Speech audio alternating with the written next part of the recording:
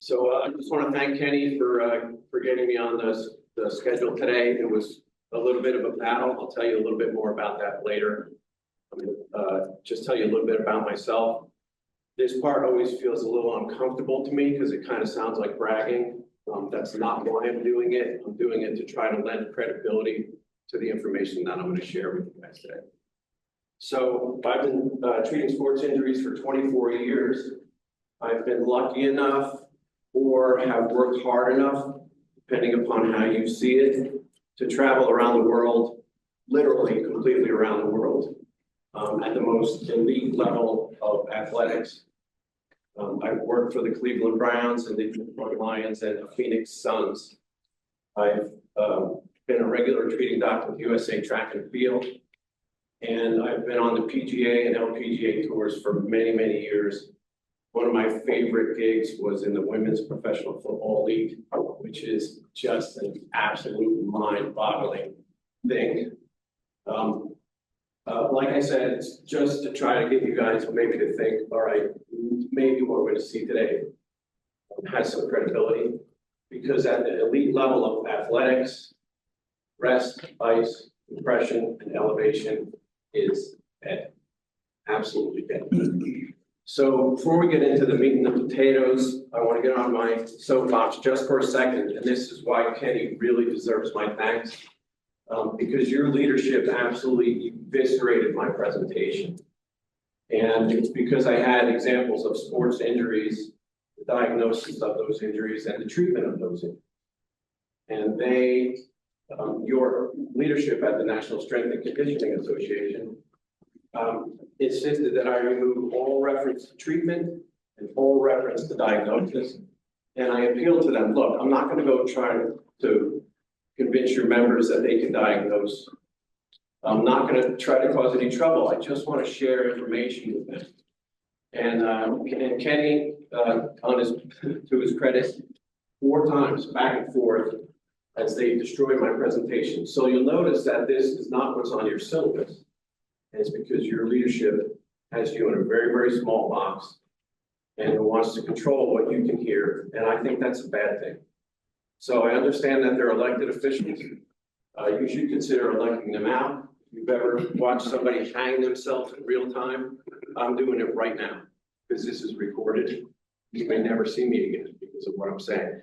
But this is my second career. I made a living for 10 years on Wall Street as a bond trader, which is an absolute trip all by itself. And then some information crossed my path. Information that changed my life completely. And so much for the better. And that information had nothing to do with bond trading. So sharing information should be done freely and openly. It's just information. And in my opinion, there's no better group to hear this stuff, because in my clinic, for the past 24 years, all of the exercise rehabilitation of injuries has been done by personal trainers, not physical therapists, personal trainers. The treatment of sports injuries in my clinic for 24 years has been done by personal trainers. Under my roof, under my direct supervision, under my license. So for the leadership to say I can't make any reference to treatment, absurd. I'll get off my soapbox. Thank you, Kenny, for not giving up on me. I just want to share some information. Okay, so my clicker has stopped working. Did it time out?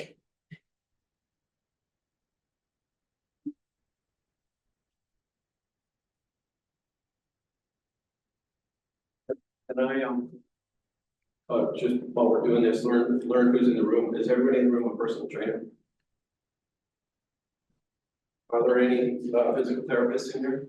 I'm a PTA actually. Awesome. And I was gonna ask, why don't you hire PT? Which I probably know the answer, which is why you see me here and not at the PT clinic. Yeah, great question. It's because in my experience, physical therapists have moved away from what they're really good at, and that's exercise rehabilitation.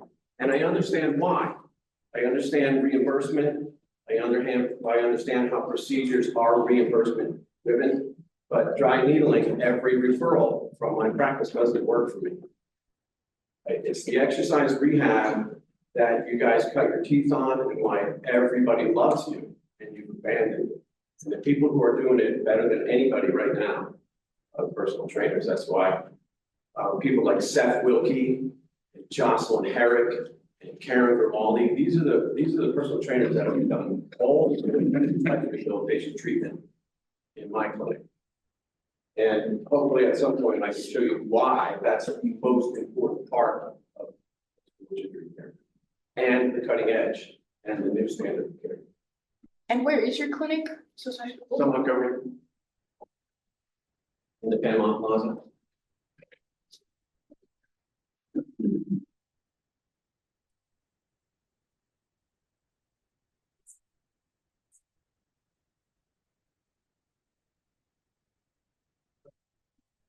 Long.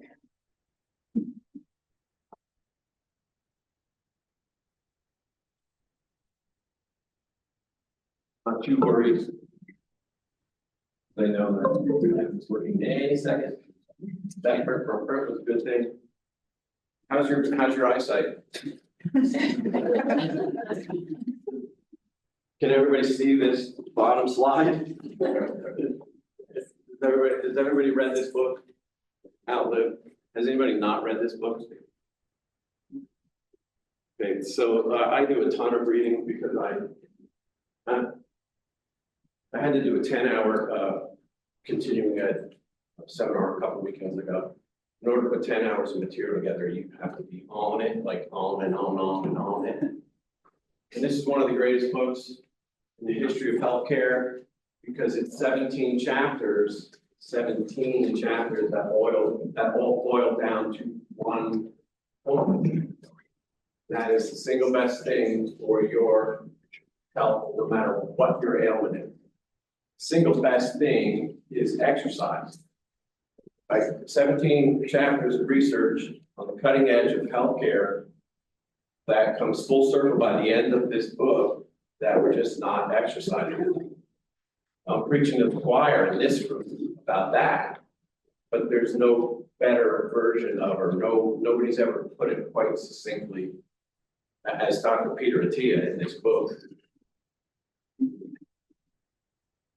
So I'll tell you a short story. There's a cool slide that goes with this, but I'm going to run long if we don't get my presentation going. And this is one of the reasons why what your leadership did in my presentation is absurd. And I promise I won't talk about that again today. But this first example was a sports injury, and it happened in Del Norte Sports and Wellness. And the first person on the scene was a personal trainer, and that's exactly my point.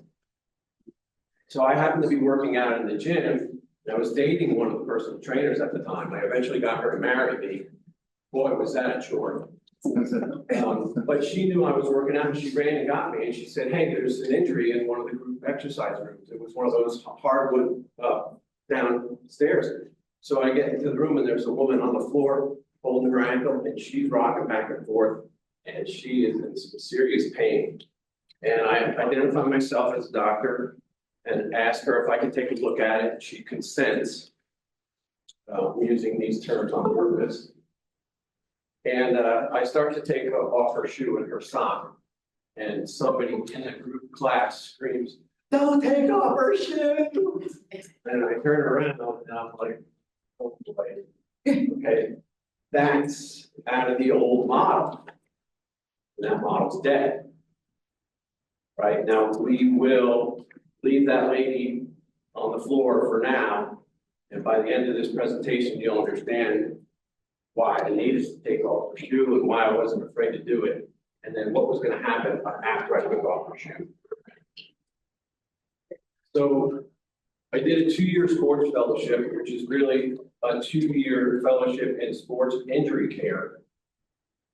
And the 2-year program was led off with one of the most incredible videos I've ever seen. And this was a UCLA, obviously Division I, you guys know that, female soccer player. One of the worst ankle sprains I've ever seen. This thing was gigantic, with all kinds of colors. And after the injury, and after she was removed from competition, the doctors at the UCLA Medical Center were able to determine that there were no fractures and no dislocation.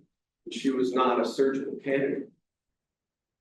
So the video, which was really kind of hard to watch, shows her the very next morning doing assisted weight bearing, parallel bar assisted weight bearing on one of the ugliest ankles I've ever seen in my life. This is how they let off the sports fellowship, because the very next morning, they wanted her moving this, the importance of movement, right? They wanted her moving it. I'm going to get into the exact physiology of why. But I was struck by the fact that this was the lead-off video to a 2-year program that just pounded into our heads. Here's the lady on the floor. Oh, no, don't do it. She'll die if you take over her shoes. Here's sports fellowship. Here's what we're talking about. All right, this is important. Fracture and dislocation were ruled out. Okay, if the athlete is a surgical candidate, nothing we're going to talk about today is true. Not really. It's kind of true because of what's going to happen to her after the surgical repair. All right, so Rice is dead. Now, what I'm talking about is in your world, Rice is dead, and in my world, Rice is dead. If we're talking about grandma, okay, maybe. If you don't care about grandma. All right, so let's get into anatomy and physiology. For those of you who loved physiology like I did, because it's just mind-boggling how all this works, you guys will remember Wolff's Law. Wolff's Law states that bone will remodel itself based on the amount of loading placed on that bone. Now, there's a whole bunch of reasons why, and I think you guys get them. So I'm going to move through this slide because it's really the next slide that we want. This goes for the trabecular bone and the weight-bearing, thick, strong cortical bone.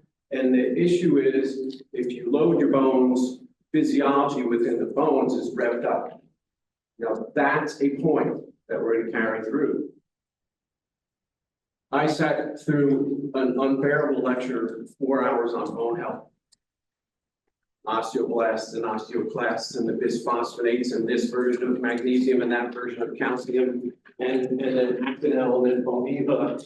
And in the last 30 seconds of a 4-hour lecture, the doctor who taught the class, a medical doctor named Piddles, which I thought was hysterical, he says to us, nothing that we've spoken about in the past 3 hours and 59 minutes, nothing even comes close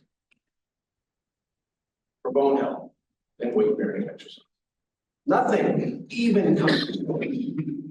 And it's because of our physiology and what happens to it when we use our body.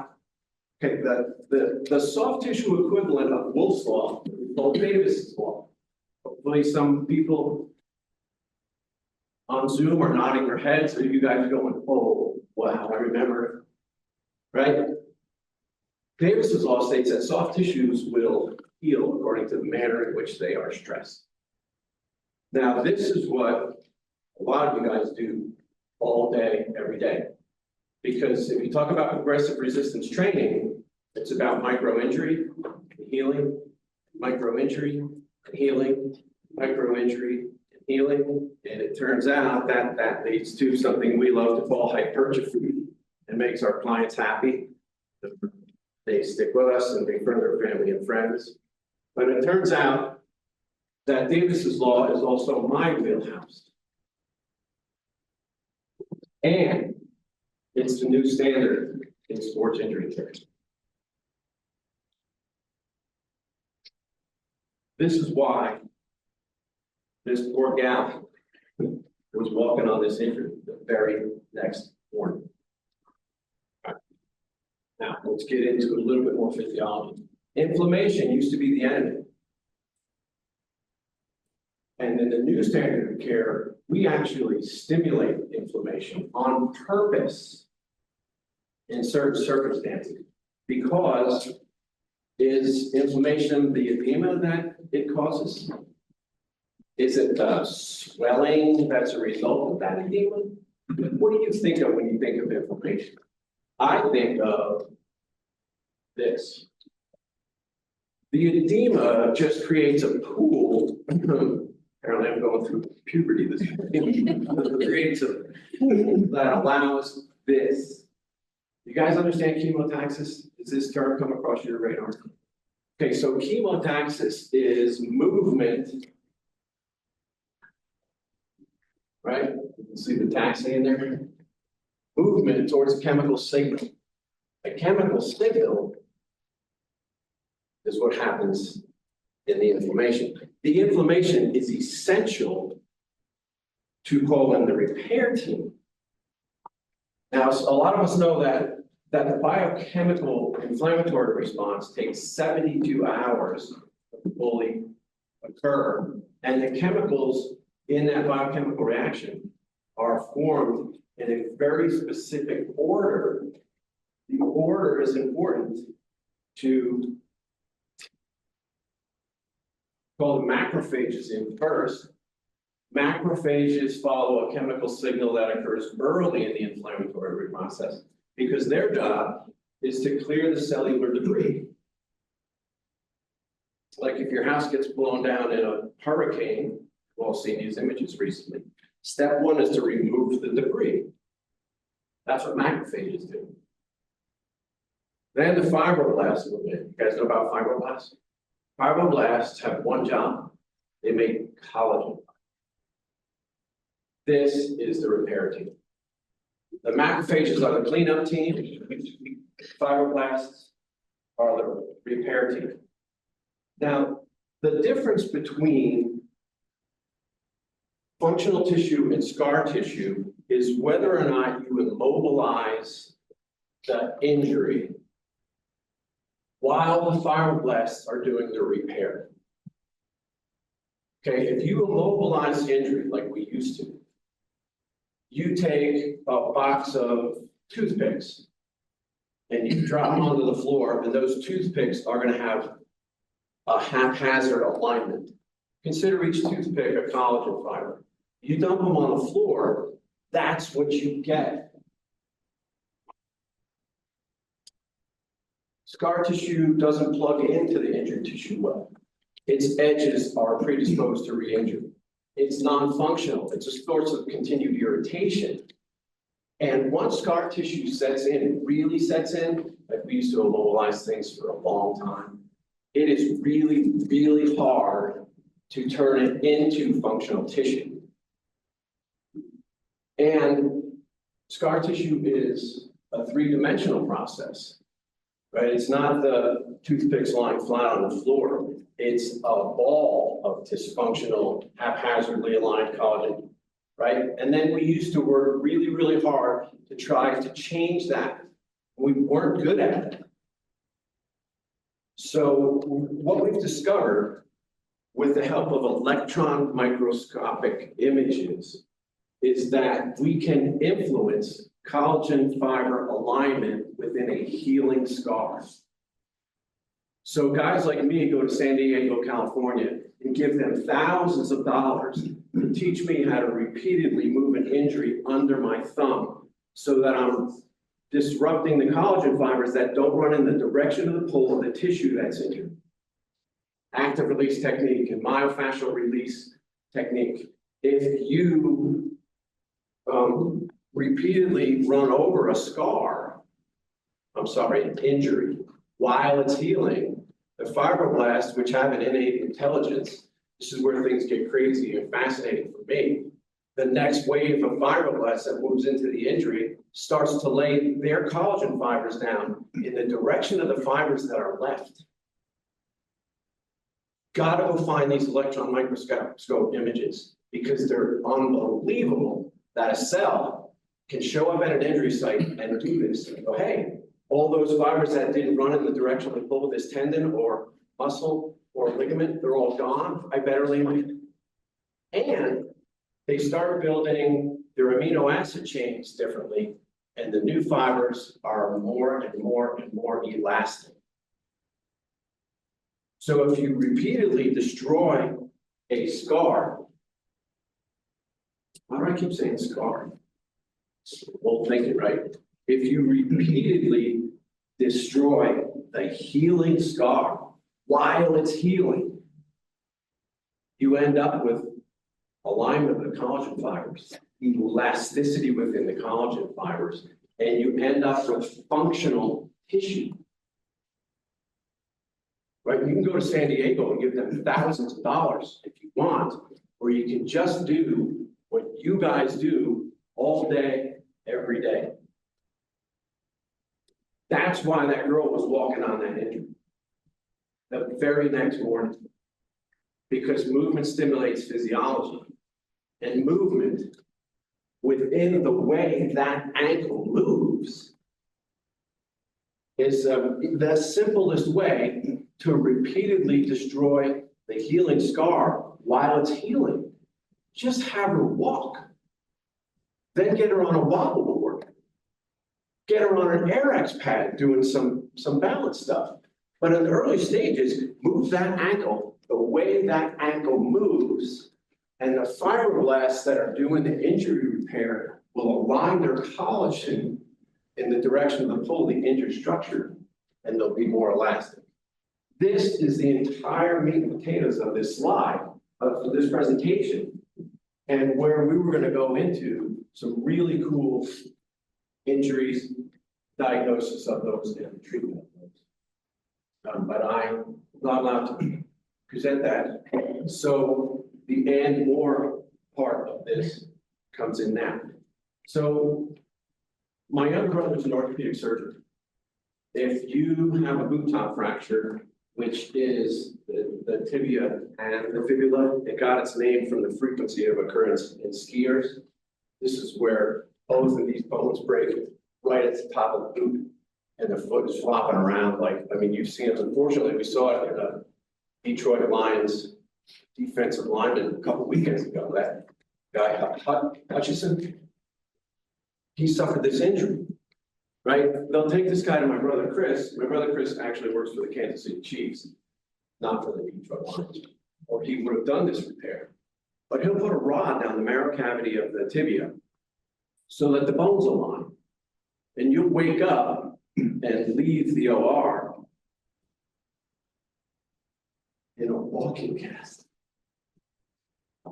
This is the state of, and the standard of care. You're going to walk out of the OR on a broken leg, stabilized by a rod. Now you're going to have crutches because you're going to be doing assisted weight bearing in the early stages, because you wouldn't be able to tolerate the amount of pain that would happen if you just did this. But you're going to walk on this from the moment that they discharge you. This is just an example of where things are. And to start wrapping your head around that the only reason that you're going to rest ice compression elevation grandma is if you don't care about grandma's injury. All right. So as I started to have to try to fill 50 minutes, I actually went and found some really cool stuff all about the importance of movement. So this was one of those moments for me, because I came off of Wall Street and went into a gross anatomy human cadaver lab. And I was learning things that I had no idea about. And I would imagine that you guys all know this, that there's no direct blood supply to any of the cartilage in our body. Now that's not 100% true. Don't tar and feather me at home, you guys, because there are some small examples of red zone, white zone cartilage. But for the vast majority, there's no blood supply to our cartilage. If you're in a coma and you wake up, it's not that you can't get up and go home, it's that you can't get up and go home. Right? You're in for a long, long road of rehab. If you're in long-term healthcare, my wife's father's going through this right now. He's 92 years old, and he's been in the hospital for 3 weeks, and he was unable to get out of his bed on his own. And he went in there for a C. diff gut infection. You can't immobilize a human body. Really bad things happen, and they happen quickly. So oxygen, nutrient, hydration exchange to our cartilage is based on what? Somebody say it. Move. Now that's a big deal. Arthritis is the reason why My younger brother's children are going to the colleges of their choice. They have horses. You should see the cars they drive, because my brother replaces more knees than anybody in the world. Why? Now, some of it is the wear and tear of life, but some of it is that we're really not moving. You guys know this, right? If you talk about what can kill you after a long plane ride, like this is stuff that I didn't know. It was so fascinating to me, that arterial pressure, as that blood moves through the capillary beds, that high pressure coming in, you want to allow the blood cells to release the oxygen.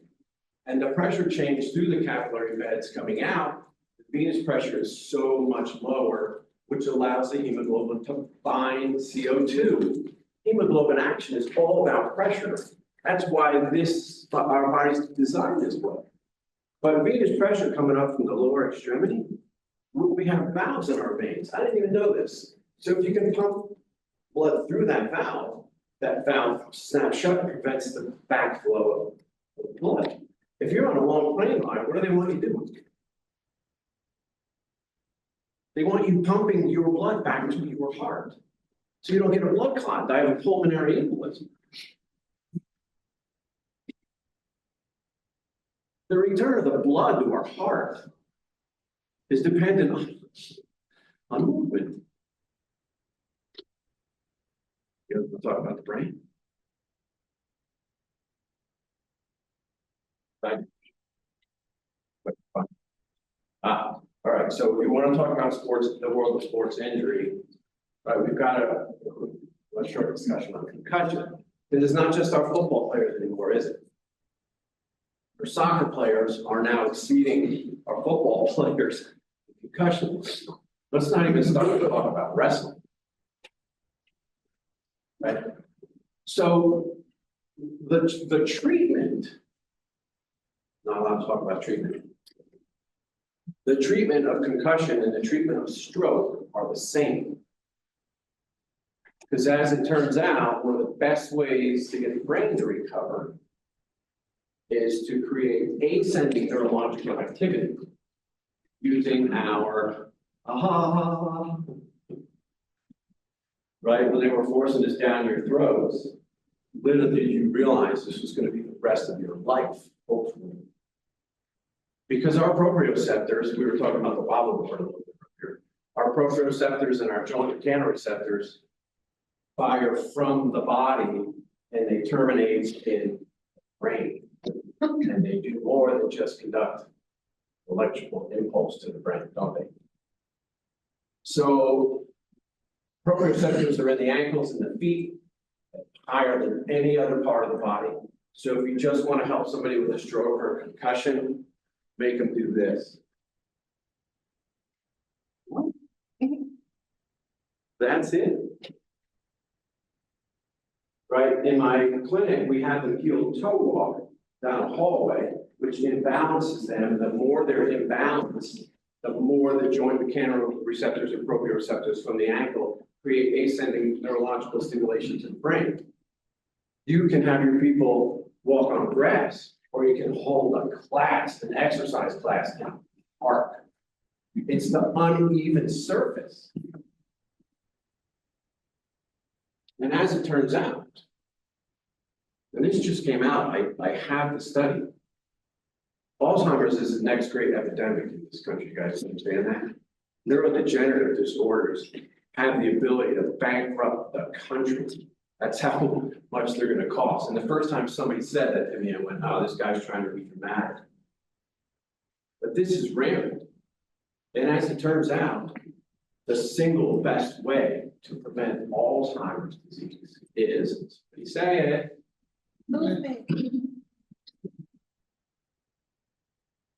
okay, do you guys know about axoplasmic flow? Right, I told you we were going to get into some physiology. But let's talk about the spinal cord and the nerves now. Right, we're moving slightly inferiorly from the brain. There's something called protein cascading. We all know that a nerve carries an electrical impulse, right? That hits the synapse or the end foot and stimulates an activity.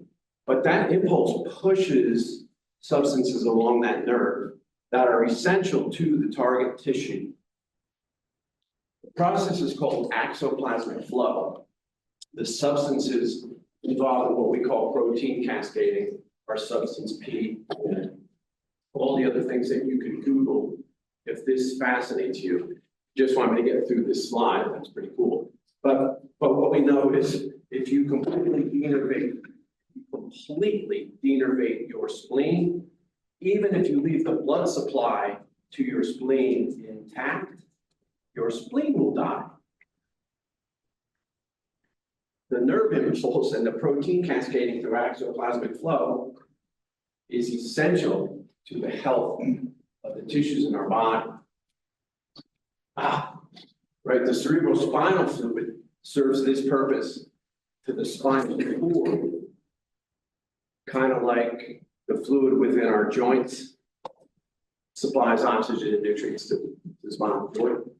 So the point of this slide is that in order for our nerves in our spinal cord to remain healthy, and every other tissue in our body, the nerves have got to fire. What's the easiest and best way to fire our nerves? Somebody say it. Right. All right, now let's get serious. I want to leave time for questions. And we still got a lady on the floor in the exercise room that we got to get back to. So let me pick it up a little bit. Let's get this serious.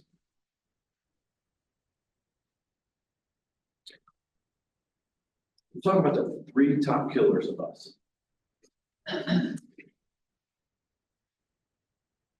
Heart disease, number 1. The first line therapy. The first line therapy for heart disease is what?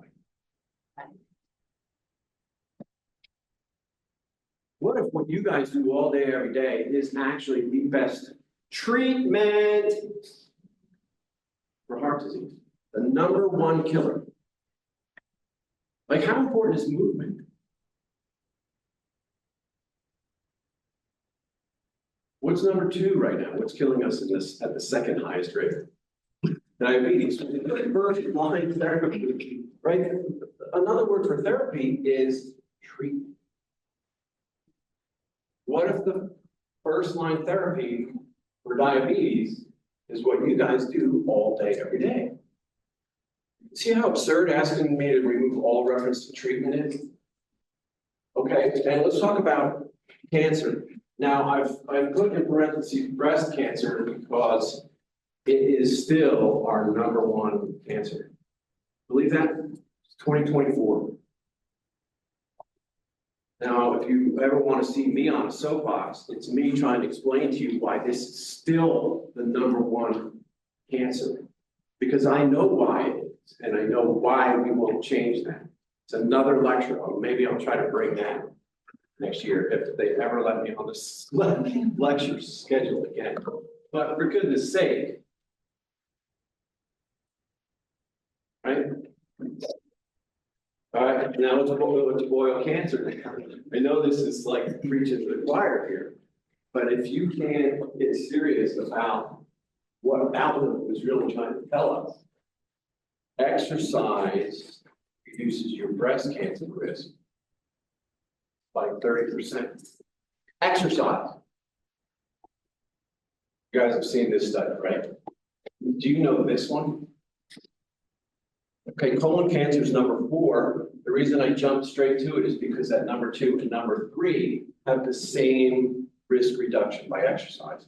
But you can reduce your colon cancer risk by 40% if you're willing. All right, this lecture is morphing way beyond the standard of care with of sports injury care, which is the repetitive destruction of the healing scar while it's healing.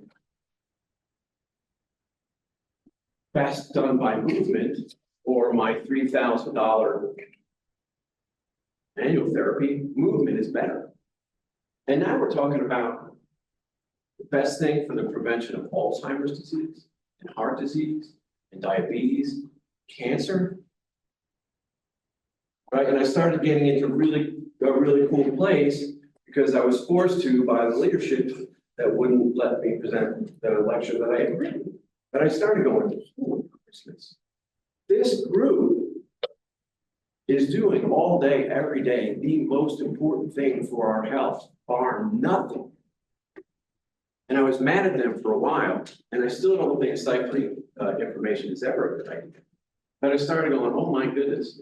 So I made a reference earlier to the fact that sometimes we stimulate inflammation on purpose. And I'm going to talk to you a little bit about a technique called prolotherapy. If you don't know about prolotherapy, it's out of the regenerative medicine protocol. And its use is if you had an immobilized injury that healed really poorly, scar tissue, or if you had incomplete healing of an injury. One of the best examples and one of the applications where I use this most frequently is after we've got an MRI that shows a rotator cuff tear. Now, we're not talking about a complete 100% rupture that patients go to the surgeon. We're talking about a full thickness partial tear in the rotator cuff. There's millions and millions and millions of them.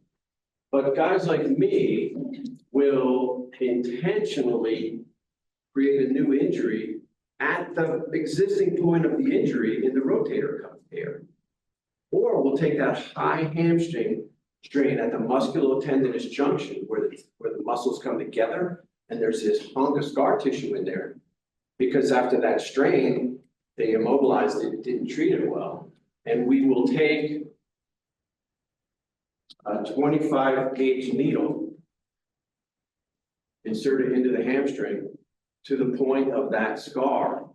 And then with the technique that we named peppering, because peppering sounds way better than repeatedly stabbing someone. We destroy the scar with repeated stabbing of the needle. Now a healthy musculotendinous junction feels like a gumdrop, smooth with resistance, but a scar feels gritty. And through the needle, through the syringe attached to that needle, I can feel the crunch, crunch, crunch, crunch. And I destroy that thing.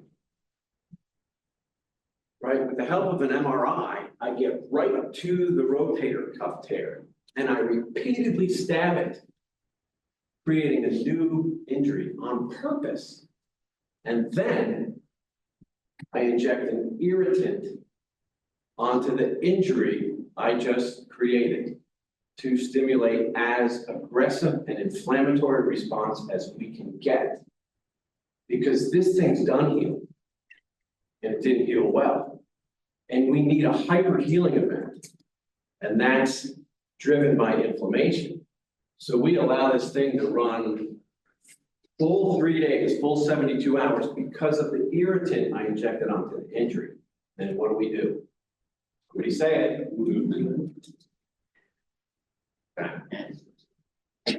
Now we drive really good healing of that high hamstring strain. I've destroyed the scar. Right? This is really aggressive, really painful stuff while we're doing it. And the outcomes are incredible. We're not afraid of inflammation. In certain circumstances, we drive it as hard as we can.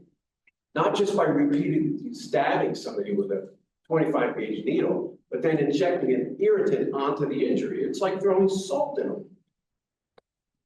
Right? That used to be an example of a horrible thing to do to somebody. And now we do it on purpose, as long as we're going to rehabilitate the new injury properly, because your body will turn that back into functional tissue.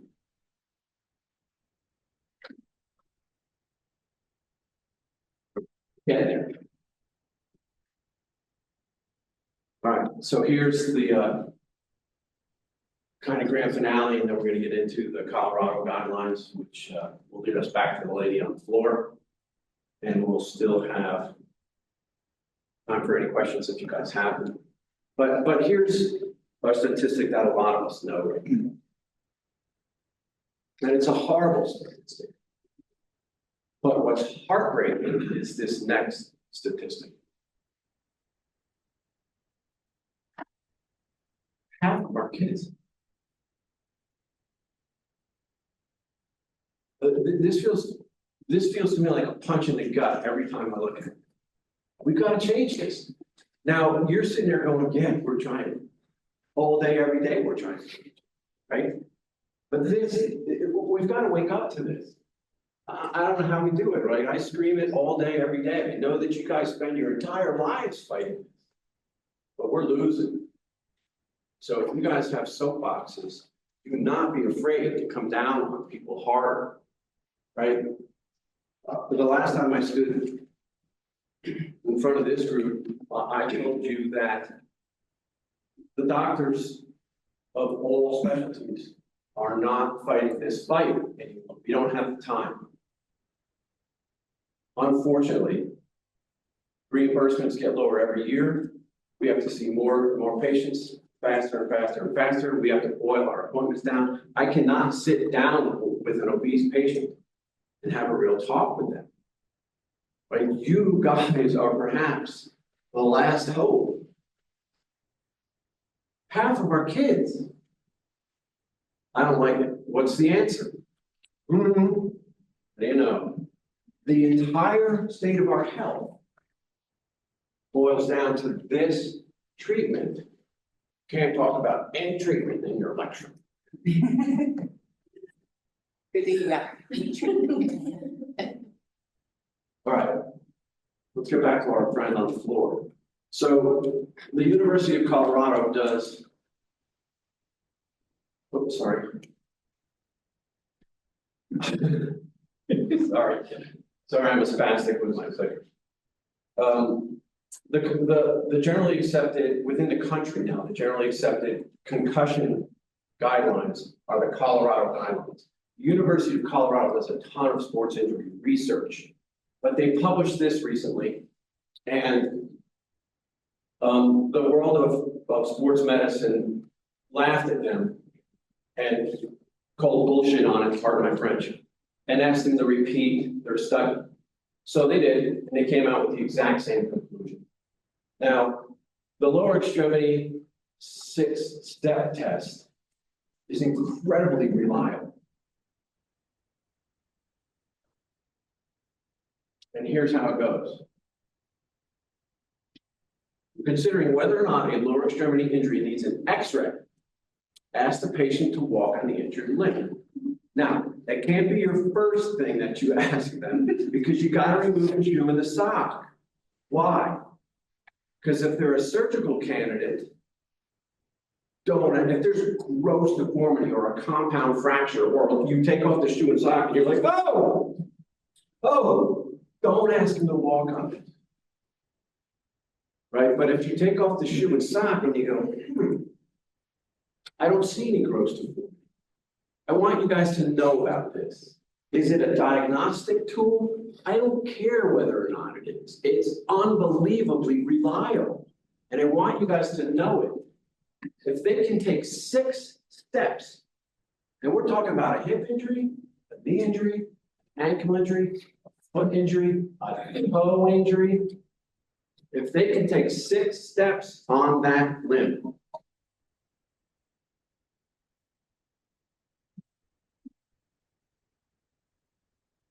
but we're going to use this a second on our friend who's still waiting for me on the floor of the exercise room.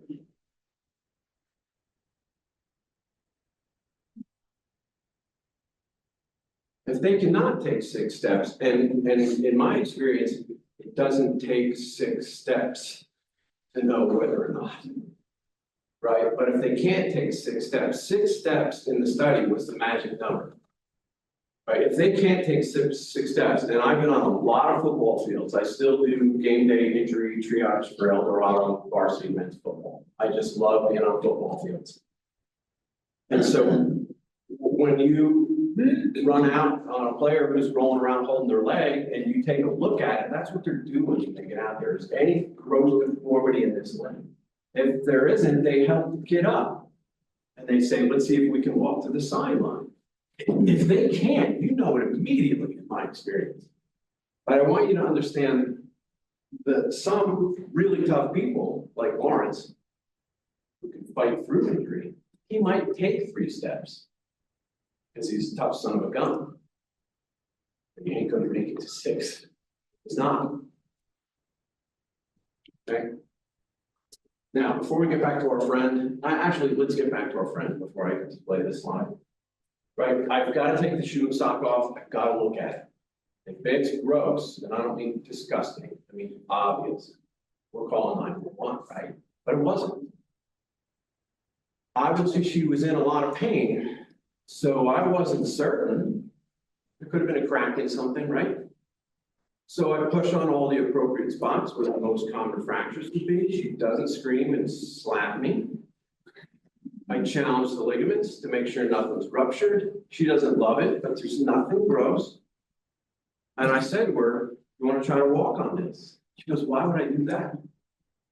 And I said, because it's going to determine whether or not you go home tonight or you go to the hospital in an ambulance. She goes, I'd like to try to walk on it. So we help her up.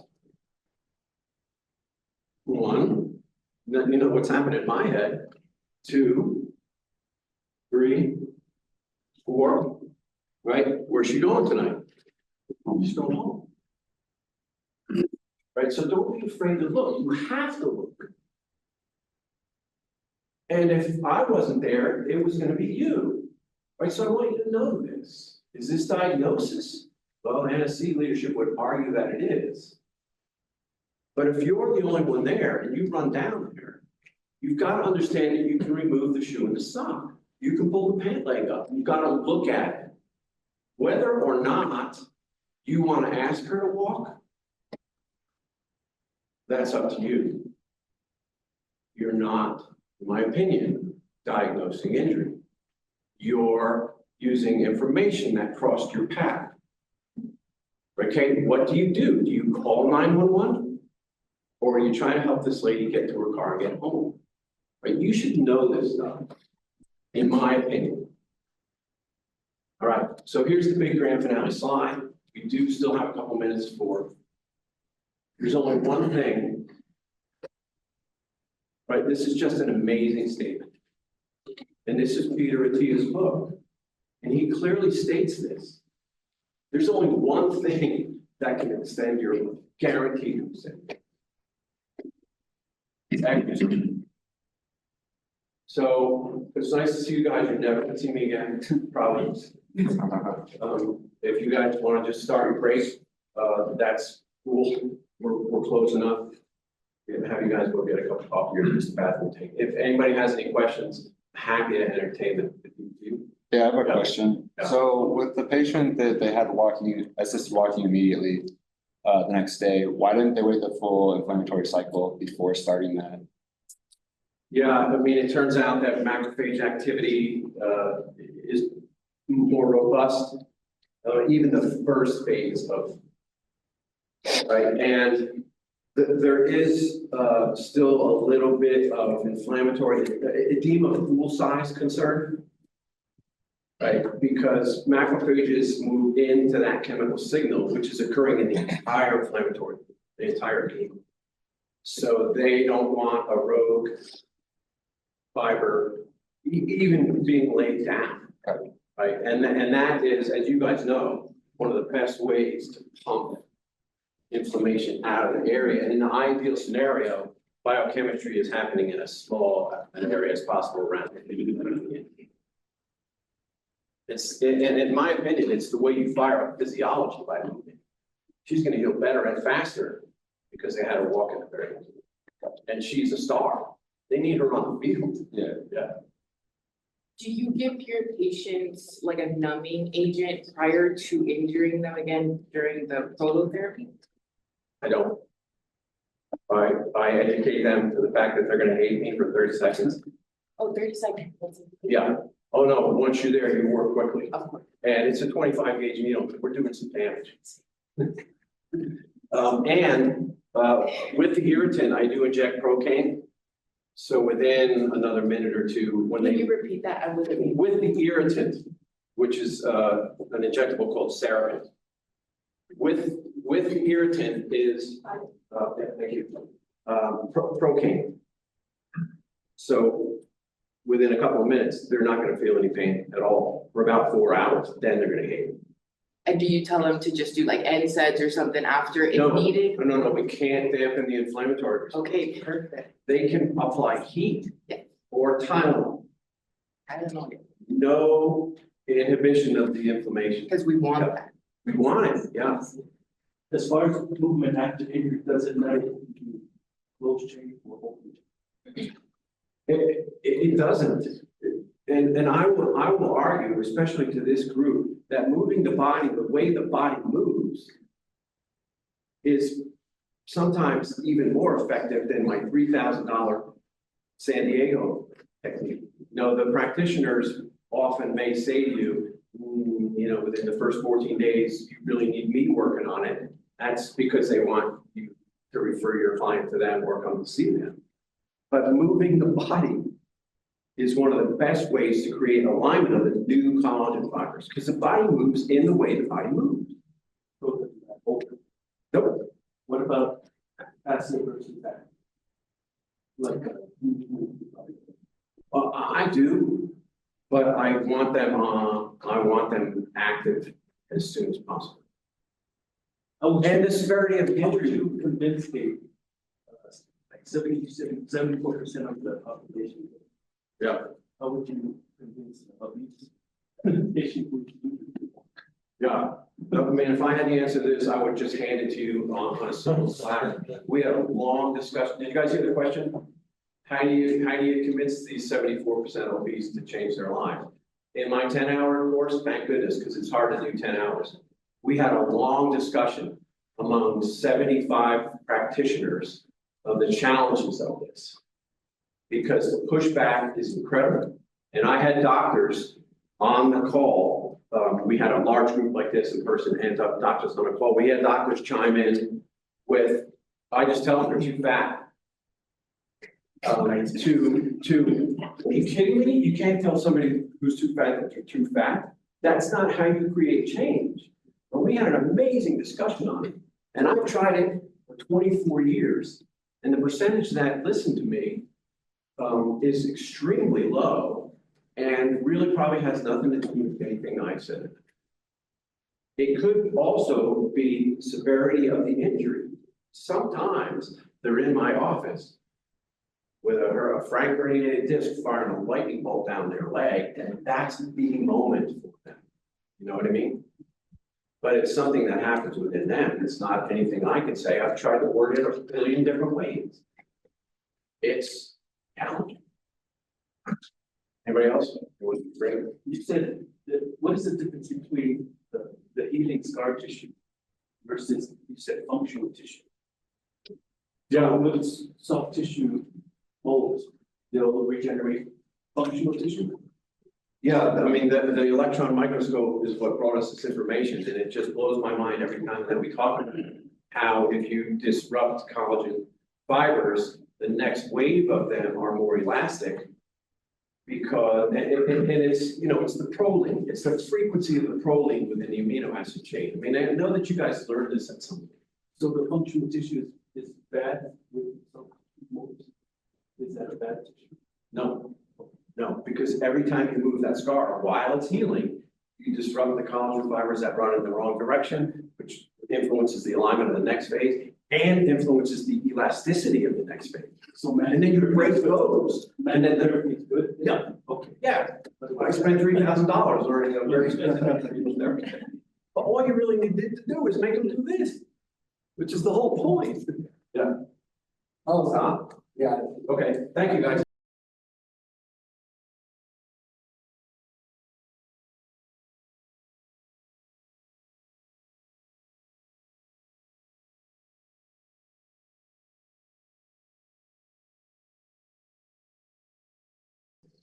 Good morning, everyone. I want to say hello and welcome.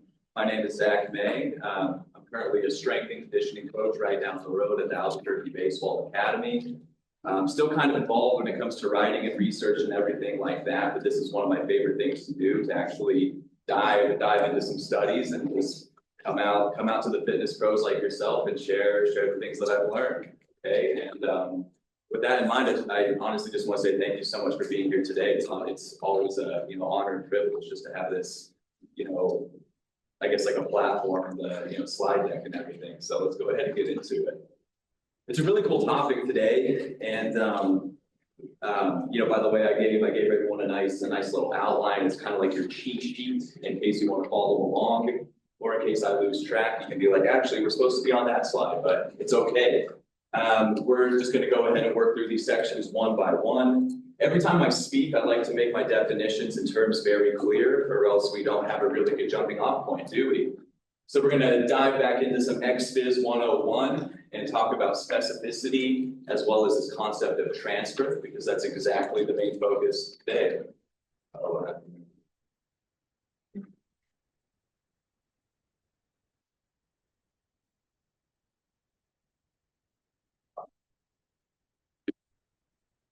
Zoom. Yeah, the Zoom, Okay. installing them for some reason, because I have to share the screen. Okay.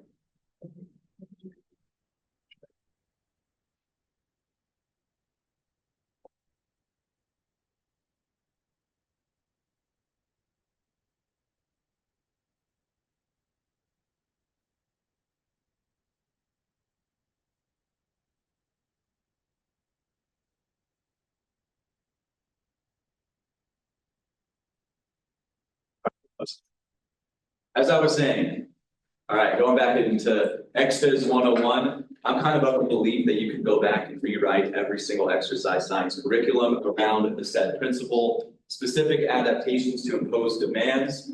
But I like to be someone who talks about strength training, and I think we froze again. Okay, there we go. A little bit of a delay. Here we go. So in the context of strength, strength is generally specific to many variables, which include the type of load that is used. Are we going light? Are we going moderate? Are we going heavy? Strength is also specific to the type of muscle contraction performed. In other words, eccentric only training doesn't necessarily transfer to concentric strength, and vice versa. The training modality that is used, we'll talk about that a lot today at the very end of the presentation in the context of looking at training on machines versus free weights. In other words, what you train on, you're going to test best on. You'll see that a lot today. The velocity at which reps are completed, the study that's cited here was looking at measurements of power and whether or not people that lifted their weights with maximal intent, did that transfer better to power than people who actually trained with like a smooth upward phase. And it seems, of course, if you train explosively, you get better when it comes to power expression. Makes sense. But also the joint angles that are trained, the study that's cited here actually looked at half squats versus full squats. I know that some of the bros as well as the broettes in the crowd are like, what's the difference? But when you train a half squat, you gain strength in the half squat. It does not necessarily transfer to the full squat. On the flip side, when you train that really nice depth squat, you get strength at every single joint angle, whether it's a half squat, quarter squat, full squat, and so on. All right, so that was specificity. When it comes to transfer, this is essentially the foil to specificity. In other words, we didn't train a certain exercise, a certain capacity, but by training something else, we got better at something that we did not even touch. And there's two ways for us to kind of talk about transfer today.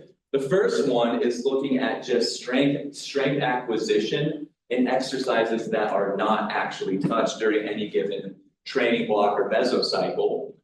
Very good example of this was a study that was published this year where they looked specifically at barbell hip thrust training, but they screened strength in a back squat as well as deadlift. Despite not training the squat or deadlift, both of those exercises actually shot up. So they did not train them, but they still got stronger with them. And so for those of you that maybe train athletes, and it's funny for me because I say I train athletes, most of my guys are 9 and 10 years old. They have really good hands though, really good hands. I call them Smurfs, it's okay. But if we're looking at using the weight room as a tool to boost someone's athletic capacity, and by the way, it's hard to really, it's hard to measure this and say, well, my guys who got stronger on deadlift or hang clean, whatever it is, they hit more home runs. That's something that you can't really quantify, but we're talking about measuring things like speed, changing direction, jump height, and so on. Are we freezing again? Okay, there we go. So in other words, there's a ton of evidence out there when you look specifically at just interventions that involve being in the weight room. Even if you don't sprint, even if you don't do plyometrics, you still get better at things like jumping, bounding, landing, and so on. So it's hard to believe, but I actually have a son who's already 15 years old. So pray for me. But I get one dad joke per presentation. So here it is. Much like training, our presentations must be specific to guarantee transfer of knowledge. And no one laughed, which is why it was a dad joke.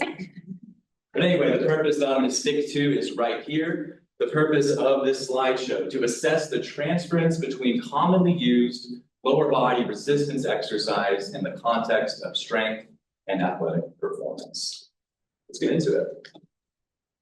So whenever I was building these slides, I was thinking, okay, do I want to front load, the data, the research first, and then backfill with some of the mechanisms? But then I thought I should lead with those mechanisms. So then as we go through the studies and we're looking at, okay, squat versus leg press, trap bar versus hip thrust, the wheels are already turning because you're like, wait, we already talked about those mechanisms. You probably already have a pretty good idea about which of these exercises was best for sprinting, jumping, and so on. And I should also mention here that this is not an exhaustive list. These are just the 4 that are most commonly, discussed and talked about in the context of research. So first, we have to consider the similarity of muscular contractions.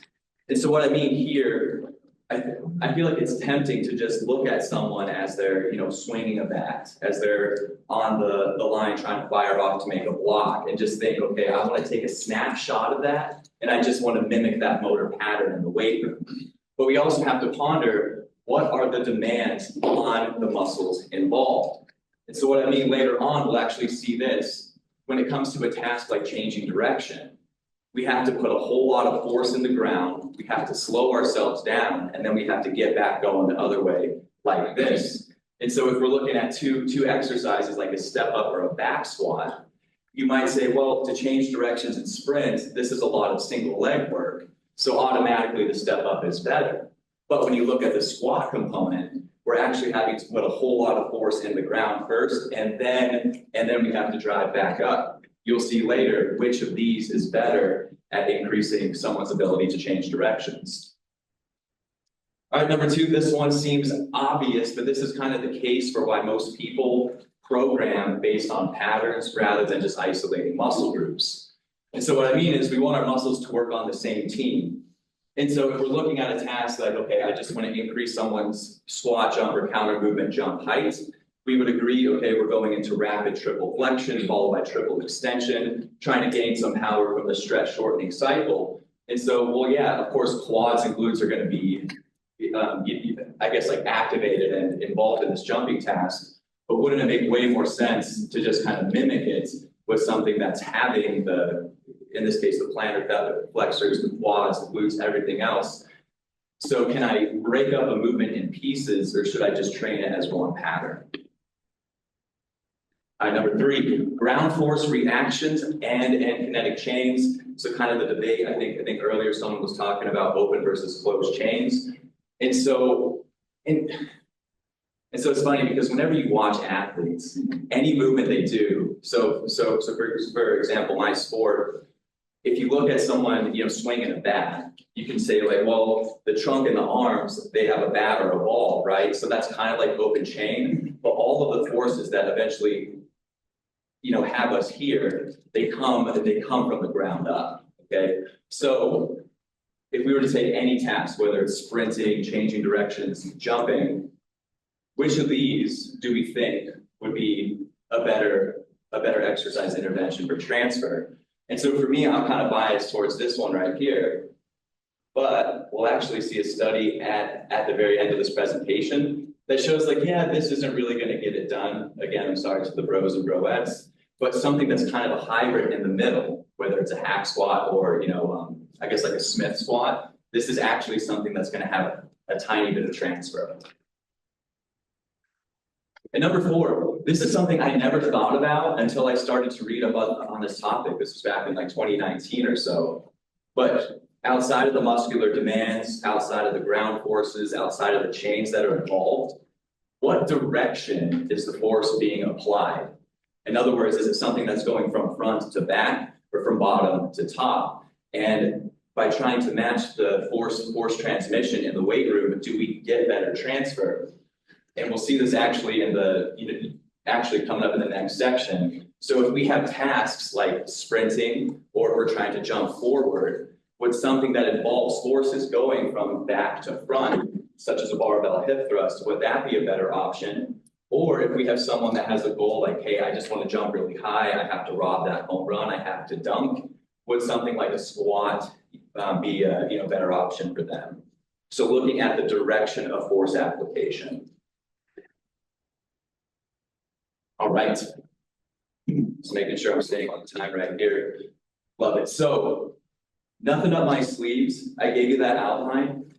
Whenever it comes to these presentations, I take them seriously, man. I was reading for months. I have a 30-page document that breaks down every single study cited. So if you're kind of a nerd, but you don't want to go and find those white papers yourself, just go ahead and send me a line whenever we're done here. I'll send you that. Reason being, I want you to get your money's worth. So I'm going to rip through 12 studies to show you as many different exercises as possible. But if you want to get into the context, who were those subjects? I want to know about the diet intervention. I want to know their training age. I want to know exactly what was measured. I have that for you. I just don't want to dive too deep in the weeds right now. Okay? As long as we're on the same page. Perfect. All right, so we'll start right here. Bilateral ground-based exercises, so squats, the deadlifts, the kettlebell swings. We'll go ahead and work through these one by one, starting with some of the big guns. Back squat and deadlift, the godfather or mother of all lower body exercises. I'll just go ahead and fly in some of the methods here, just to give you some context for the study. But I think that we would agree that this is just a nice little heavy strength block, okay, because we're looking at training 4 to 10 repetitions, 70 to 90% of 1 rep max. I also want to highlight that they also practice the counter movement jump test. Outside of the deadlift or squat, every single subject also practiced the counter movement jump test, and you'll see why that matters, okay? So some take-home messages. Both of these interventions were effective when it came to increasing hypertrophy, at least with what could be measured via bod pod, okay? So I always hear arguments like, oh, deadlifts are more anabolic than leg press or squat. Based on the data right here, they were both pretty good as far as increasing lean mass. All right, so point number 2, this kind of taps into the specificity versus transfer argument, and you'll see this a lot today.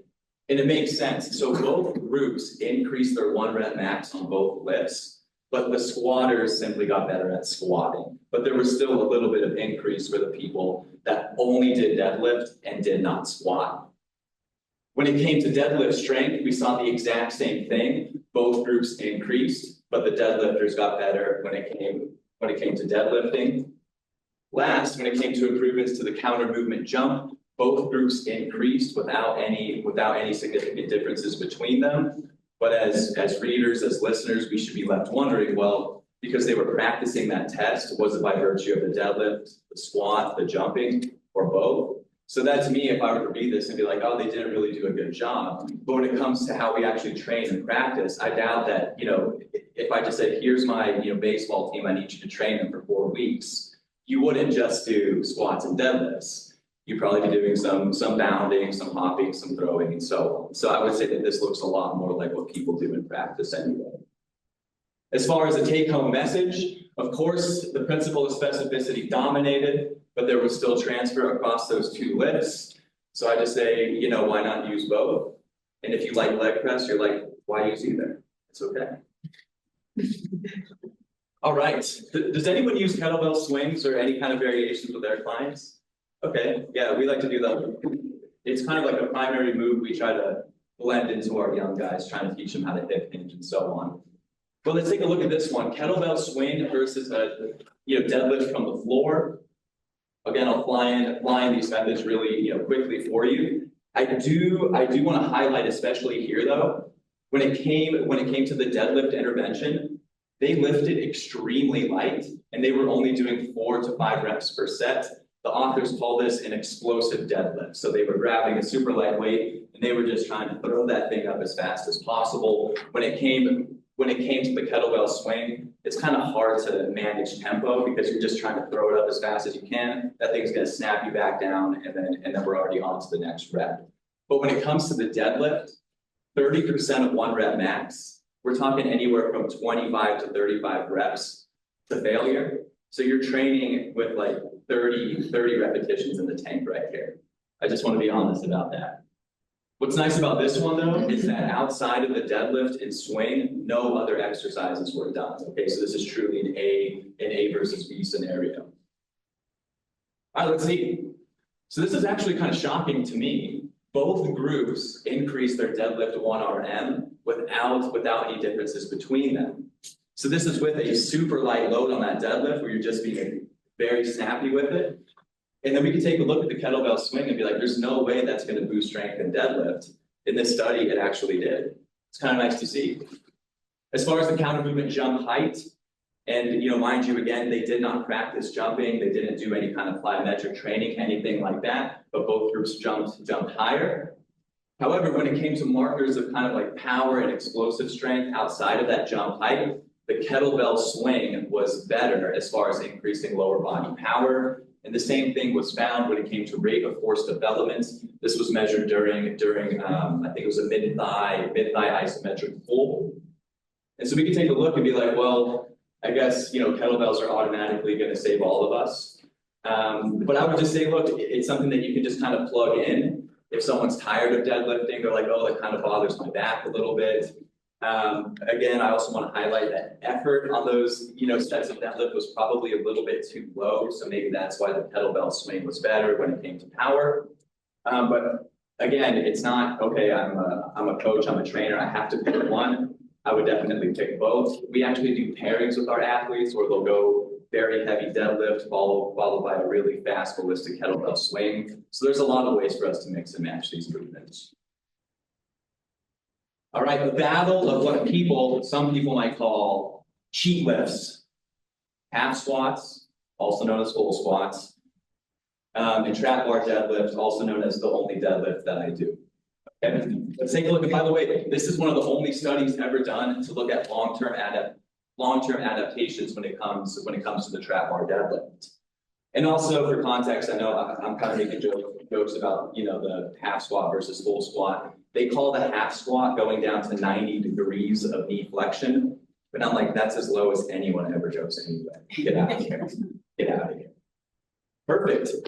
All right, so there's some context for us, and notice the effort here. So I was kind of beating up that last study saying that the effort on the deadlift was kind of low, right? They really had to earn their meals right here. So they did 4 reps with a 4 rep max. Every single set was done to failure. And I'm trying to imagine failing on a half squat or like on a trap bar deadlift. That had to be absolutely grueling. So we should be thanking the subjects for their effort and their service. Okay, so one last thing to highlight here is that they also allow them to do a couple different auxiliary lifts, although you can make a case that doing a Bulgarian split squat and a hip thrust is pretty aggressive. But note that those were matched between groups. So the only difference between the groups was half of them did trap bar, half of them did half squat. Let's see what they found. Perfect. So this is what we saw again in that first study looking at deadlift versus back squat. Both groups increased their half squat strength. Half squat was simply better than trap bar. Same song, second verse by now. So what do we think about that trap bar deadlift? Again, both groups went up, but trap bar went up by more. So we see, so there's obviously specificity. There's obviously transfer as well.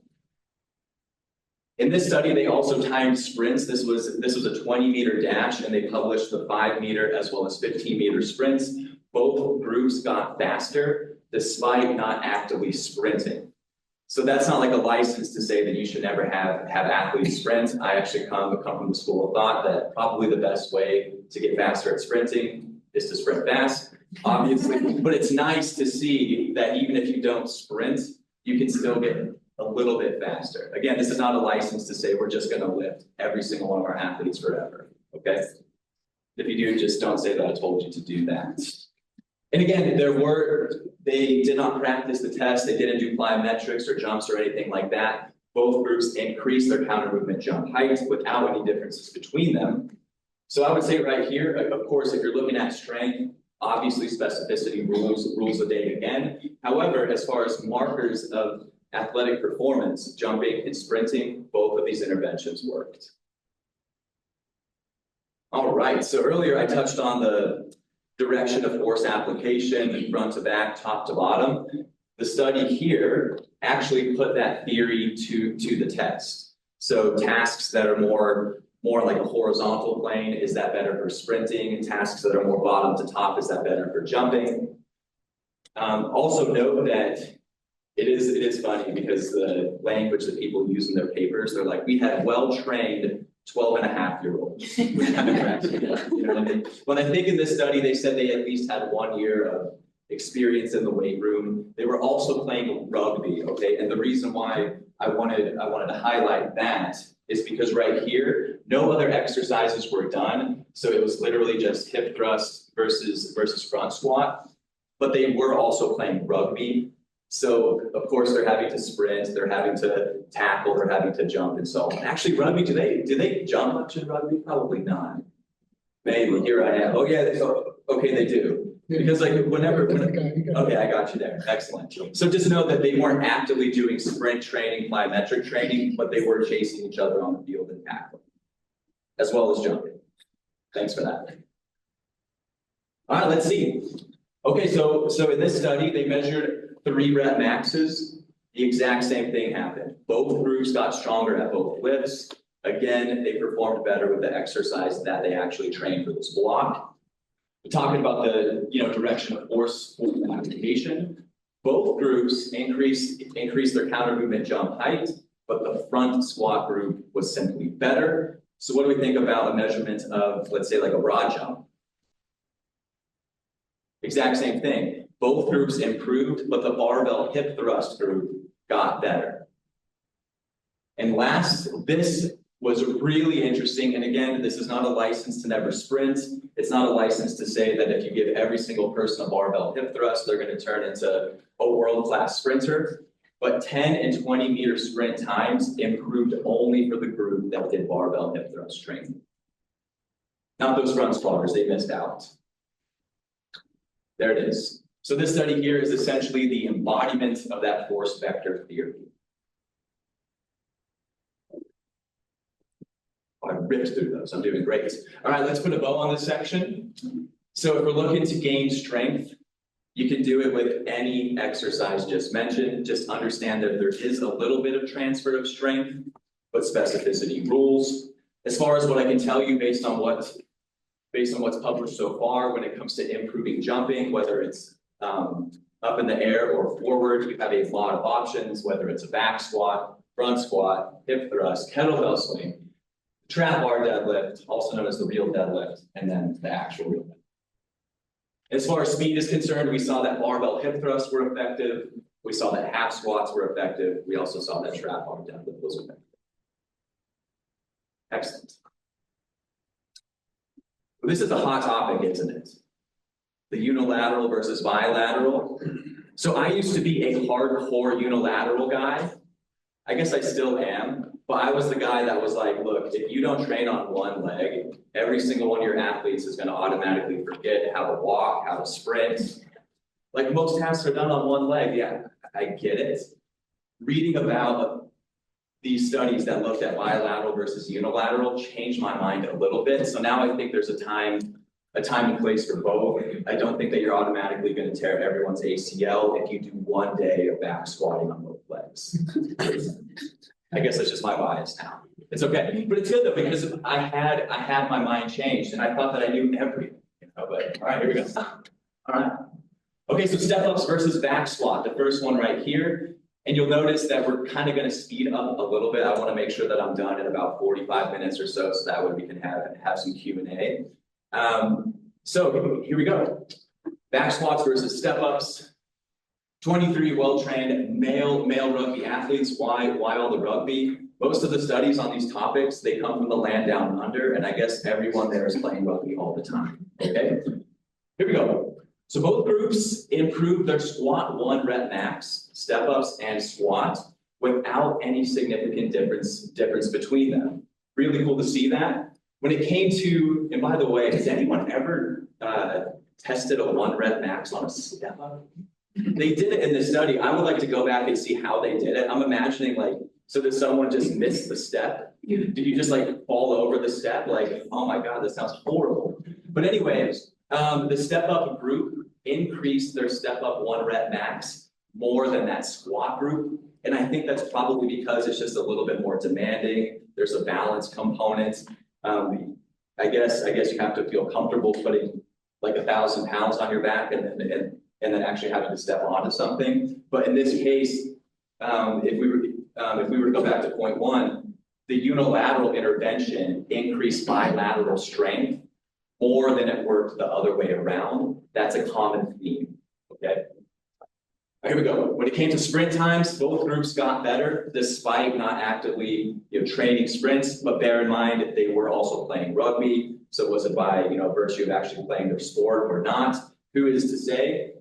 But when it came to changing directions, both groups got better. But it was the case here. The step up group increased, but it was very, very small. The squat group did extremely well here, which is why earlier I was talking about, it's kind of tempting to want to match patterns. You can be like, well, I changed direction on one leg, kind of like, give or take. I have to sprint on one leg, right? But when it came to the muscular demands, the demands of squatting is a lot more similar to having to stick your foot in the ground and then launch back this way. So again, we don't always just want, I guess, like take a snapshot of the pattern and then just try to match it. Consider the demands of those muscles as well. All right, Bulgarians. They're like broccoli. Great for you. How you doing? I had a kid ask me, they're like, why are these called, the Bulgarian split squats? And I really didn't know. I just guessed they came from Bulgaria. I really hope I'm right. I really hope I'm right there. All right, let's take a look. The Bulgarian split squat versus back squat. That's what they look like. There they are, beautiful. Again, 18 well-trained male rugby athletes. They didn't have any synchronized swimmers available for the study, I don't think. Here we go. When it came to strength, both groups improved their squat 3 rep max. Again, so we see a single leg intervention increasing double leg strength. Unlike that previous study, both groups similarly improved Bulgarian split squat 3 rep max. So maybe these two have a lot more in common than the step up versus the squat do. When it came to the 40-meter dash, also known as a half marathon for me, both groups improved, again, in the absence of actively training sprints. When it came to changing directions, what do we think? Was the Bulgarian better than the step up? Yes.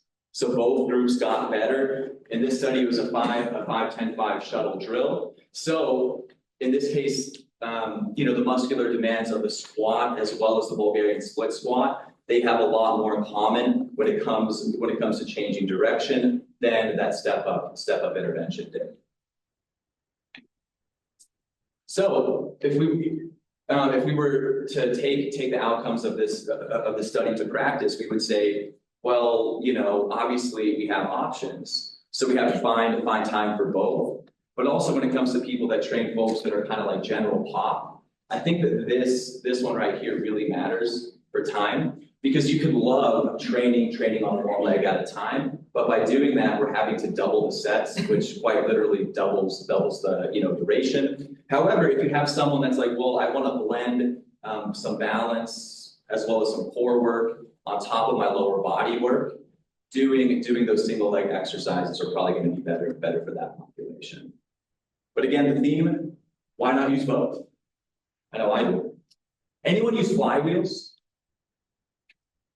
Okay, brutal, right? So we just got some. over down the road at the ABA, and like I love it and I hate it. So rather than it being like a cable, a dumbbell, it's a wheel that spins. And it's up to you to make it hard or easy. So yeah, if you want to, you can just kind of pull on it, and then it's gonna barely pull you back, and you're like, I'm so strong. If you pull hard, it quite literally pulls back on you about twice as hard, and it almost makes you bury your face on the floor, okay? So this study here, it wasn't necessarily looking at bilateral versus unilateral. It was 3 different unilateral exercises, and I'll show you them right here. So this is what the flywheel looks like. It spins like crazy, and it tries to ruin your day, okay? So we had a flywheel split squat, a lateral split squat, and then just a classic barbell split squat. Notice both feet are on the floor, so this was not the Bulgarian version of it. All right, here we go. 24 well-trained male soccer athletes. We got away from rugby just once. When it came to broad jump performance, all 3 interventions worked, and there were no differences between them. When it came to changing direction in this study, it wasn't a 5-10-5, it was a 5-0-5. So they sprinted 5 yards, planted, came back home. All groups got better. And what's nice here is that none of these lifters trained back squat at all. Again, it was 3 versions of split squat, but all 3 groups increased their 1 rep max on back squat. And this last finding was kind of interesting. They measured a counter movement jump. Both of the flywheel groups got better. The split squat group did not. So we can make a argument here, and honestly, I don't even know which is right. Is there kind of like some hocus pocus or some magic when it comes to that flywheel? It's technically what they call, that's a fancy word, accentuated eccentric overload. That's kind of a mouthful to say. I sound so smart saying those words. I don't even know what they mean. So do you get that added benefit? So I'm getting better at putting forces in the ground, so this is going to help me jump higher? Or is it just the fact that all of the subjects, they had practiced this one for years? None of them had ever touched any kind of flywheel intervention. So it could be some hocus pocus, some magic. It could also just be the fact that it was just, novel to them. But as far as we know, I would say that they're all, pretty good selections for exercises. Unilateral versus bilateral leg press. Because I know that there's got to be at least one person here who's like deadlift, no. Squat, no. Bulgarians, heck no. Leg press, dude, all day long. Here we go. 1 leg versus 2 legs. 5-week training study by Zhao. There it is. We're using both of our legs at the same time. Or 26 adolescent male soccer players. Okay, both groups increased strength on that, double leg press. We've seen that a lot. Again, single leg training transfers pretty well to double leg strength, but not always the other way around. Both groups got stronger when it came to testing on 1 leg, but the group that trained on 1 leg did better. And this is key because they thought, okay, we have these kids that are barely, 16, 17 years old. And I think that they were untrained at baseline outside of simply playing their sport. But they screened sprint times, they screened jumping ability, they screened, so they actually tested on force plates, so you can look at, contact time, you can look at forces, you can look at peak power. Nothing got better. Nothing got better by doing that leg press that we love so much, which should bring us back to some of those key mechanisms as far as transfer, ground reaction forces, kinetic chains, having those muscles kind of work on the same team. You're not really getting a lot of that, whether it's a single leg press or double leg press. This is an excellent jumping off point because next section, we're going to talk about machines versus free weights, right? And I'll do my best to make a case for both. Again, when it came to strength, you can literally use any one of the exercises shown so far. As far as jumping is concerned, we saw that every single one of those split squat variations worked. Okay, so whether it's just a classic split squat, the flywheel split squats, they work. As far as speed goes, we have plenty of options here. We saw it with the step up, we saw it with the back squat, as well as the Bulgarian. Improving agility, a lot a lot of options down here. I still included the, step up here because technically it did get better, but always bear in mind squatting was better than step ups when it came to changing directions. We have a lot of options, folks. All right, another hot topic. Machines versus free weights. Is there anyone in here who's like, I never touch a machine? And it's fine. I used to be that guy too. Now, I'm not saying that I only use them now. I just think that maybe there's kind of like a time and place for them. All right, I don't think I'm gonna melt anyone's tendons or ligaments because they did one set of leg press, okay? Here we go. Two big ones. Leg press versus back squat. This was a study by Worth and colleagues that was published in 2016. Unfortunately, in this study, they did not do any crossover testing. So if you trained leg press, you tested leg press. If you trained squat, you tested squat. Both of the groups got stronger. That's not really, novel or, I guess, shocking. But they did take a lot of measurements when it came to, so in this case, they looked at squat jump height as well as counter movement jump height. The squat group did extremely well, but guess who didn't? Our lowly leg pressers. There they were again, they were missing out on their gains. They also looked at reactive strength index during the drop jumps. I think they measured at six different heights. And I was like, that just sounds brutal. But again, the squat group got better. The leg press group didn't. So sad for them. But this is basically the same, take home message from that previous study that looked at the single leg versus double leg press. All right. So here we could be like, well, we're kind of wanting more. I would like to see if they tested strength across both of those interventions. And then there's also people that don't say, look, for the next 12 months, I'm only gonna leg press or squat. Some might do both. So this was the same exact research team. They just had a different lead author. And so they looked at 6 sets of only leg press versus 6 sets of only squat versus a group that did half and half. So for every single training session, they went 3 sets of leg press followed by 3 sets of squat, and they flipped the order as they worked through the intervention. Okay, they tested strength on the leg press.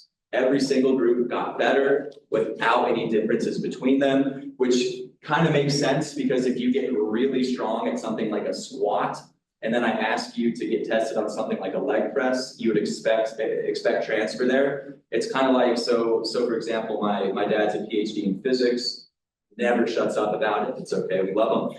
But it's like me saying, okay, you've studied physics more than any human being in your entire life.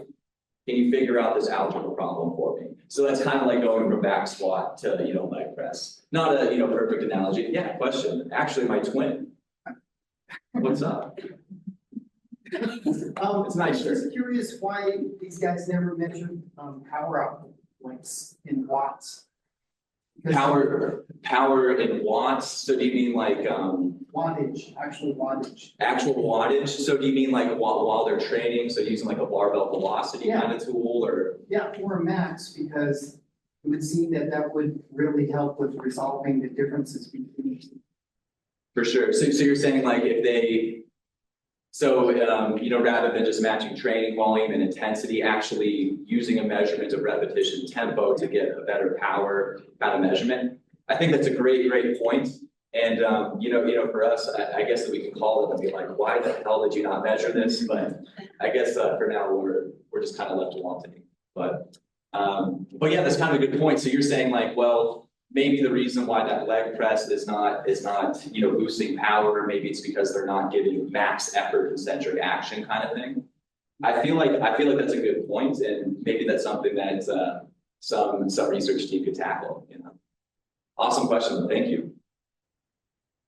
Okay, when it came to screening squat strength, surprisingly, every single group got better. But I think the reason why you saw a little bit of an increase when it came here on this leg press, keyword up here, untrained. So maybe any kind of stimulus was going to boost strength. It didn't really matter. Every group got better, but it was kind of like the squat group took gold, that hybrid group took silver, and the lowly leg press, leg pressers took bronze.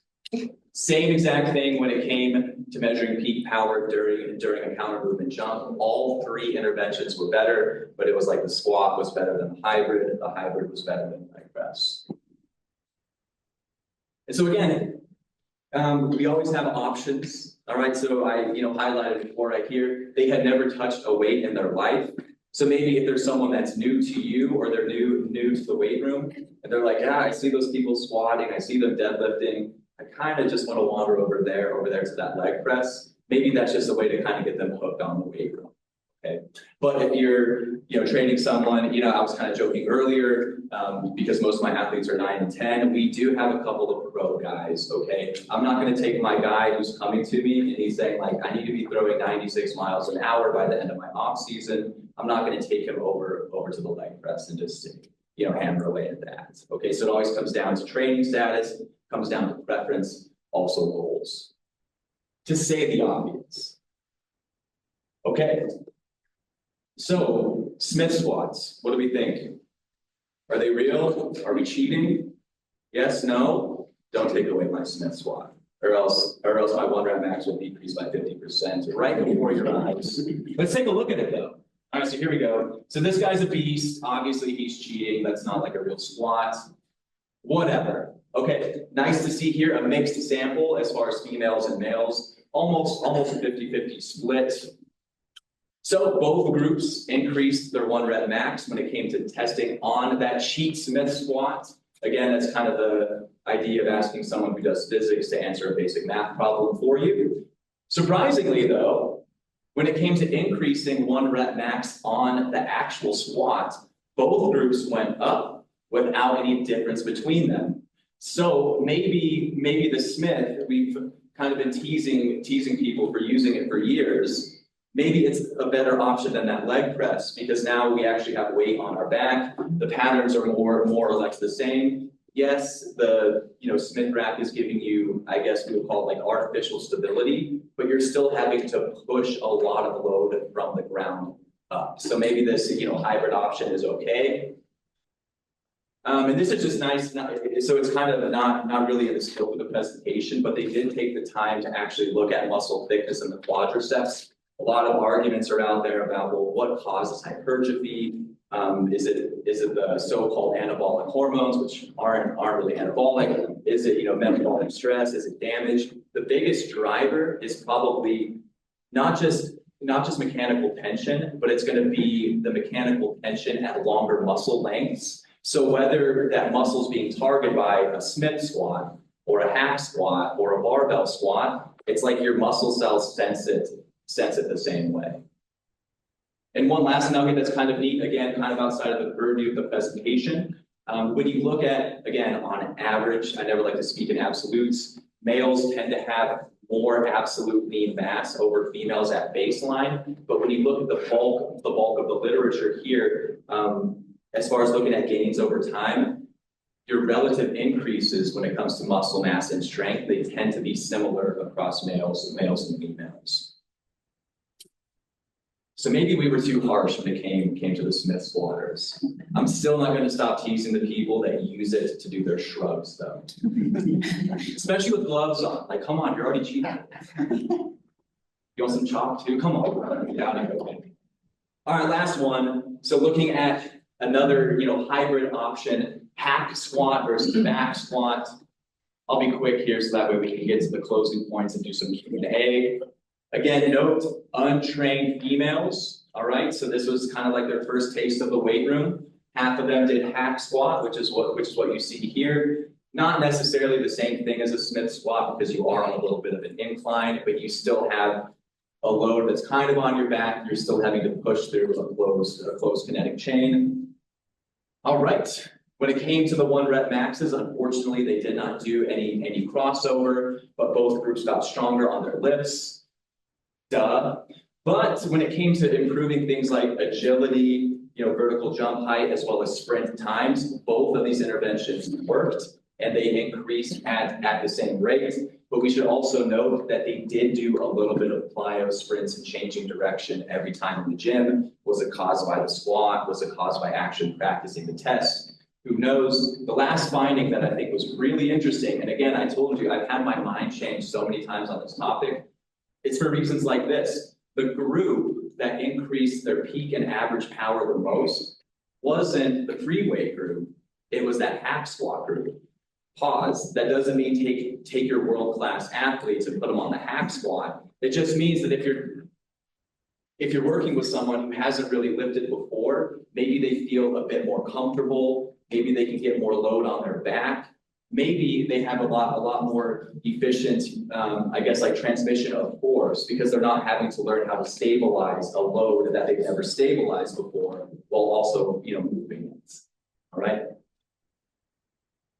Boom. So maybe if you are training someone who is novice, finding one of these hybrid options, whether it's a hack squat, whether it's a belt squat machine, I love that thing. Finding a closed kinetic chain that's kind of a hybrid, I feel like that's a really good intervention for them.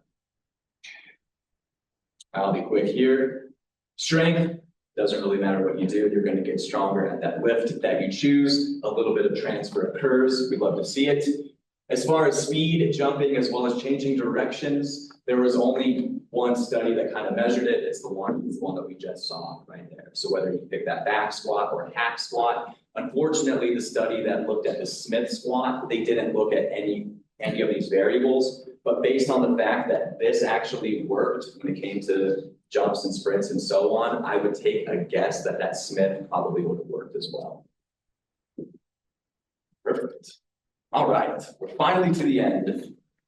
I'm saying that for me, not for you, okay?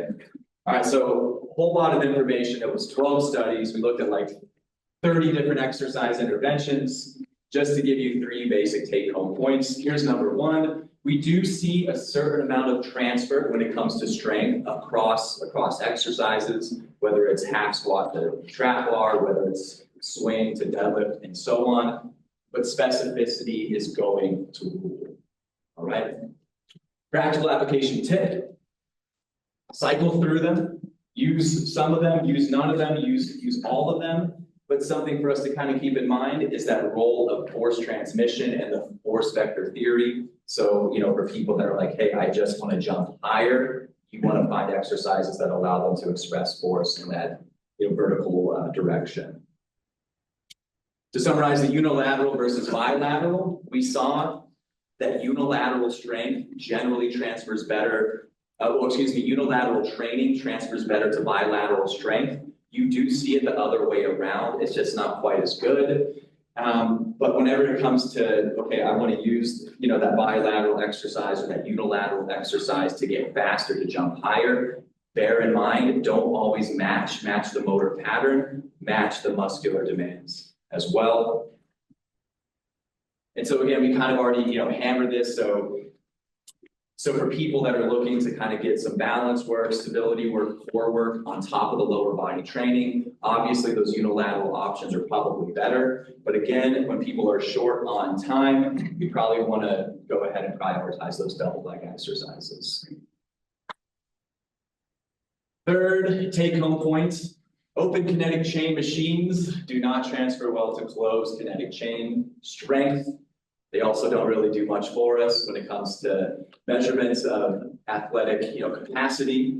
However, we saw that those, hybrid options, be it hack squat, be it, Smith squat, I would guess belt squat. What's kind of interesting is that people use that exercise a lot. No one has done a long-term study on it yet. I think that'd be kind of fun to do. So for practical application, you can use both. You can use one, but I think that your client or your athlete should be the one that's driving this point here. If you have someone who's like, look, I just want to lose some weight, I want to gain muscle mass, I want to improve my cardiovascular health, but I don't want to use free weights. Why would you make them do that? Because that might be the massive barrier for them. I also mentioned before that in the case of training a pro guy or someone who's a high performance athlete, obviously the priority should probably be free weights. But again, that's just kind of stating what's obvious. Perfect. Every single reference is right there, and again, I have a breakdown of every single one of these studies for those of you that want to dive deeper. I worked for months on it, I'm gonna give it to you for free. I don't have like a, I guess like a Substack or a blog to sell you, I just like to share what I know, okay? All right, well, thank you, my friends, if you want to find me, this is the easiest place to do it. Kenny, how much time do we have for questions, my friend? Oh, mine's important, so mine. Oh, Kenny's is important. In that case, I'm gonna move over here for this one. So, I mean, but with the machines, you're taking the stabilizer muscle out of the equation, but you should be able to move more work. Exactly. I mean, and with the, it works more the primary muscles. So I would assume that bodybuilders should do in the leg press because, I mean, they can work the primary quads to a greater extent than they could with the squat. Yes, and so that's also another advantage to me, it should be tied back into starting with your client and their goals and then kind of looking backwards from there. Because the point that Kenny's raising is that there's other advantages of using machines over free weights. And so I think for people that are looking to target or essentially isolate one muscle group, that would kind of be the pro for using a machine. Okay, and then like we've talked about before, I mean, that West Side powerlifting program, for powerlifting movements, they don't use the exercise so much to develop their, I mean, some of these guys are using squats, you go to the powerlifting to squat, which doesn't make a lot of sense because you do enough reps and you'll learn to do it wrong. So they use these auxiliary exercises that have a similar strength curve, Right. in the movement pattern, and they don't care, they just trash it and they want another auxiliary exercise, and then they just focus on, basically the technique, Right, for sure. So,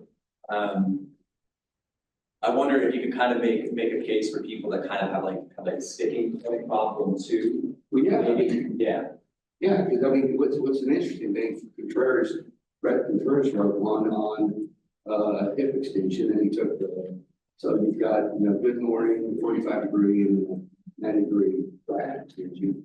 So then you can look at where do you want to work on it. I mean, you don't want to work the bottom part, you go work at good morning, if you go work the mid-range, you work backward at 45 and 90 degrees on the top end. so it's kind of like, I guess in that case, every one of those exercises would be classified as like a hip extension dominance, but peak force expression as well as the strength curve is going to be different based on the angle of the torso. Yeah, makes sense to me. You and then you. Thank you. Of course. Is there a recommendation that you have seen, y'all, I'm gonna open it to everyone, Do it. but for you specifically, the speaker, in the science, in regards to what he said, using machines, taking out those stabilizers, have you seen like rehab implemented in using the machines? Because I have kind of found, and this is all feeling, this is subjective. Oh. I wanna know if there's science behind what I'm feeling. I've never touched a free weight. Okay. I mean, I've touched one, but under my You're own, like, I'm a obviously. personal trainer, no, like a coach or something, cool. But me, Caro, I won't go to the free weight. Yeah, I will, right?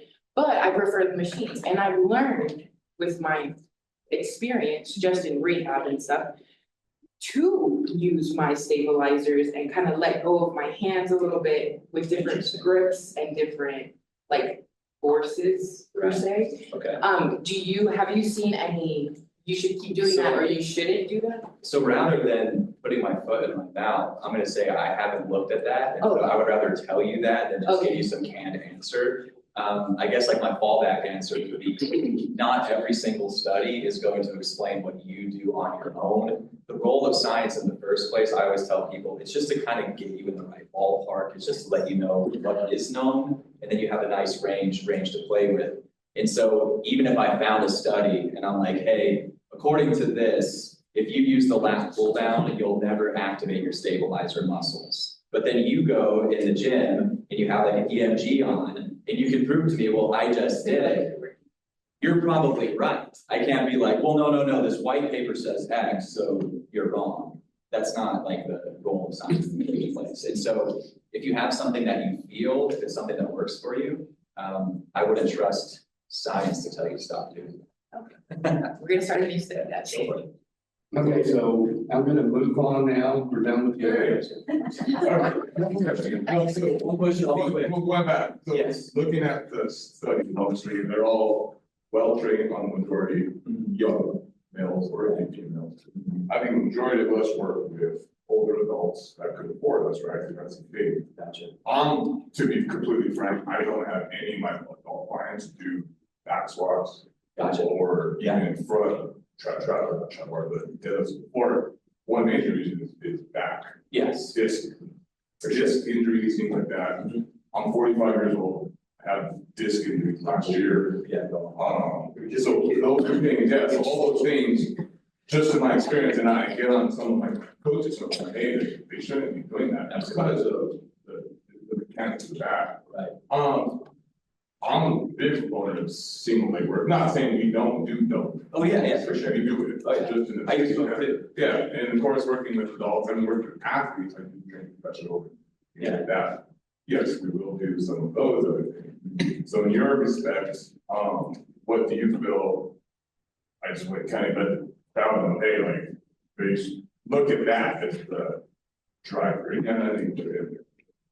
Oh, yeah. Experience and- Oh, yeah, no doubt. Those things. And so it was actually something that I've been trying to find. I'm a huge fan of goblet squats myself. Yeah, that's. Kind of we like, do that all there you the go. time. So kind of like, belt squats, there's not any long-term data on it. But again, you don't need that to notice like, hey, I've been, training Johnny or Janie, and they used to do 10 reps with 20 pounds. Now they're doing 20 reps with 40 pounds. And clearly they got stronger. The fact that a Smith squat can boost strength in a 1-rep max squat, I would just venture to guess that doing really heavy goblet squats would probably have a really good transfer effect as well. Okay, so we'll take a shorter. You're cut off. Yeah. I'm cut off. Sorry, Warren. So we'll. Thank you all so much. That was fun.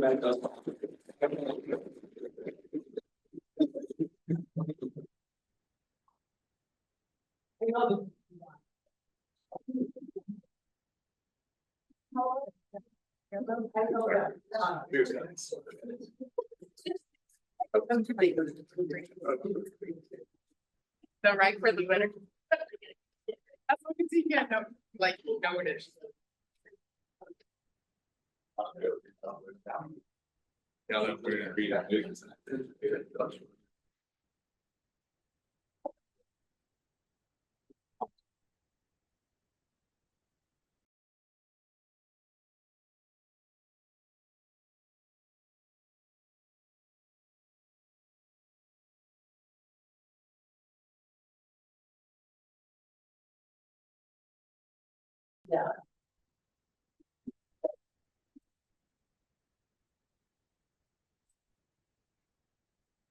As you guys are sitting down, guys and gals sitting down, I like to make things interactive.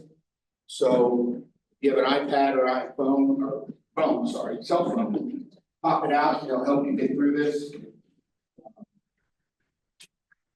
And we can just put in the first slide, when I have access to the PowerPoint as we go through. First slide, there will be a QR. Wait till we get there, she's setting up something else. But that will take you directly to the slide. Okay.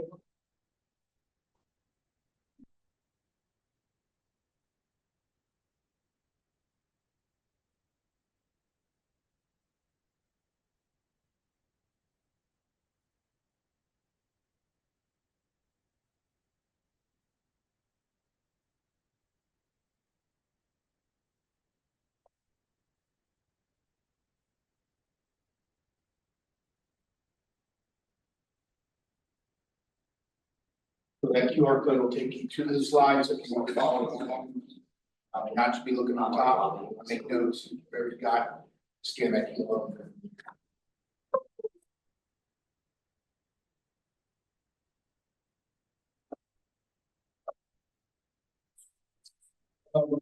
Let you, give you a second, if you want to download and have access to this. My name is Justin Schwinn. I'm the Human Performance Advisor at 58 Special Operations Wing. Real quick, highlight background. I spent 15 years in college athletics. Finished my last tenureship as head strength coach, University of South Alabama, FBS program.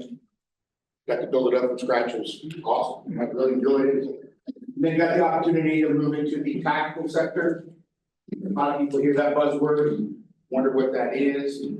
It's firefighting, which it can be. It could be police department, which it can be. It could be a lot of things. I was fortunate enough to go up to Fort Bragg and work with what's called the Special Warfare Training Center. It's where all the Green Berets go. We call them baby Green Berets. They go to SFAS, they go through selection, they learn how to become Green Berets. Got to work with that for 2 years. That was a lot of fun. Got to see some of the best after working with Division I athletes for 15 years. And then had the opportunity to come here and work with special operations pilots and flyers. And that's what I've been doing for the last 4.5 years. We have an awesome staff. Got a couple of the staff members in the back. If you're curious, contact me to get you over and check out our facilities. We're kind of like the secret squirrel. You never see us because we're on base and it's hard to get there. But I mean, we got as comprehensive a staff as I've ever seen. We got cognitive enhancement practitioners. We got physical therapists, athletic trainers, dietitians, strength coaches, psychologists, the whole gamut. So it's pretty awesome. I'm very fortunate to learn from a lot of people, especially on the cognitive side. I'd say the last 4.5 years has been huge insight to what's going on. So that's kind of what I do, what I'm passionate about. I love performance. I love the mind. I love the psychology behind it. I love the stress behind it. I love just understanding how to make us as human beings better, both physically, mentally, holistically, spiritually even. To understand that, to see that today, kind of what's the concept, why did I choose this? What am I looking to get at? Well, you know, over the years, especially early on when I started coaching, I would spend hours and hours and hours writing these programs. And when I would write these programs, I would have athletes show up and they would train. And then they would go home, do their things, and they come back and they train again, come back and train again, come back and train again. And same setting if it's a personal training client, same setting if it's they're older, they're younger, whatever that looks like.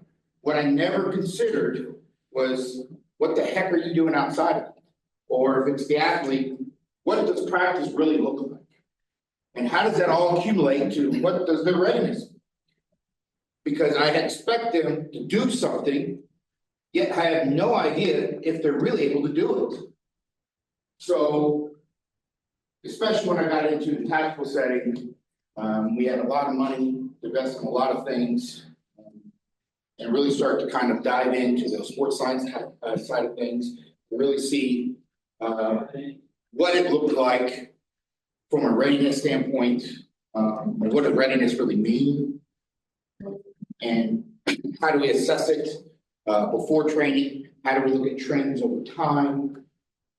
So I have a better understanding, is my programming actually productive outside of just, oh, they went up in their squat max, or they lost body fat.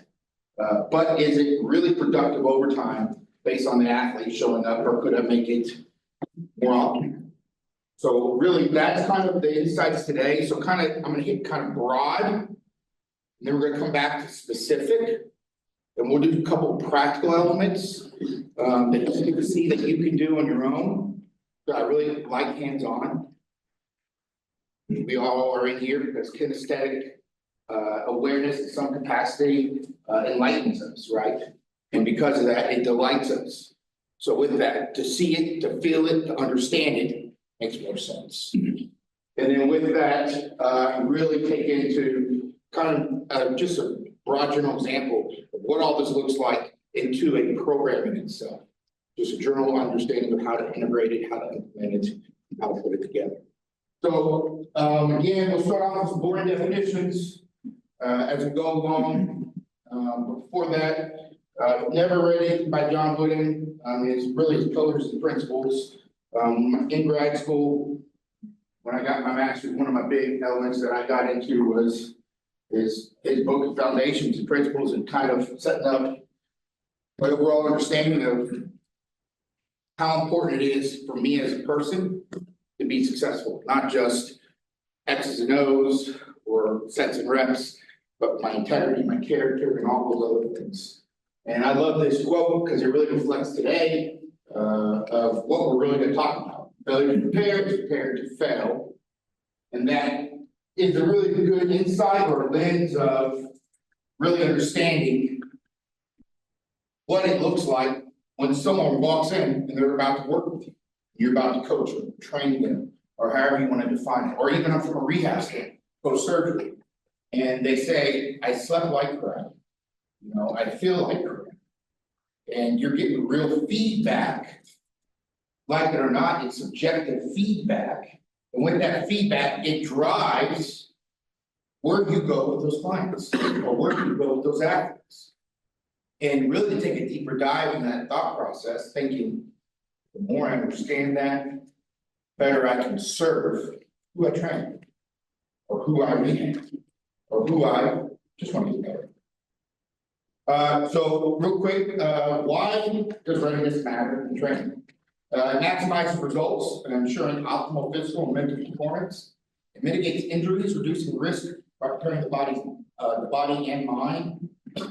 It enhances consistency, enabling steady progress and better outcomes. It boosts focus and confidence, keeping athletes composed under pressure. It improves ability, helps respond to unexpected conditions, adaptability, and it manages energy, ensuring efficient energy use and peak performance. Knowing your energy systems, how to use them accordingly, know how that relates to what they're doing. Even if they're a mom that's working at home with a toddler and a 5-year-old or 6-year-old, and knowing that they have to do their whole day with a lot of physicality. I know that because I got a 6-year-old and a 3-year-old at home. And I know that they're a lot of fun, but they're also a lot of work. With that, going back to that boost focus and confidence, that's something until recently I knew, but didn't really grasp. Amy Cuddy wrote a book, and Jess, one of my strength coaches, really turned me on to it. It's called Presence. Really understanding what that looks like, what it really means to be present, and posture too into that. There's even, you need to go deeper into that, they even have hormonal posture. You've never even heard of that term? You can look into it. There's literally research done where before competition, before events, people will hold certain very confident big postures. And they do saliva studies within that, they see rises in testosterone levels just by holding confident big postures. So to see that, to understand how that drives performance, how that drives readiness, gives you a deeper insight to, hey, we're just not going to get here and train, but I'm really going to set you up for success. What is readiness and what is neuromuscular fatigue? Readiness is the optimal state of physical and mental preparedness that enables an athlete to train effectively, maximizing performance gains and minimizing the risk of injury or overtraining. It encompasses a harmonious balance between training intensity, recovery, and the athlete's individual physiological and psychological capacities. Again, I feel like so many times in so many settings, even in the college setting, we do these things with not really seeing the psychological side of things. We just try and look at the physical side of things. We don't look at how music can play a role, and the beats of the music can play a role in the intensity and the mindset, and how they mentally or cognitively prepared for the activity, or doing literally before some sort of for the day, before they do some sort of activity, they do some sort of simple memory or decision-making process. And that improves their overall readiness because it improves their overall ability to pay attention. So if you know you have a high instruction day, you literally have a simple cognitive test right beforehand it's on a sheet of paper you give out, even if it's, we'll say, high school or even middle school kids, they have the ability to read or understand, even at a minute level.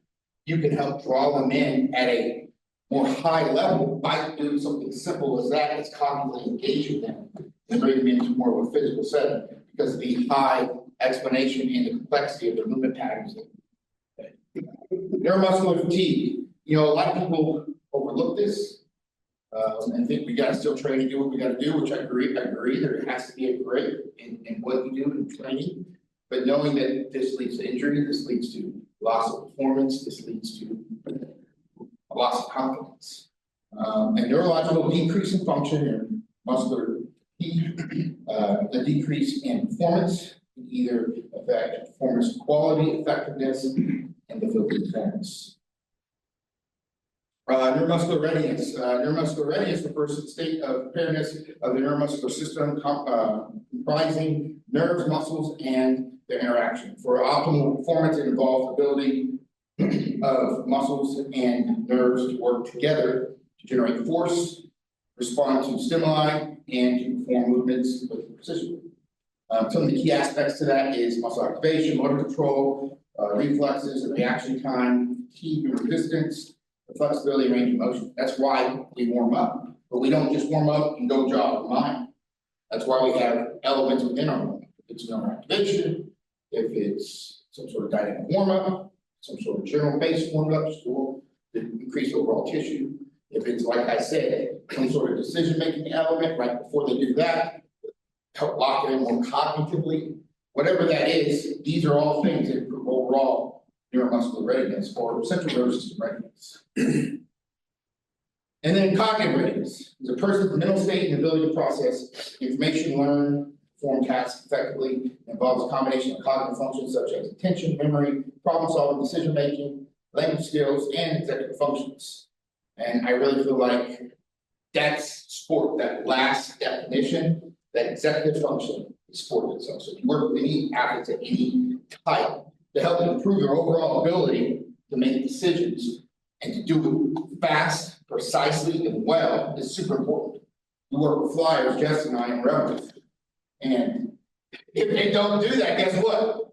That bird in the sky that's worth about, I don't know, $20 to $100 million goes down and blows up. And everybody's life is at risk. It's a little different for a high school athlete. At the same time, it's different between them winning and losing the game, being all district and nothing at all, college scholarship, going home and just going to college or working a job, whatever that looks like. So all those things we do, we don't just physically improve the athlete, but we cognitively improve too. We look into how do we do that, and we take all that into account.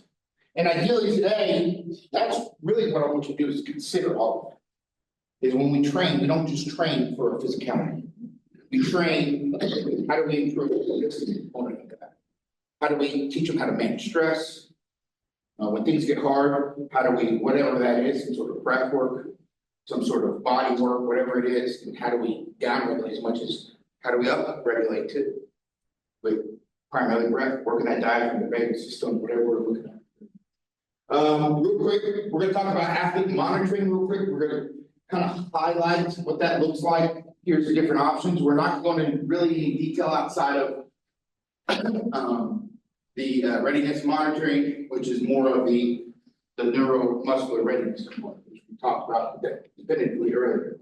But this, I'll tell you, outside of a lot of people's wheelhouses, and at the same time, I'm going to use practical examples of what is in everybody's wheelhouse too. But we have external workload monitoring.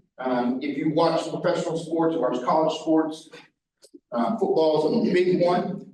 You'll see GPS monitoring, IMU monitoring, multi-camera tracking. That's usually going to be more of an indoor element or a track and field element. These are big ones where you have a bunch of cool physics type equipment built into these GPS type systems, which do accelerometers, magnetometers, and all these things that measure force output, that measure HRV in some capacities, that measure high explosive movements, that measure overall distance that's covered. So it gives you, again, an overall external workload from highs and lows, and you get a bunch of charts, and it comes in and says, here's what your athletes have done. Here's a big kind of, as a team as a whole, and here it is as the individual. And then with that also, especially on the multi-camera tracking systems, what they're now doing, which is pretty cool, is there's companies, Exos is one of them, Exos. Anyways, they're companies that work with, on the football side of things, and they, when the video guys during the football games will record the games, and then at the end of the game, all the coaches will cut up the film. Now, these GPS type systems are now integrating within that. And now they're breaking down not just the plays based on what the wearables are, but now based on how the camera with algorithms built in. Now with the cameras and now seeing how the plays are executed, they're picking up players, they're picking additional biomarkers and feedback to the coaches or sports science guys and giving them better extra comfort of, hey, am I tired? Or why am I tired? Or why did he get hurt? Or why did she get that soccer player get hurt? Giving you that good insight. So the one that's really practical we'll talk about in a second though is the player minutes or plays. And you can do that, especially even if you're working at a performance center and you have, say you're working with a college or high school soccer player, they come in, you can ask them, can you minutes? And you can chart that and look at over time what that looks like based on how they show up for the week when they train with you. And say, all right, over the weekend they played a tournament, they played a total of 300 minutes of soccer. The week before they played 200 minutes of soccer. And you look over chart time, when they play 300 minutes of soccer, they're pretty smoked. So me doing a lot of high velocity, a lot of high central nervous system stressors, it's probably not going to be effective. And I'm probably increasing their overall chances of hurting themselves and increasing their overall performance. So just charting the minutes itself and really seeing over time and how that kind of accumulates and how that gives you a better perspective, again, of their overall readiness. Internal workload monitoring. This is done with RPE, rate of perceived exertion. This is more on the actual training session itself. Acute and chronic workload ratios, a couple of formulas to give you a good output. Heart rate responses, if that's resting heart rate, just overall peak heart rate or heart rate variability. Heart rate variability, really dumbed down response to that is your stress response in your heart rate. And look at that output. And there's so many things out there now that give you somewhat output of that HRV piece. And then it lets you know if you're ready. It lets you know if you really have correlation to your sleep. There's so many correlations with HRV now in performance. In my opinion, it's probably, if you can, in any capacity, that's kind of the jewel of the Nile right there when it comes to really looking at your readiness. And then your biomarkers. And really understanding that your biomarkers, that's anything from really looking at how hormonally your athletes are responding to. When I went and saw the Patriots, not this spring, but the following spring, their nutrition or the dietitian tested its live and blood work at least monthly for every single one of their football games and saw how they hormonally responded. Also did micronutrient panels on them too, to see where they were deficient in vitamins and minerals. And he made sure that they were optimal in those elements. And that was an internal monitoring. And those internal monitoring pieces are a direct result of the external output. And then also we have subjective wellness monitoring, which is an actual physical survey, like how do I physically feel in my soul? Mental capacity, what's my mood? Am I really stressed? And then I would say lifestyle survey, what's my sleep mood? And then lastly, the readiness monitoring, that's that neuromuscular readiness monitoring, that's systematic whole body structure. That's anything from a counter movement jump to a vertical jump to sprint to heck, one RM back squat, whatever that looks like, and even a structural monitoring too. Where is my stability in all this too? So we're going into more details here in a second.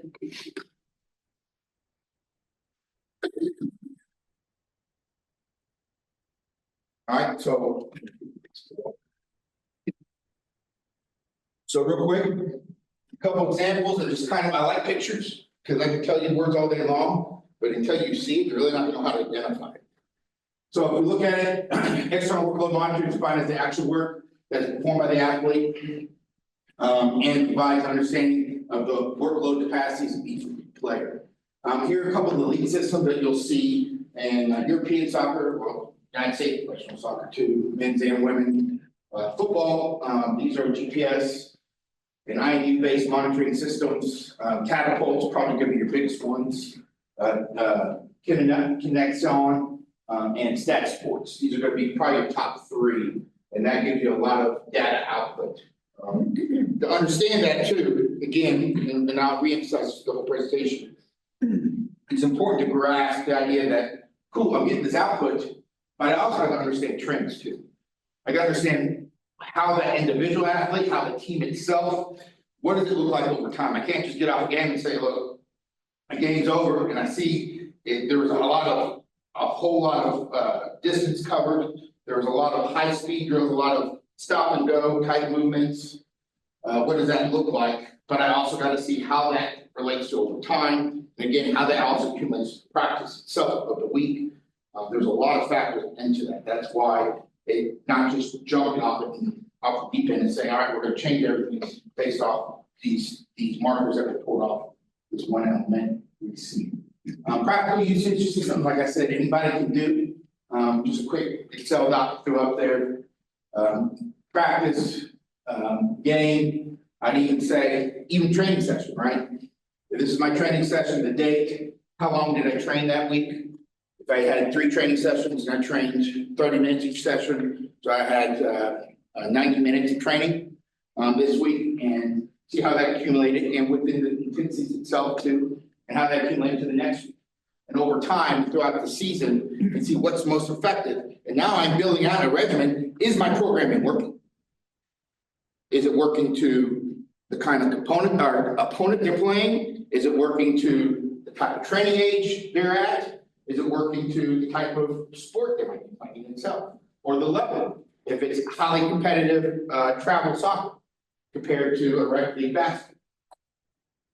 So that's external load monitoring. Next one is internal load monitoring. Couple of real quick definition, defined as the physiological response to the prescribed external workload and how well the body copes with the stimulus provided by the external. A couple of kind of high-end elements to really give some feedback is VO2 max. One of the kind of the hot ones out there is the Pinoli, our PJU across the way from us. They're big on using that, kind of getting all those markers from their PJ students. And that kind of gives them a good understanding of whatever their capacity looks like when they start and when they finish school. And as they go off to the operational unit, kind of try to get them to that more optimal state so they're in a high condition state so they can get deployed, go fight for our country. You mean parajumpers? Yes, pararescue. Okay. Pararescue. This is a simple lactate threshold monitoring piece right here. Again, that's gonna show you how you accumulate blood lactate. If I accumulate blood lactate, that means I'm getting to a point of fatigue. If I get to a point of fatigue, I get to a point of failure, right? Another one is biomarker element, post-workout recovery. And then simple ones.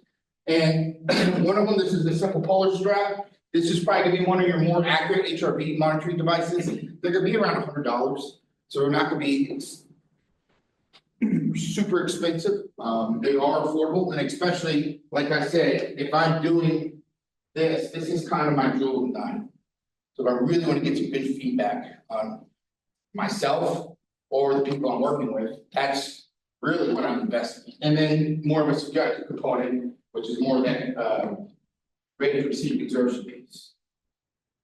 And then we have our subjective wellness element, which is self-reported questionnaires that the athletes can complete to assess their perceived physical and mental states before training or competition. These surveys are designed to gather qualitative data on how the individual feels in relation to the factors that can influence performance readiness. So I highlighted performance readiness because that's the highlight of our talk, right? So such as fatigue, sleep quality, muscle soreness, stress levels, and mood. Now, I will say this. If your athletes are smart enough and they know you are a hard pusher, they're also gonna take advantage of it too. Cause it's subjective, meaning it's what they think. So you're like, shit, I know coach is gonna make me work really hard, so I'm gonna make this say, act like I'm freaking super fatigued, so they're gonna lie. So you gotta take that into consideration too. You can't be like, this is the Bible, this is gonna tell me the truth, boom, because it can definitely mislead you down the wrong path. So it depends on what kind of character teams you work with or what kind of character individuals you work with when you do these. One of the most common used ones, and this is very highly used in European soccer, is the Hooper Index. It measures 4 things: sleep, stress, fatigue, and soreness. It gives you good, just general idea and understanding. It's probably one of the more highly researched subjective wellness tests or questionnaires that are out. Now we talk about the neuromuscular readiness monitoring examples. Some of the elite kind of systems you can use is a mid-thigh iso-pull or counter movement jump. You can use, these are force plates. We have force plates out where we're at. We have a couple force plates. I know probably a lot of places are starting to invest in force plates because you get a lot out. Our force plates, when we have someone do a counter movement jump, we get 165 points. Anything from imbalances, from relative strength index, which is basically how fast can I get off the ground from my eccentric to concentric loading to my overall force output to all of these different elements to really give me a lot of feedback. Sometimes you can drown yourself in data later. And same thing with the mid-thigh iso-pull. It's an isometric movement. Again, you're gonna do it on a force, but give you really good feedback. You can, if you wanted to, technically, if you want to go the cheap route, you could get a suitcase scale or a fish scale, and you could hang it around a bar, hang it around a rack, do the same exact thing. You really wanted to set it up and figure out a way to do it. Seen it done before. My buddy, Corey Schlesinger, is now the head strength coach for the Detroit Pistons. When he would go on the road, before he got the mini plates, he would do that exact thing to really get the output and get the readiness of his guys before the game.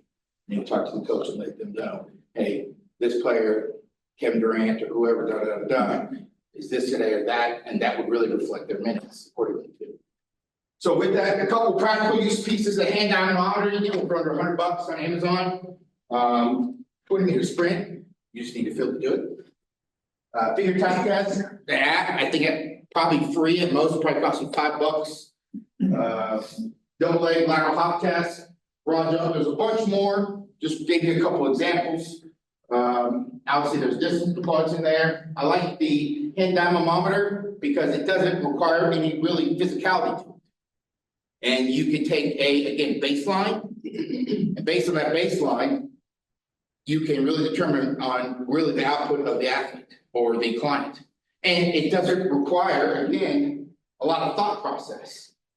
And, you can go as complex as you want, or go both hands, or go my dominant hand, whatever. But you get that feedback, you get that output, and then again, chart it over time, see the trends, you get a good idea, and now you know when they start to get these trends, they give you that output of, hey, this is where my program needs to be to reflect it. Gives me the insight, because that's all this is. It's like going to a car, open up the hood, look at the engine, what's making that sound. That's really what you want to really understand. Without having to take the whole engine out. All right, couple highlights, wearables. I got my Oura ring on right here. Couple things to look at. What is a wearable?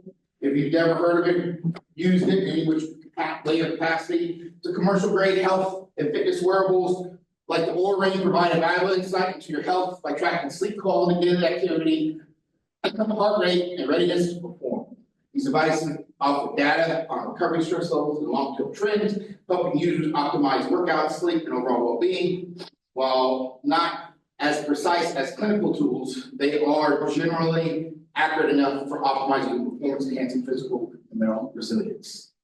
I can't emphasize this bottom part. Jess and I went to the University of Miami in the middle of the summer. We're talking to a sports science guy, former NHL sports science guy in Miami. He was talking about, you'll see inside any of these, if it's a Whoop band or any of these type of wearables will have that little green flashing light. Depending on your skin tone, depends on how well the device works. The darker your skin tone, the less efficient it is, how crappy that is, but they don't tell you that.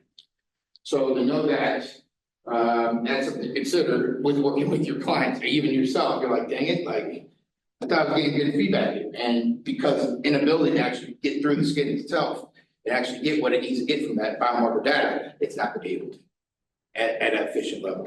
That's where the medical grade equipment really comes into factor.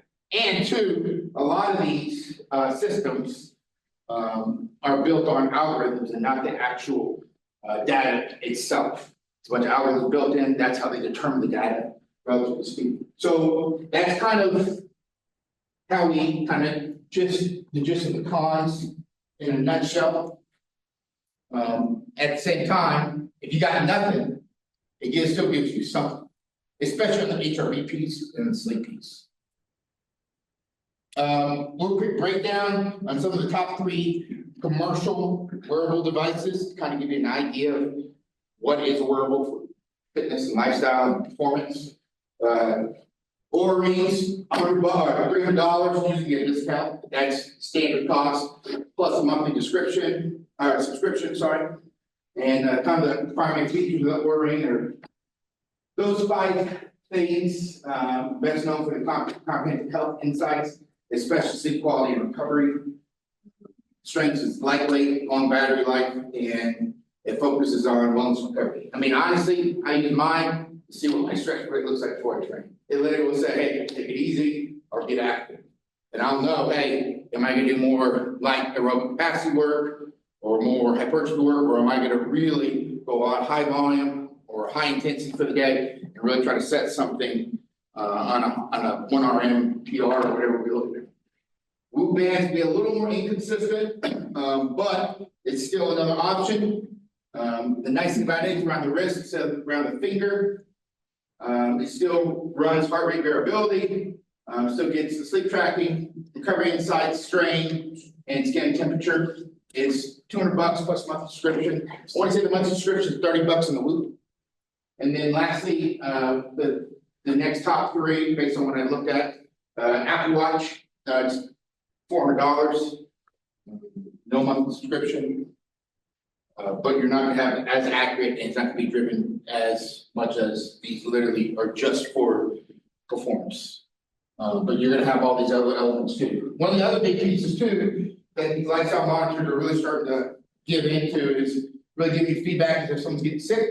So you know, hey, if my athletes are sick, they're giving that understanding. You're like, well, how does that help me? I mean, it's as simple as you can ask your athletes to do this. Hey, can you send me a screenshot? Depending on who it is. I'm not saying every one of your athletes, you have 150 athletes, like that's impossible. You don't have the time. But you have some of your top athletes. Like if you're a basketball coach and you're starting point guard, can you send me a screenshot every day? Can I look at it?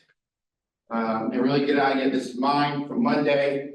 Looking at it, but give you an idea of what your sleep looks like, what kind of restfulness looks like. I mean, literally it breaks down accordingly. These are a good idea. Activity, how many calories you burn, estimate again based off the algorithm, how many steps you took per day. So I'm looking at, again, going into my external workload monitoring. I got a good idea from charting over time how many steps I'm taking, and get a good idea of what I'm gonna look like fatigue-wise before I train, and how that works. And then lastly is my overall readiness score. What does my resting heart rate look like? What is my heart rate variability? That's really bad, by the way. The higher your heart rate variability, the better. The smaller, the worse it is. So that's not good. I guess I need to manage my stress better. So real quick, I like practicality, so I'm gonna have Jess come help me.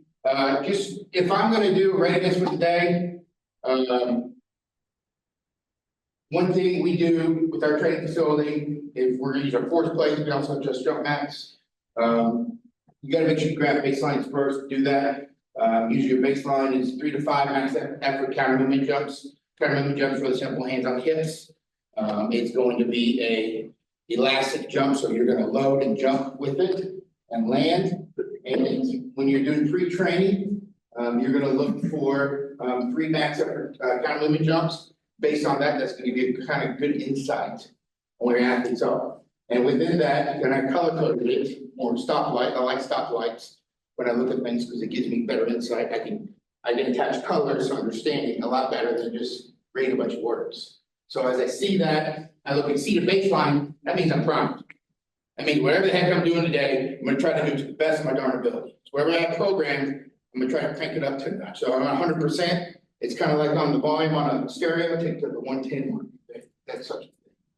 And then again, the 2 to 3 off baseline, like whatever I have programmed, stick to it. Below that, mild fatigue, reducing your intensity in the training session. I just say probably around 5% or so. And then below 5%, that honestly for me, I'm looking at a high aerobic day, low intensity, low nervous system kind of stressor day. You're doing a general warm-up for that? Yeah, yeah, we're doing something general before, usually with dynamics and a little dynamic stuff, and kind of just get the tissue going, get that joint kind of structure kind of stable, or goes, you never know. Just need to show, so real quick, how this would look again. I like to see it beforehand. We're gonna have Jess jump once just to get his baseline, let me get this first. Don't left. He says he's gotta get over 12 inches. 38. Right, guys, so about that. So we'll consider this is baseline. So it's 15.2, so we'll just say he did his baseline, he did 5 of them, and the average of those 5 were 15.2. And then what we would do is, all right, Jess is warmed up, he's done his thing, and now he's about to do some sort of readiness. And I'm gonna say, all right, Jess, just a moment. And then we would hit 3 jumps, I step on the mat. So 15.2 is his baseline. 14.9. 16.1. 16.3. So if we're gonna take the average is gonna be above, which means just to get a PR, we're gonna slap some weight on the bar from squat today, and we're gonna hope for the best, right? So again, it's to give me an insight. I like to say a look under the hood of that car to really get a good understanding of what's going on. It's that simple. It didn't take a lot of equipment. It didn't take a lot of time. And ideally, after doing it once, maybe twice, your athletes should be able to do it themselves, or your personal training clients. I mean, they give you that out. And if you have a digital training program and you have something you put in there, or even a sheet of paper, guess what the first thing you put in there? Counter movement jog. And they write it down, or they punch it in on their phone. And then literally you export it, and that's part of your plotting over time. Really simple. I can't emphasize that enough. So this is the part, remember I said I like to be interactive? Pull your phone out. Scan this. We're gonna do a quick Hooper test. It's gonna be popping again, so you can jump on the same QR code right there. Did everybody get it or not? Ready to go back? One more, go back. Okay. So scan it if you can.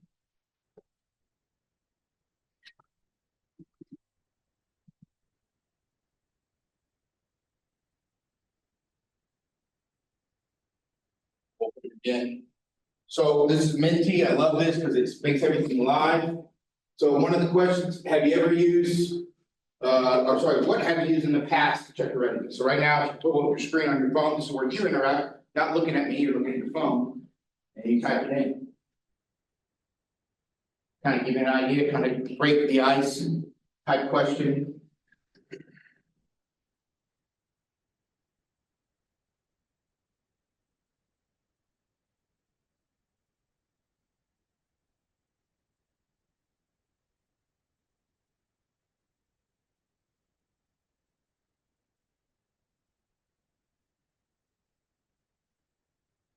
That was.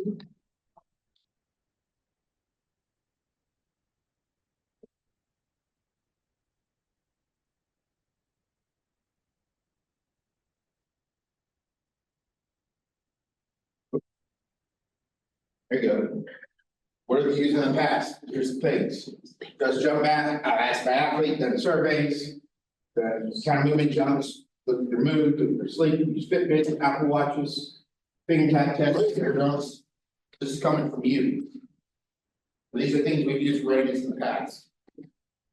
So now, next one is, now let's do our own personal assessment. So based on this right here, rate your stress. So this is you currently right now. So this will give me a good understanding overall of what we look like.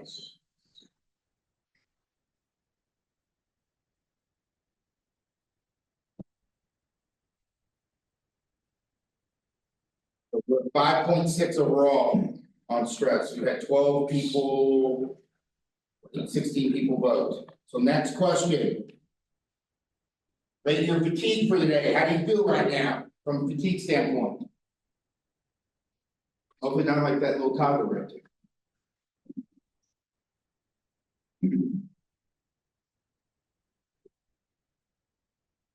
4.5 scale.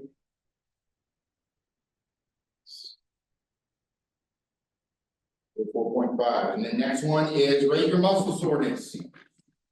Kind of like that guy walking down the stairs, right? Did a bunch of legs yesterday. Right now, 7 is good, sorry. You see that compared to train? 1 is bad, negative impact. I mean, we're feeling good right now.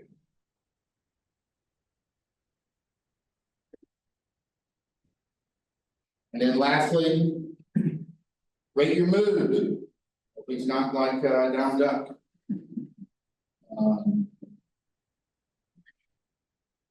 With that, we're looking at overall, everybody's pretty happy to be here. Kenny, you get that feedback? He's in here, everybody's happy to be in clinic. So we see that right there. So again, great understanding, you see how easy that is, again. I can put that into a Google Sheets document, and then you can export it to an Excel file. If I have an online training program such as Team Builder or Trainer Road, I can add it into there. It's a simple element that we can put into and use. All right, here we go. So that being said, now let's kind of put it together. Let's kind of take a shot at it. So now we're talking about auto-regulation. So we're doing these kind of neuromuscular readiness tests, kind of see where we're at, seeing how we perform. So what's next? So now I am adapting my program to see how my athletes are or my clients. And now because of that, that's called auto-regulation. So what is auto-regulation? It's optimizing workouts intensities and volume based on the athlete's daily physical and neuromuscular state, even cognitive state. Steps, implement neuromuscular readiness test. Just did that by jumping on the mat before the session to gauge the athlete's awareness. He's gonna set a PR for the day. I knew he would, that's why I set this thing up this way. If you look at it, it's set up for him to PR. So we're just gonna say this is just, we established the baseline beforehand, we did the readiness test, we compared the test results to the baseline to determine the day's training intensity and volume. Auto-regulation methods, we rate the rate of perceived exertion. So you really got 3 ways to take a shot. You can use RPE, you can use some sort of velocity-based system, or you can use the percentage-based system that you've probably learned in the past. An RPE system is based on the athlete's readiness output. If the athlete exceeds baseline, i.e. a 9 or his RPE for the day will be a 9 or 10, which means he is going to strain. Just is going to strain on back squats. Potentially setting a PR. A velocity-based training system, it's going to be some sort of velocity device that's tethered camera, some sort of Bluetooth wearable, whatever that looks like. We have a camera-based system and tethered system where we're at. Use velocity measuring devices to work within specific thresholds. Brian Mann is going to be kind of like your current modern day kind of professor, most research on BPT training.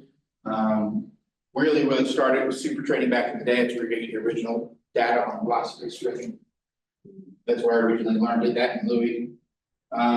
If you did perform at a high level, then you will maintain higher volumes. Either it's going to be sets or higher reps and increase intensity, achieve desired velocity ranges. If the readiness baseline is exceeded, percentage-based training, you're looking at probably a 3 to 5 just jumped above his baseline, so we're gonna look at a 3 to 5 percentage increase in whatever intensity we had. So if he was supposed to work at 5 reps a day at 80%, we're gonna shoot for probably 85% today.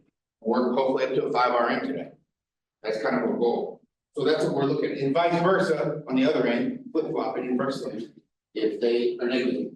We'll take a quick look at that. So here's a quick kind of journal program looking at that, example out of regulated training. Readiness test, we did a counter movement jump, 1% higher than the baseline, piece of squat and bench press, weight about 5%, performing a heavy set relatively close to a 1 RM. We're going off a percentage-based program with this one, because I think generally for all you, it would make more sense. Training day number 2, we did a counter movement jump. The height was within 2% of the baseline, so negatively 2%, so we were gonna stick to the plan. Then we're gonna do some speed and power work, focusing on velocity and explosive movements like box jumps and lighter Olympic movements. And day 3, we do a counter movement jump, and it's 4% lower than the baseline, so now we're in the red. I like to get stoplights, just because it's easier to identify. Within that, we reduce weight by 10%, focusing on technique, range of motion, and even the speed of the movement in itself. Not really working on strain at all, but how are we technically sound as we go through this. So wrapping up, integrating athletes monitoring, neuromuscular readiness assessments, and autoregulation into your training regimen allows you to tailor the workouts to your body's daily condition. The strategy not only enhances performance, but also reduces the risk of injury by consistently evaluating your readiness and adjusting your training loads. You can train smarter and achieve maximum long-term gains. The effectiveness integrated, the tool effectively integrating these strategies. It's recommended to first invest time in understanding the trends of your athlete environment and the culture in itself. This knowledge will allow you to make more informed decisions and really scientific-based decisions and better understand fatigue and readiness.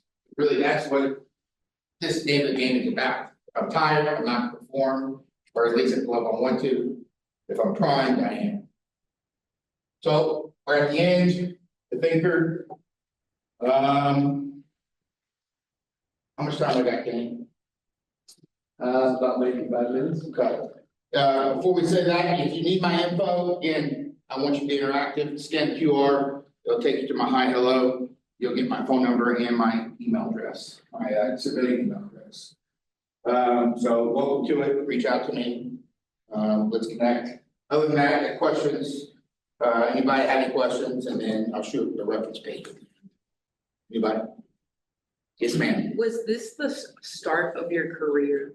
Like, did you envision to implement all of this with your training that you that are thinking of, or did this kind of like move you to study this, to give this to those? So I was blessed to be around some really smart people like Justin Boss, Tom Wyslinski, another person by the name of Eric Coram, who brought this from Australia, this GPS type systems and all these systems, like all this readiness stuff came from Australia. We kind of did it, but the Australians are the one that coined it and optimized it. Now we started to use it, and really at the professional college level, Florida State was the first one really to do on the external load monitoring piece outside of just game minutes and plays. And I knew, and they told me about it, and I was intrigued by it. And at the time, it was like, but as it became more acceptable, more understood within the setting, I grew to understand it and try to put myself in the shoes of the people. And when Jess was at Jacksonville Jaguars, I go visit him and Tom or Milo, and you go to all these different professional organizations, and see why they do what they do, and really grasp that, and understand the insight it gives.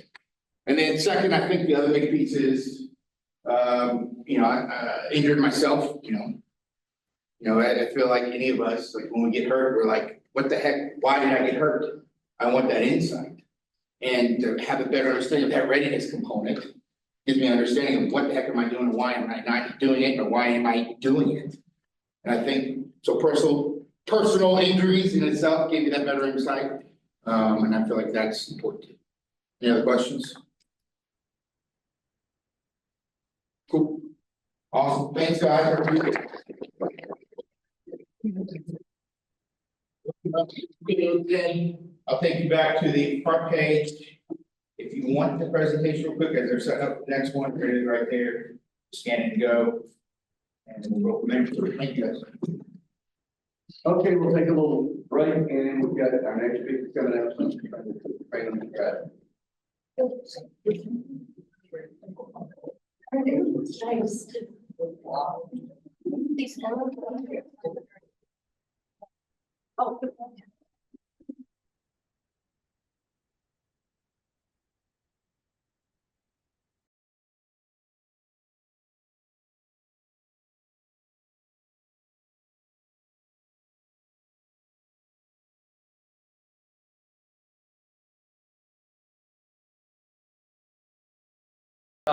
Good morning, everyone.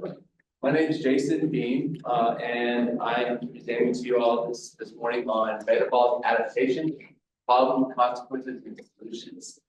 Just a brief kind of overview of what I do right now. I am the strength and conditioning coach for the Los Alamos Fire Department.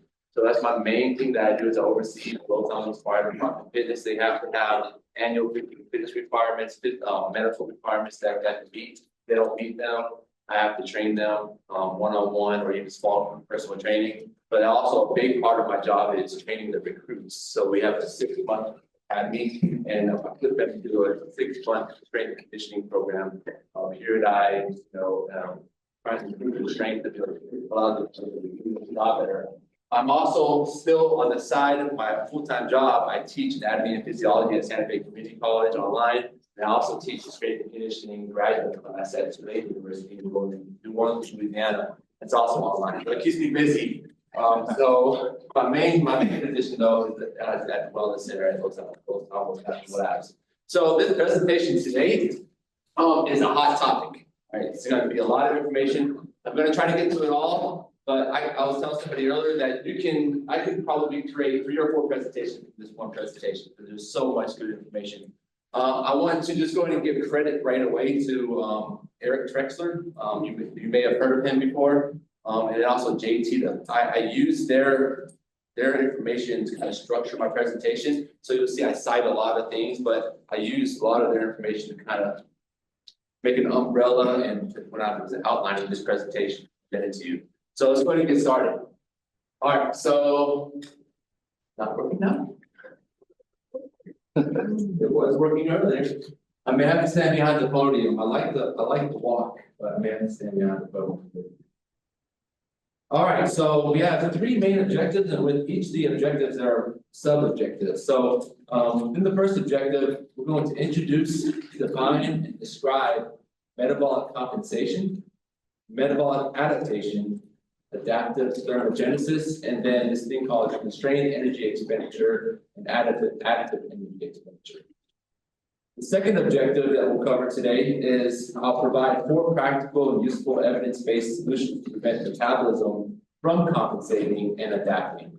We'll talk about how you need to avoid rapid weight loss when you're trying to lose weight.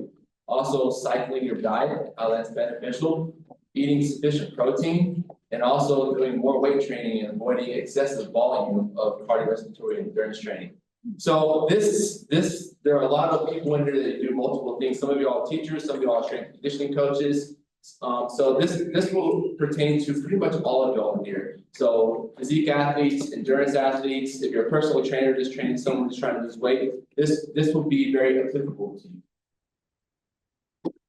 And then the third and final objective will be applying the evidence-based solutions from that previous objective using the four metabolic toggles.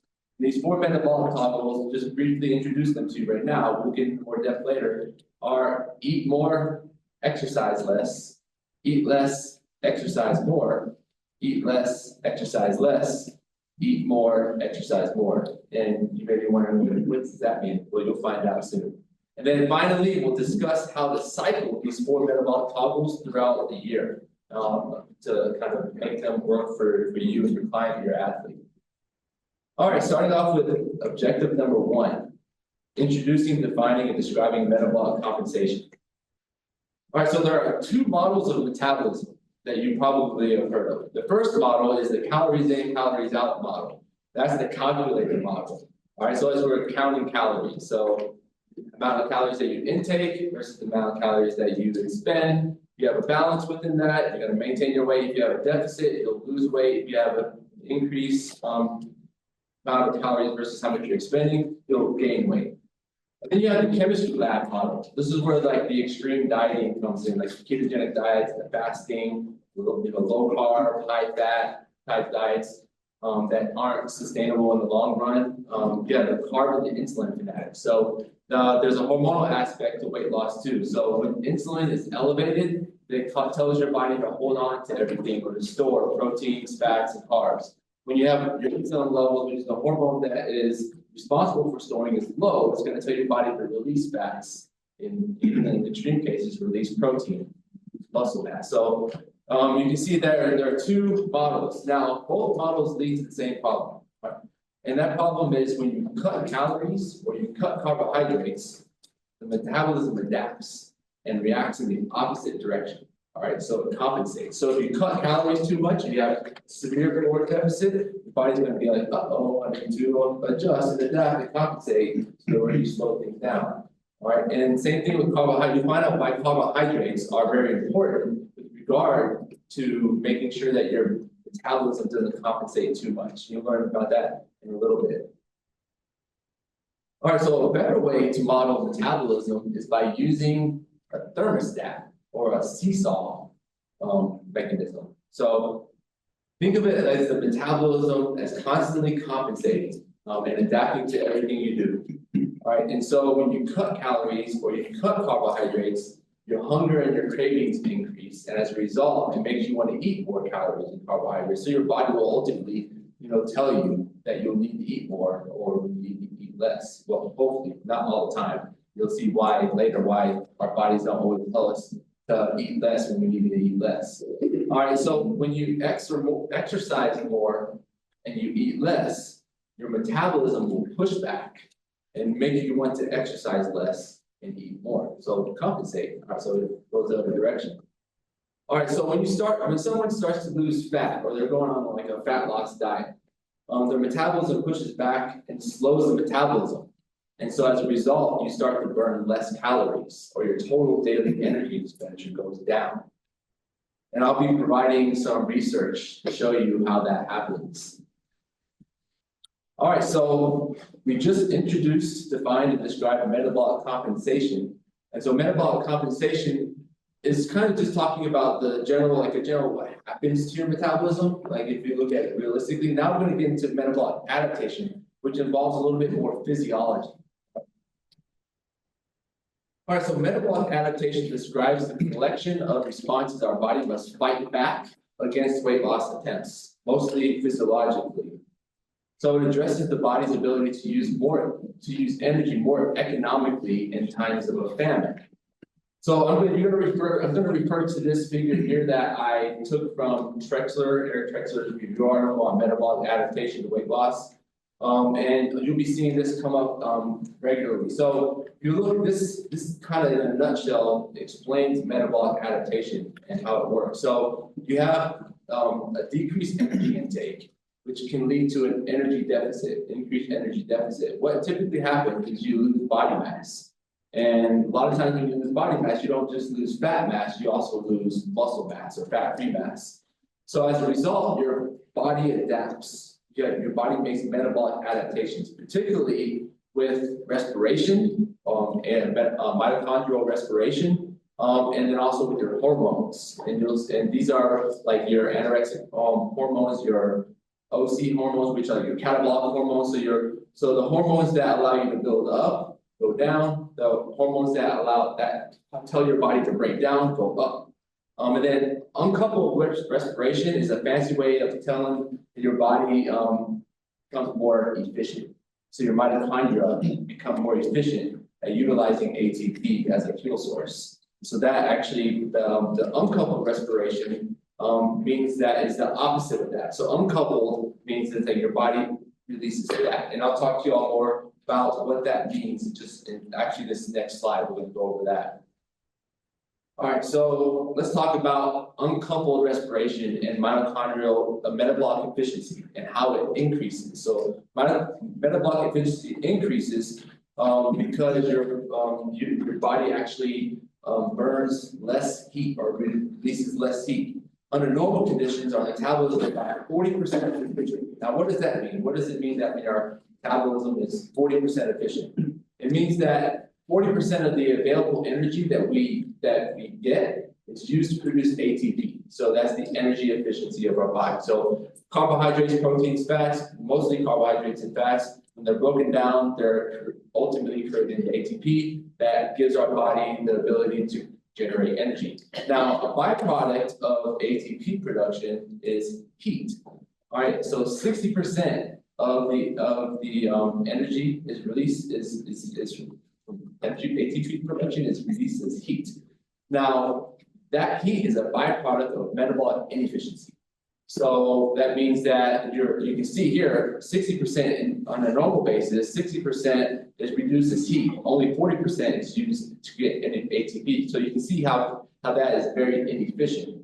Now, this metabolic efficiency increases in response to energy restriction. So when we restrict energy and we go into a severe caloric deficit, more ATP and less heat is produced. So our body actually becomes more efficient. So they kind of flip-flop. So now maybe 60% of the energy that we get is produced into ATP and maybe 40% is released as heat. Now, when you think of calorie burning, that's what calorie burning is. That's energy released as heat. It's not energy used to create ATP. So when you burn calories, that's that byproduct of heat, all right? Now, this adaptation occurs as a means of conserving scarce energy stores, or you may have heard of the starvation mode. All right, so in times of famine, when we don't have a lot of food, our body adapts, and it has to adapt and it slows down to be able to conserve. All right, so some other things that happen in our body is we have some changes in our hormones. All right, so the first hormone that changes, and not in any particular order, but our thyroid hormone, particularly T3, goes down. And as a result, this reduces your metabolic rate. All right, resting metabolic rate and basal metabolic rate. You have a hormone called leptin. Leptin also goes down, and this reduces your metabolic rate. It increases hunger, and it also affects numerous other hormones. As you'll see in just a little bit, I'll show you how leptin affects other hormones. Ghrelin is a hormone that increases hunger. So this is one of the few that actually go up. So this one in cortisol, as you'll see in just a bit, go up. So when ghrelin goes up, it increases the hunger, it makes you want to eat. Insulin goes down. All right, so this also increases hunger and it threatens muscle retention. Like I mentioned earlier, insulin doesn't just tell you to store body fat, it also tells you to store muscle. And if your insulin is down too much, and in chronic times, it actually can start breaking down muscle to give you energy. So there's an optimal time for you to release insulin, and that's post-exercise when you just depleted a bunch of glycogen out of your muscles and you did a hard workout. You want your insulin to go up so that you can store carbohydrates and proteins to build muscle. All right, testosterone goes down. This threatens muscle retention, reproductive side effects in males. Another thing that goes down is estradiol. This threatens bone health in women, particularly reproductive side effects. And then cortisol, which is the long-term stress hormone. Cortisol goes up. This blunts your leptin activity. It also causes you to hold on to water, which is why many people who are trying to lose body fat, they're in a severe caloric deficit, they get to a point where they're like, well, I'm not really losing any weight, but it seems like I'm gaining weight because they're retaining water from too much stress and too much cortisol. This also affects your appetite and your lean mass retention, possibly. So you see all these hormones that change when your body's trying to adapt based off of a severe energy deficit and when you're trying to lose body fat and weight. All right, so we introduced and defined and described metabolic compensation and metabolic adaptation. Now I'm going to introduce, define, and describe this thing called adaptive thermogenesis, which is mainly looking at the energy aspect, energy in and energy out, or energy expenditure. All right, so adaptive thermogenesis is the adaptive drop in energy expenditure resulting from a decreased energy intake, increased energy deficit, and or like a decreased body mass, like I showed you on that last figure.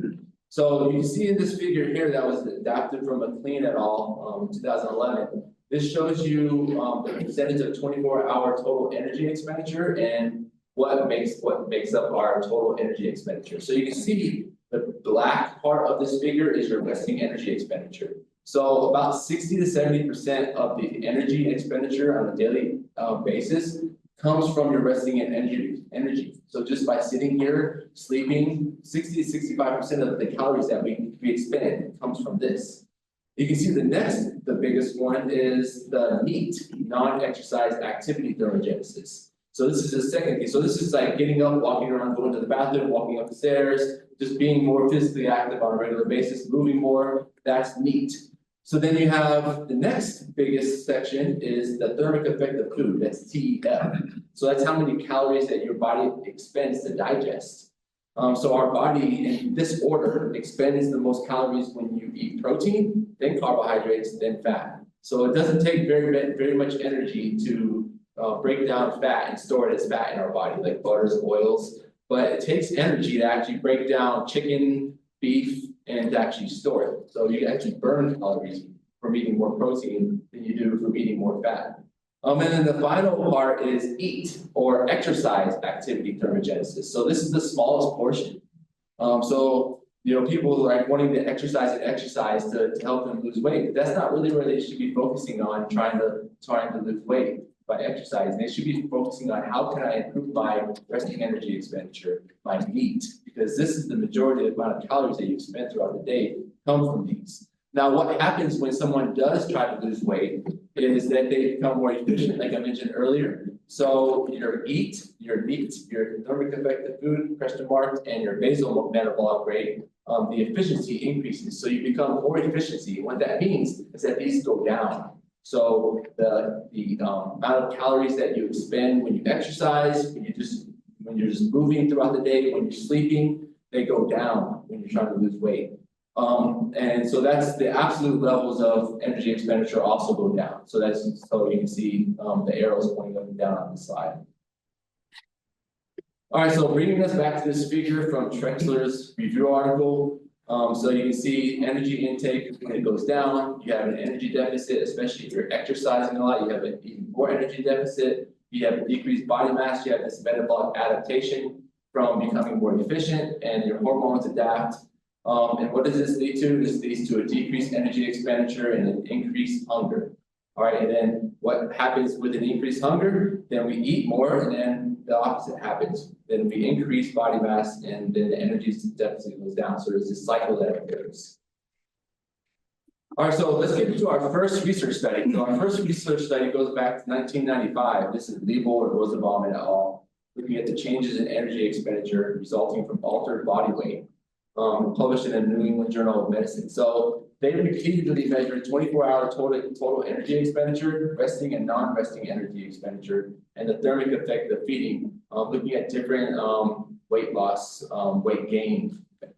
So they had 18 obese and 23 who have never been obese. So they had a combination of obese people, those who have never been obese, go on either a weight gain diet or a weight loss diet. So they were studied at their usual body weight for a week. They looked at their 24-hour total energy expenditure, and then they had some of the obese and some of the non-obese gain 10% by overfeeding. So they had them consume 5,000 to 8,000 kcals per day, 4 to 10 weeks. The reason why there's such a large range is because some people gain weight a lot faster than others. And so until they gained 10% of their initial weight, then they stopped. And then what did they do? Then they looked at their 24-hour total energy expenditure, the resting and non-resting energy expenditure, and the thermic effect of feeding. And then they had them go back down to baseline. And then from there, they had them lose 10 to 20% of their weight by underfeeding. So they had them go on an 800 kcal diet for 4 to 14 weeks. All right. And what did they find? So what they found is after the 10% gain, you can see that the total energy expenditure compared to what would be estimated went up by 500 kcals per day. Now, when they reduced their weight back down to baseline, you see it had a compensation effect. So it actually compensated a little bit and went back and actually dropped their risk metabolic rate. But then when they lost 10% of their initial weight, they actually, their resting metabolic rate or their total energy expenditure went down by about 300 kcals per day, and even after a 20% loss. So this is showing you that just by, gaining weight or losing weight, it can affect your body's ability to expend energy. And this is, in a nutshell, adaptive thermogenesis. So it's our body adaptive to burning calories throughout the day. Now, this is the slide I was mentioning earlier when I was talking about leptin and how important leptin is. Leptin, you can see is in the middle here. So when we lose weight or we're in this metabolic adaptive period where our body's trying to adapt from a caloric deficit, our leptin goes down. And this is mostly because we're losing fat and we're in an energy deficit, and also chronic stress and cortisol can also cause leptin to go down. Now, what does a decreased leptin result in? A decreased leptin results in a decreased thyroid hormone, decreased sex hormone and testosterone, like I mentioned earlier, increased hunger hormones, ghrelin. You have a decreased non-exercise activity thermogenesis, total daily energy expenditure.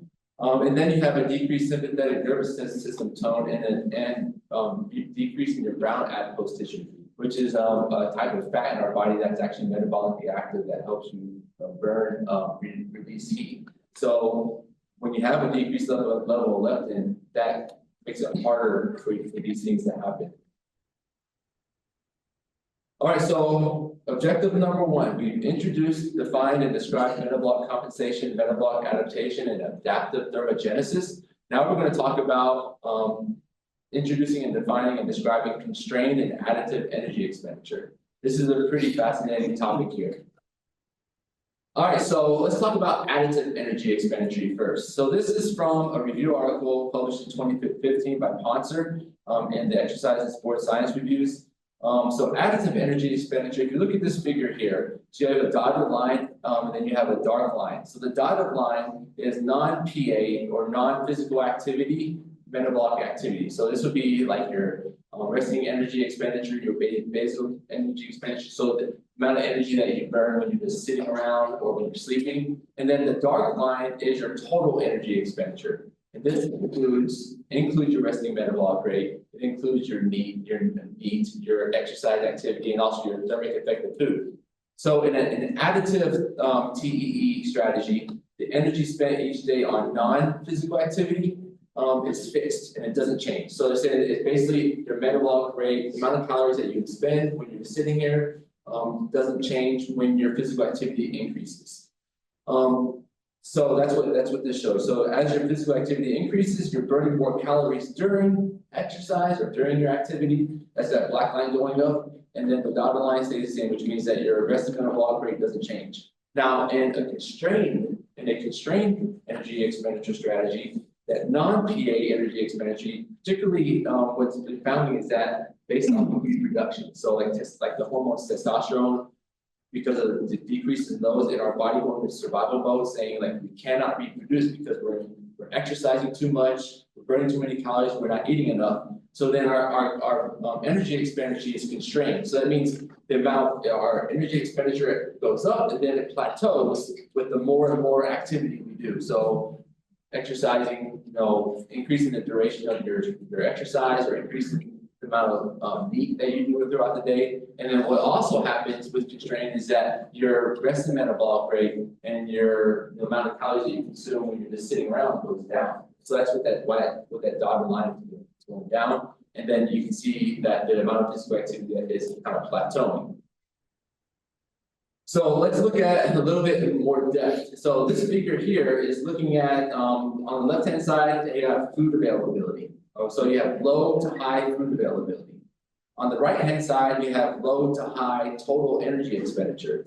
On the top part of the graph, you have large body size and small body size. And on the bottom part of the graph, you have low physical activity on the left and high physical activity on the right. I'll explain to you how to interpret this figure right now. All right, so if you see highlighted here, these are populations in low physical activity and high food availability. environments where there's a move less and eat more, or eat more, exercise less. Like in zoos, the animals that are put in zoos where they're fed a lot, they don't move a lot like they normally do, or like in westernized civilizations like North America or here, where we have unlimited access to fast foods and processed foods, but we're sedentary. All right, so this, so then we achieve a larger body size, right? Obesity leads to obesity or a positive energy balance. All right, on the flip side, on the opposite side, you have populations in high PA or high physical activity with low food availability. These are like the animals in the wild or the hunter-gatherers in Africa. And this is where they're moving more, but they're eating less, or they eat less, exercise more, which you'll see later. And they achieve smaller body size. And so there's a negative energy balance. And then you have populations in high PDA or high physical activity and also high human ability, so like athletes who eat like they should, where they eat to fuel their physical activity, or farmers who do a lot of physical activity, but they make sure they eat enough to refuel. This targets a higher total energy expenditure and a smaller body size and a stable energy balance. Okay? So you'll typically see this constrained energy expenditure occur in that middle part. So it occurs in this population right here, hunter-gatherers, where there's a high PA, low food availability. All right, so let's look at how this constrained energy expenditure is related to exercise efficiency.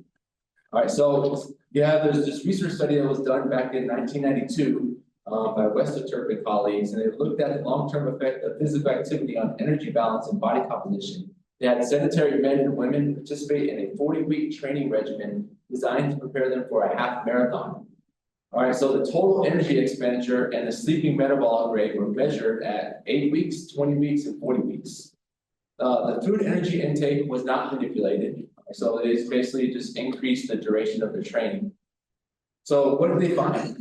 Well, they didn't report these figures in the original research study, but they showed these figures in a later article that they wrote in 2018, a review article. And they showed on the left figure, you can see the training distance and then the training time. So you can see on the training distance, as the training time went up, they increased the amount of distance that they did because they're training for running 13 miles approximately. All right, but on the right graph, you see the physical activity level. So their physical activity level initially went up within the first 10 weeks, but then it plateaued. Even though their physical activity level from exercising went up, so then what do you think went down? Their NEAT.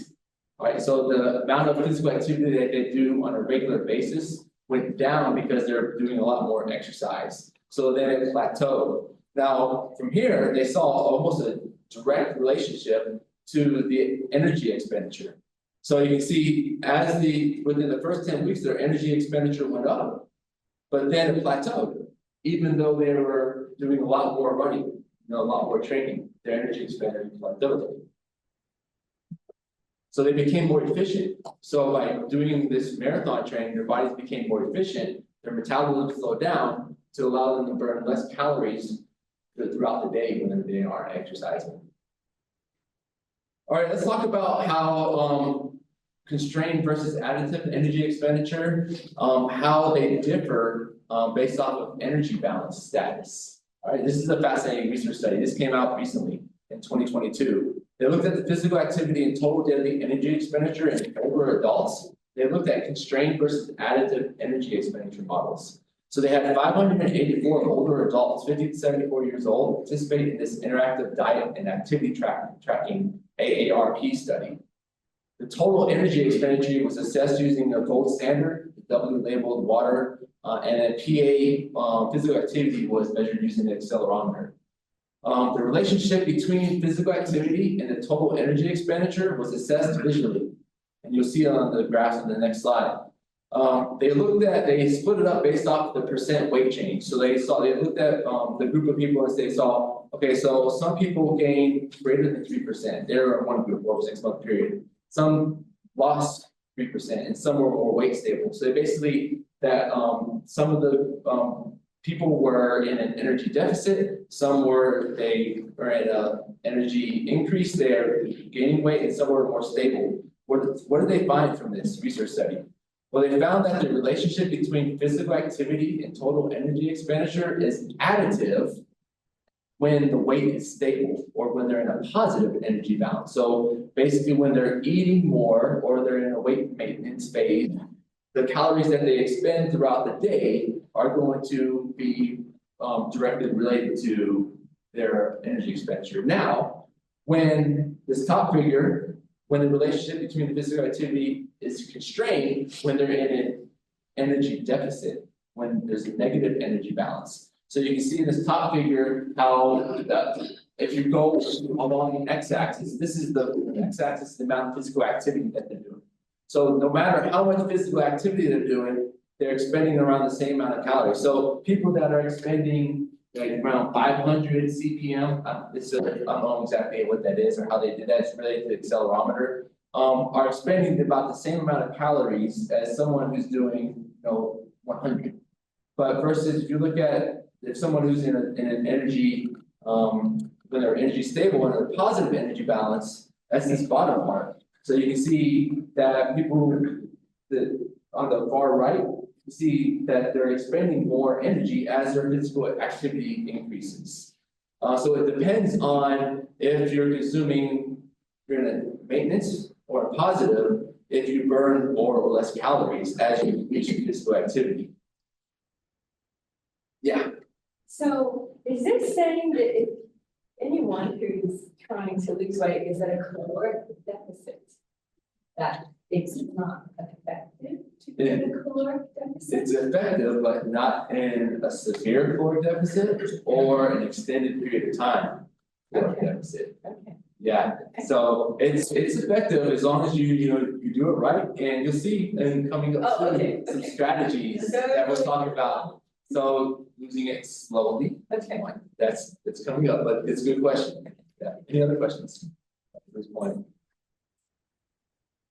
Kenny, how am I on time? Because I didn't take note of when I started. Well, we started like, so, how much time you need? I'm not sure. I'm about halfway through probably. Okay, so about another 20 minutes or so. We'll see. Yeah, well, I want to get to the practical application part. All right. So you gave me some. This is kind of like the brief intro to research evidence showing how our metabolism adapts. Right. All right, so we just finished objective number 1. All right, so that's where we're introducing we introduced, define, and describe metabolic compensation, metabolic adaptation, adaptive thermogenesis, and then finally this constrained additive model. Now we're going to get into answering your question. All right, so objective number 2. We're going to provide practical and useful evidence-based solutions to prevent metabolism from compensating and adapting. And the first one we're going to talk about is avoiding rapid weight loss. All right, so here's this figure again. All right, so this is the metabolic compensation figure from Trexler's review article. So one of the strategies they provide in the review article is small incremental dietary adjustments. All right, so Helms and colleagues published a review article on evidence-based recommendations for natural bodybuilding contest preparation. They talk about nutrition and supplementation, and they found that it's better to lose weight slowly when you're trying to prepare for a contest for bodybuilding. As you know, bodybuilding, you're trying to get as lean as you can, trying to get as cut as you can. And they found that through their research that losing it slowly is better. So they recommend losing 0.5 to 1% of your initial weight per week. So we've always been told 1 to 2 pounds per week, but that's just an absolute amount. It's better to do it relative to your initial weight because people who weigh more, who have more fat, it's okay for them to lose fat faster. But those who don't have as much fat, you don't really want to lose a lot of fat or be in a big caloric deficit because you're more likely going to lose muscle at the same time as you lose fat. So that was a good way. That's just a simple, easy, just lose it slowly. All right, avoid rapid weight loss. Number 2, cycle your diet. So I'm going to spend a little bit of time on this one, all right, on cycling the diet and how this can be an effective strategy. All right, so this is the second strategy they talk about in the review article is periodic refeeding. So that's one way, refeeding every now and then. Alright, so this is where I could probably do a whole entire presentation just on this. That's why I just cite these research studies and I don't go into detail about them because I don't have time to go into detail about them. But there are several research studies that have shown that refeeds, either 2 to 3 days per week, and diet breaks, 1 to 2 weeks at a time, may help attenuate the effects of metabolic adaptation. Alright, what does that mean, attenuate? That means prevent your body from, decreasing the rest of the metabolic rate, or your hormones from going down, your leptin from going down. Some studies have shown that the best way to do this, when you refeed, make the majority of your calories come from carbohydrates. Because carbohydrates will increase your leptin, and as a result, that'll tell your body to not adapt like I was showing you earlier, make those negative adaptations, I guess, to your hormones, into your metabolism. And so when you do a refeed, make the majority of your calories come from carbohydrates, decrease the amount of dietary fat that you intake, just keep it to the essential fats like omega-3s, omega-6s, and then keep your protein intake up too. All right, but when you do refeed, make the majority of those calories from the refeed come from carbohydrate sources. All right, now this is a hot topic. A lot of y'all probably know about this, time restricted feeding and intermittent fasting. So is time restricted eating a practical and useful evidence-based solution to prevent metabolism, complicating and adapting? Yes and no. All right, so when caloric intake is tightly matched, time restricted eating is effective is as effective as standard eating for weight loss. Now, just if you don't know what time restricted eating is, typically, if you look at the evidence, the research out there, it's like a 16-8 window. So you're fasting for 16 hours and you have like an 8-hour window within the day. So it's different than intermittent fasting. Intermittent fasting is where you have like 5 days where you're eating, 2 days when you're fasting, or alternate day fasting where you fast on one day, you eat on another day. So there are a lot of different ways to intermittent fasting, but time restricted eats where on a daily basis, you're limiting the amount of your caloric intake to a window. Typically it's like an 8-hour window, again, between a 4 to 8 hour window. They show that there really isn't like a difference in, it doesn't really affect your total, like your resting metabolic rate or your total energy expenditure when compared to a standard diet. As long as the calories, you get enough calories, so within that window. But what typically happens is that when you do time restricted eating, it actually causes people to just naturally consume less calories. Because when they are in that window, it's hard for them to eat a bunch and they feel full. So they're not going to eat as much because they'll just feel bloated. So naturally, what research has shown is that time restricted eating helps people eat less when the caloric intake is not matched. So when they don't match, you just have people go on a standard diet versus people going on like time restricted eating. Time restricted eaters tend to just eat less naturally than standard diet. Now, resistance training with time restricted eating is a viable strategy to help stimulate and maintain a variety of adaptations, and it could help prevent you from losing muscle when you're in time restricted eating. Maine, you probably saw him earlier, Zachary Maine, he and I wrote a review article that was published just this year on time restricted eating and resistance training.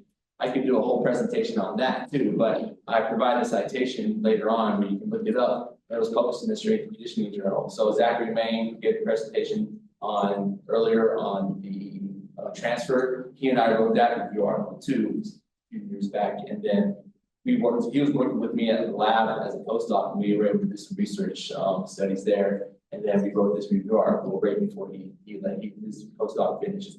So take a look at it if you have time. A lot of good stuff in there on like how like practical applications on if you are doing time restricted eating, how resistance training can be beneficial and how you want to kind of time your eating around resistance training. Like I said, I could do a whole presentation on that. Now, this is the flip side. All right, so it seems like it's beneficial. However, these minor benefits, there may be slight benefits to time restricted eating when it comes to weight loss. It makes it harder because you can't get as much protein. It's hard to get all the protein that you need to be able to when you're on a caloric deficit. Because you'll see that one of the things that you want to do is you want to increase your protein intake when you're in a caloric deficit. So that is the third strategy. So eating sufficient amount of protein. All right, so protein is more satiating, like I mentioned earlier. It's more satiating than carbohydrates and fat. It stimulates dietary induced thermogenesis to a greater extent than carbohydrates and fats. Higher protein diets may increase total weight loss and increase percentage of fat loss, research has shown. Higher protein in diet may limit weight regain after weight loss because it favors the retention or accretion of fat-free mass at the expense of fat mass at a similar physical activity level, and it also reduces the energy efficiency with respect to the body mass regain. So this is all taken from a review article done in 2008 on protein, weight management, and satiety. So now, how much protein? Well, Helms et al. Published a review article with bodybuilders on the contest preparation. And as you know, they're trying to get as ripped as possible, as lean as possible, but they don't want to lose muscle mass. They found that if they get 2.3 to 3.1 grams per kilogram of protein a day, that actually helps them maintain their muscle and lose fat at the same time. Now, the total amount of fat calories should be about 15 to 30% of your total energy intake, and then the remaining should come from carbohydrates. So it just shows you the importance of getting enough protein in your diet. Now, you have to know your lean body mass for this formula here, but typically, if you're using like your body weight, 1.6 to 2 grams per kilogram of body mass. But it is a better, if you do know your lean body mass, to use your lean body mass to gauge how much protein you should intake. So making sure you're getting enough protein when you're trying to lose body fat is very important to keep your metabolism from adapting. All right, so there's a research study that was done in 2010 looking at increased protein intake and how it reduces lean body mass loss during weight loss in athletes. So 20 young, healthy, resistance-trained athletes they had in this research study. They examined their energy expenditure for 1 week, so their total energy expenditure. They continued their habitual training throughout the study, 4 to 5 days per week, or they trained 330 to 360 minutes per week. But they are fed a mixed diet for 1 week, so 15% protein. Following 2 weeks, they are fed a hypocaloric diet.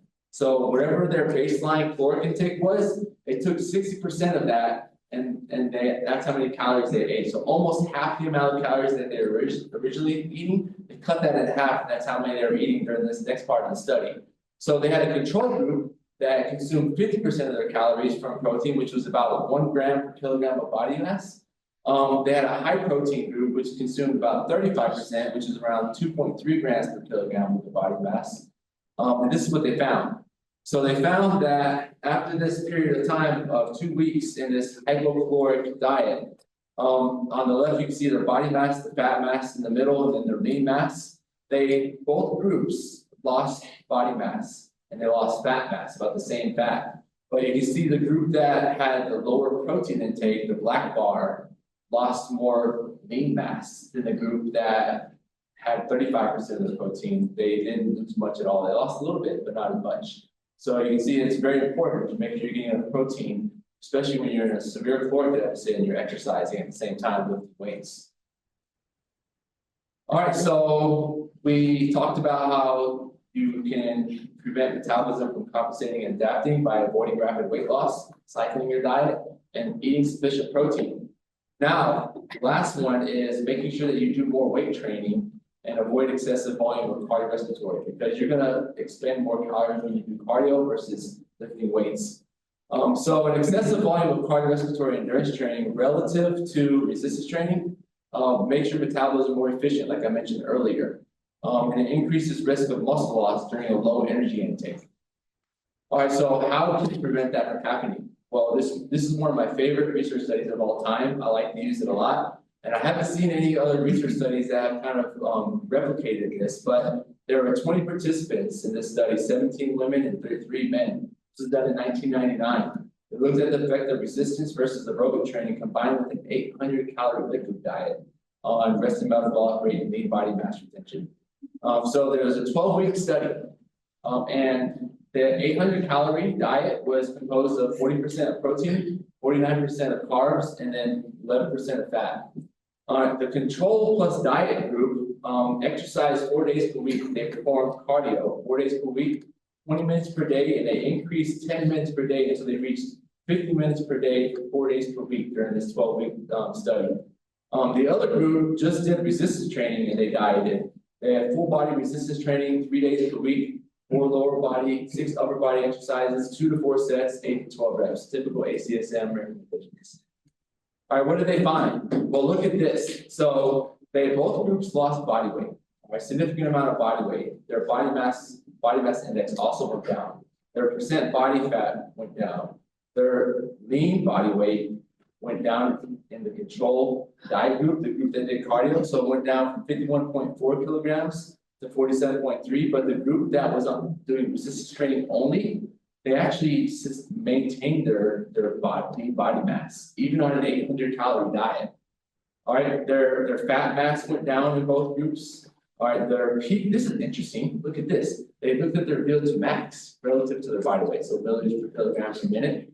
And the group that did resistance training increased their VO2 max from 21.7 to 27.4, even though they didn't do cardio. And most likely probably mostly related to their loss in body fat and their maintenance of their muscle mass. Because VO2 max relative, I'm not sure what their absolute VO2 was in liters per minute, but the relative went up. All right, the treadmill time to fatigue didn't really, it went up a little bit in the resistance training group, but not as much as the other group, which makes sense. They weren't specifically trained to improve their endurance. But look at this, rested metabolic rate, kcals per day, went down in the cardio group, and it went up in the resistance training group, even in their caloric deficit, 800 calories per day diet. So, do you want your athletes? I guess it depends on what you're training. Do you want your athletes or your clients to look like this, or do you want them to look like this? All right, so it's not necessarily always about how you look, but I can tell you that these athletes on the left, their metabolic rate is all whacked up. All right, because they're doing a lot of running, they're training for that marathon. They're very efficient at using energy. But if they stop doing this and they start eating a lot, they're going to gain fat. On the right-hand side, these sprinters, they probably do hardly any cardio, mostly just sprinting. They're probably eating a lot more than these too, even though they're not running as much. And look at their physique. So this is what more resistance training and less cardio does. All right, so when you're trying to help your clients lose body fat, it's better to do more resistance training, less cardio. If you're going to do cardio, keep it to less duration, higher intensity. Yeah, I was thinking, given your comparison here, instead of cardio, would maybe interval training be a better alternative? That's what I just mentioned. Yeah. So high intensity interval training is very effective. So don't focus on duration of training. Focus on progressive overload, like you would for resistance training. All right, so from 1 week to the next, I'll just give you a practical example of what I'm doing right now with myself. I only get like 1 or 2 sessions in of cardio a week if I can. And it's mostly like 25 to 30 minutes of high intensity interval training on the stair rail in my gym. But I try to set a new record every week. So I'm doing this really cool type of interval training called high intensity decreasing interval training, which you should check it out. It's really fun. You start out with 3 minutes, all like at like 100% of your velocity for 3 minutes, then you cut back at 1.5 minutes, at 50% of that, and you go 2 minutes, 1.5, 1 minute, 30, then 40, 20, 30, 15, 20, 10. It's about 11 minutes, but it allows you to keep your VO2 max up at a high level. And what I do is that once I can get to that entire 11 minutes at whatever workload, I increase the workload. And so I just focused on progressing my intensity. I'm not burning as many calories, but I'm enhancing my ability to burn calories at rest, while at the same time not breaking up my metabolism by burning and spending too many calories. So yes, to answer your question, I would encourage when someone's trying to lose weight, just walk more. Don't try to train for a marathon. Do high intensity interval training and lift with weights to increase your muscle mass. All right, so we just finished objective number 2. This is the cool stuff coming, even more cool stuff coming up now, the objective number 3. The objective number 3, it talks about the 4 metabolic toggles. I'm gonna first introduce and define them, and describe them to you, and then we'll go over some, kind of how to manipulate them throughout the year. All right, so let's talk about the eat more, exercise less, and the eat less, exercise more. These are the ones that you don't want to do a lot. All right, you don't want to be on these eating styles for a long time. These are maybe you want to do every now and then, because the eat more, exercise less. This is kind of the typical Western style of eating, where we're not exercising, we're eating too much, triggers more cravings because when you eat processed foods, your body's gonna want to crave more processed foods, sugars, fats, and things like that, candy bars. When you eat one candy bar, you want another candy bar. So by eating more and exercising less, it actually makes you want to eat more, which doesn't make sense because you think if you have enough calories and you're not exercising, you wouldn't need to eat more. But our bodies do weird things and they tell us to eat more when we shouldn't. This is the least healthy, most risky. And so it increases your risk for cardiovascular disease, diabetes, fat and muscle gain. You tend to gain muscle and fat, especially if you're lifting weights. There's a large calorie spread throughout the day. People are eating a lot throughout the day. Now, with the eat less, exercise more, that's the flip side. So that's where you're doing a lot of exercising. These chronic dieters who think they can, they're trying to burn a bunch of calories, but they're eating like a little bird. All right, they're just eating very little calories in a severe caloric deficit. This increases hunger cravings, but then they don't listen to their hunger cravings. They continue to be on this severe caloric deficit. They have fat and muscle loss. And there's also a large calorie spread, but more frequent eatings with very small calories per meal. You have large metabolic compensations from this style of eating. It relies heavily on willpower. Unnecessary food eliminations. So when you're on extreme diets where you're eliminating food groups, this typically happens, and often causes weight gain rebound. All right, now let's look at the 2 healthier toggles. All right, the 2 healthier toggles are eat less, exercise less, eat more, exercise more. All right, so with the eat less, exercise less, this stabilizes your hungers and cravings. This is most in line with human ancestry, so the hunter-gatherer, except the hunter-gatherers move more, so they move a lot. So they tend to have metabolic compensations, but they also don't eat a lot, so their body's going to stay lean anyway. You have a deficit through food versus exercise. This keto and fasting work well here. So if you're on a keto diet or a fasting diet, this works well as long as you stick with this. All right. Lots of movement, but little exercise. And there's a wide range of food choices. So just eating mostly food, not too much, mostly plants. From Michael Pollan, one of my favorite books, Eat in Defense of Food. All right, it stabilizes, so they eat more, exercise more. So these are those athletes who do it right. All right, when they're doing a lot of expending a lot of calories, this stabilizes their hunger and cravings. If they're eating enough based on how much they're expending, they have a deficit through exercise. So you're actually making this deficit through exercise versus through your eating. Your food fuels your performance. You have a wide range of food choices. Can be used for gaining muscle. So if you're trying to gain muscle, using this toggle is really good. So these, just to let you know, these toggles are taken from Jay Tita, really fascinating individual. I've really enjoyed reading his stuff. I do give you the research. I mean his websites where you can read his articles, but he cites research and stuff. A lot of the research that he cites are some of the research that I went over with you all today. But I really think what he has come up with these toggles are really, I like them a lot. All right, so I just introduced and described these 4 metabolic toggles. Now let's talk about how to cycle them throughout the year. All right, so with the eat more, exercise less, and the eat less, exercise more. So when you're eating more and you're exercising less, you want to do this when you have a cheat meal or a refeed, or you're recovering, or during a holiday, or during a cyclical dieting period when you're doing like a diet break. All right. You want to limit it to 4 to 7 days. All right, so you want to eat more, exercise less for 4 to 7 days. And this is good to do maybe in the late fall. you're preparing for winter, get a little bit of winterage on you, preparing for that, kind of holding on to that fat. It's good to do around that time of year, which is right around now, or I guess we're early fall now. Now the eat less, exercise more is best for active vacations, brief cuts, and cyclical dieting. It's best limited to 1 to 4 weeks, like if you're trying to cut for a competition, doing for a bodybuilding competition would be good, when you eat less, exercise more. I will still recommend exercising more coming from resistance training.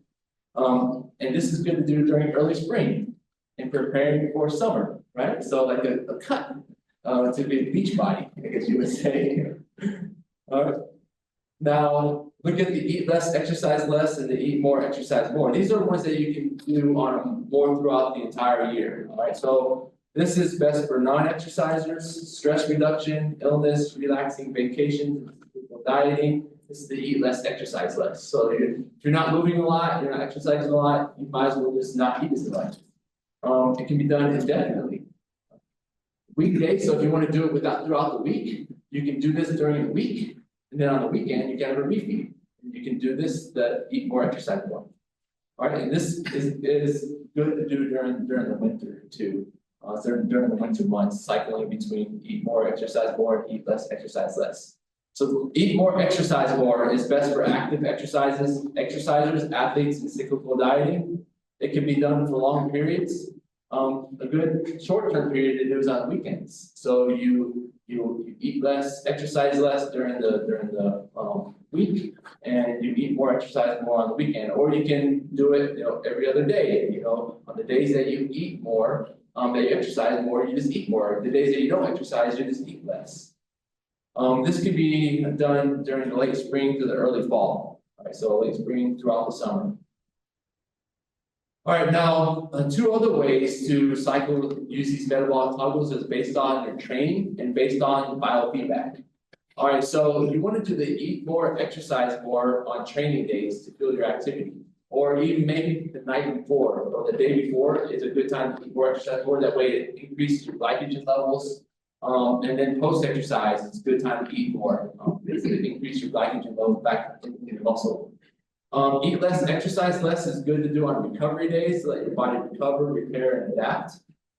Now, eat more, exercise more is also good to do during heavy training blocks. So if you're in a block of training where you're doing a lot of heavy training, maybe like during the off season, or even in season, depending on your sport, you may be doing more training or less. Eat more, exercise more, and then eat less, exercise less during those training blocks, like when you're in recovery on a deload, maybe a deload week. And when you're not exercising or doing as much volume of training, which is I recommend for those strength and conditioning coaches, have some deloading every now and then to prevent your athletes and clients from overtraining. All right, so then the other way that you can toggle these metabolic events is based off of biofeedback. All right, so you can switch the protocols based off of this thing called SMEC. I adapted this from JT, I really like it. So when your SMEC is out of check, all right, so that's your sleep, your hunger, your energy, your movement, your cravings. So if you're not sleeping a lot, you're hungry a lot, your energy levels are down, your moods, you're grouchy, you crave foods, this is your body to eat. All right, don't force your body to continue to be in a caloric deficit. It's going to make it harder for you to, drop that weight, keep that weight off. All right, switch protocol when results stop. So if you get to a plateau, switch it up. All right. Switch protocols when you're bored. So if you get bored of eating, which typically happens like during a keto diet, it works, keto works, but it's not very sustainable. Research has shown you can stick with it, but it's hard to stick with it a long time because you're bound to, eat carbohydrates. And if you eat more than 10 grams or 20 grams of carbs, you're out of keto. So if you're bored, listen to your body. Eat a candy bar, eat some cake. If you're bored of eating limited calories. No. All right. All right, this little thing pops up. There we go. All right, so in summary, we introduced, defined, and described metabolic compensation, metabolic adaptation, adaptive thermogenesis, constrained and additive energy expenditure. I provided practical and useful evidence-based solutions on how to prevent your metabolism from compensating and adapting by avoiding rapid weight loss, cycling your diet, eating sufficient protein, and doing more resistance training versus cardio. If you do cardio, mostly high intensity interval training with less duration, high intensity. Research has shown if you're wanting to improve your VO2 max, the most important variable is intensity. All right, so and then finally, we apply those evidence-based solutions using the 4 metabolic toggles. You eat more, exercise less, eat less, exercise more, eat less, exercise less, eat more, exercise more. And we discussed how you can cycle those throughout the year, even during the week. All right, so sorry, I didn't know what time it was, and I knew I had a lot I wanted to get through, so I kind of rushed through that last part, so I apologize if it was a lot. But here are all my references, so here, 1 page, 31 references, plus some just basic, some website I used now preparing this. So now, if there's time, Kenny, I'll open it up for questions. Yeah. I have a patient who does eat more, eat less, but takes other. Eat more, which one? Exercise more, eat less? The EL. So you're exercising more and you're eating little. That's a medication for, remind me what that one is? Oh, like a big GLP inhibitor? Yeah, GLP. Yeah, I don't, that's, I realize that's good. Those are relative, they've been out for a while, but research is just kind of getting hot on them. That big stuff. Oh man, that's, are you monitoring her progress? Are you able to look at her metabolic rate? She just started. She likes to eat more. Yeah, but she She's exercising less. Oh, okay, but she's exercising less. So she's even more exercising less. Okay, but she doesn't like lift weights either? that offset the effects of avoiding excessive weight loss because she eats more protein. That's a great question. I really don't know. Not sure. The GLP inhibitor, so glucagon like peptides, so that has to do with glucagon. I'm trying to just think about how the mechanism works now with those embed. So it does, I think it does something with your body's ability to releases things. So like a peptide. Yeah, I'd have to think about that. I don't know the answer to that. I'm sorry, I don't have it offhand, but I can figure it out. But I would just be cautious in general with the meds you are taking, things like that. They've been found to be effective, but encourage them to not rely on that. Encourage them to rely on doing more natural things like what I talked about in the presentation. I know you can only do so much, you have to stay within your scope of practice as a personal trainer, but definitely encourage, if she can, to eat more. I would recommend she minimize her dietary fat intake. So if she's eating a lot of protein, that's good. And it's just have her eat as much carbohydrates as she needs to fuel her activity on a daily basis. And then minimize her added fats, like from butters, oils. Dietary fats like to be stored as fat very efficiently. So everybody thinks that a calorie is a calorie.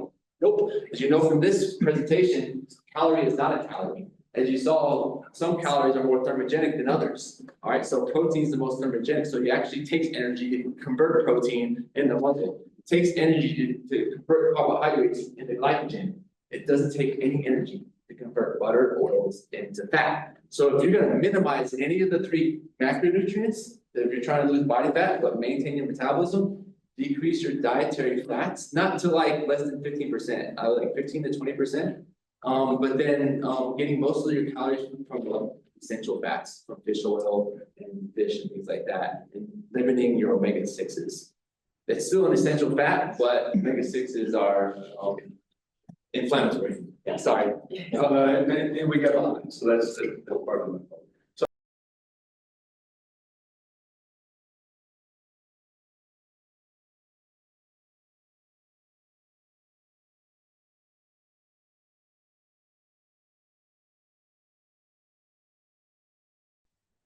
Hi, my name is Veronica Castillo. I want to thank Jenny for inviting me to speak with you all. I was here last year, and this is a lot more body than last year. I think there were 7 physical people here last time, maybe? Something like that. 7, yes. Yeah, so this is nice. I was worried I was going to be talking to maybe like just 2 other folks. So today I wanted to present on the behavior-based nutrition model in the commercial space, so in the fitness industry. And then how we apply nutrition principles to humans. Nutritional science, while it's very vast when it comes to changing our nutrition habits, it's pretty cut and dry, especially if you're working with athletes.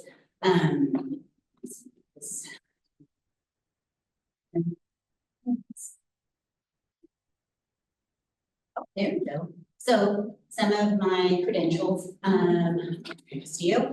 I am a registered dietitian nutritionist, and I'm also a licensed practicing counselor, which just means that I have a master's degree in cognitive behavioral therapy with a focus on behavior modification, focusing on eating behavior and changing habits. I am a certified health education specialist, but I started back in, olden days as a certified personal trainer in the gym space. And I've been massaging my way through all of those qualifications. So by and large, I've been trying to find this secret equation to what is health? How do you optimize people's health? Is it through just getting jacked and tan? Is it through nutrition? Or is it through tissue recovery? Really, it's all of it. What should I do? Okay, there we go. I am, oh no. Here we go. I think that's messing up. What's it called? Is this better? Can I do it this way? It's up to you. There we go. I'm not a technological gal. Okay. So I'm a part of a local athletic performance training facility called Pathway Ready. 2 of my teammates are here, our head coach, Rob Wilder, and our doctor of naturopathy, Alec Gallegos. This is pertinent, just segueing into the next thing. We start with kids as young as 6 years old to teach them to train for fun. If you can enjoy training, then you're more likely to keep on with it, yes? Then we move them into our juniors at 9 years old. They're training to learn proper movement mechanics, how to land, how to turn safely, and not to hurt injury. With our youth athletic college pros, they're training to win. They want to play at the next level. They're just very competitive. This is probably our easiest population to work with because they have the motivation, the discipline, and a purpose. And then we have our adult fitness, train for life, running around with your kids, picking up a case of Costco water, and then wellness, train to last. If you fall, you can get back up. Next.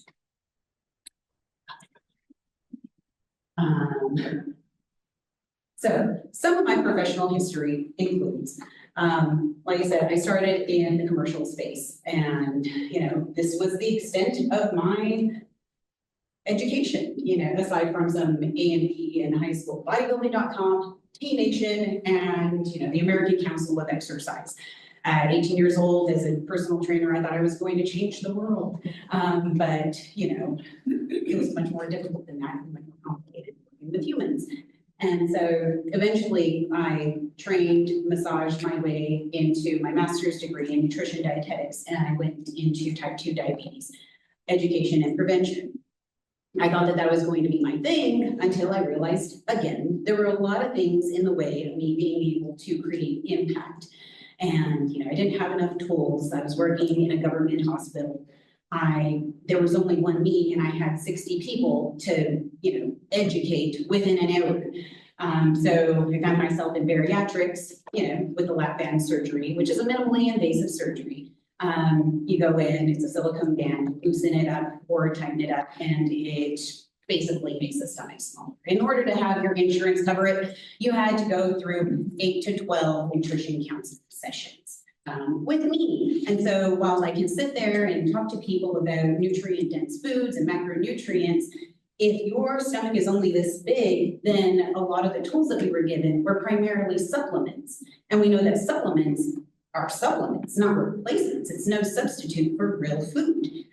So again, did that one. So pediatrics, it was, okay, this is the future, kids. Well, after I learned that the 8, 10, 13-year-olds aren't doing the grocery shopping, it's actually the parents. So trying to do some patient education, kids are excited to do it, but the patient's parents, it can only go so far, right? And so I found myself in the private sector, and now I'm in this multi-generational gym where I have the ability to work with kids as young as 6 years old, all the way to end of life. We truly are cradle to the grave. And I found that, oh my gosh,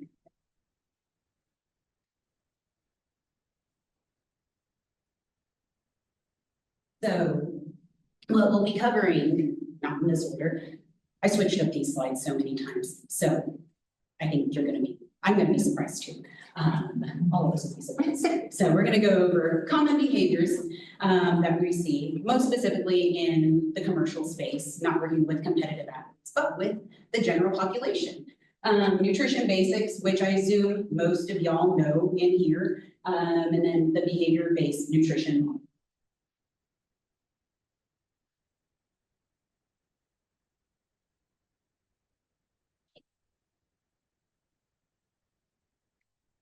So typically, this is what we're going to see in terms of the people that we work with and why they're going to come to you. They're going to come to you because they want to lose weight, they want to fit into a specific outfit, they want to get jacked. They are going to go on a vacation with their family, revenge body, those kinds of things. In my opinion, getting healthier is the fortunate byproduct of all of these things. Yes, we want to lose weight and all of that, but we know that if we change our habits, the fortunate byproduct is the weight loss, and we can reduce those medications that most people are on. Do you think an arrow would work on this?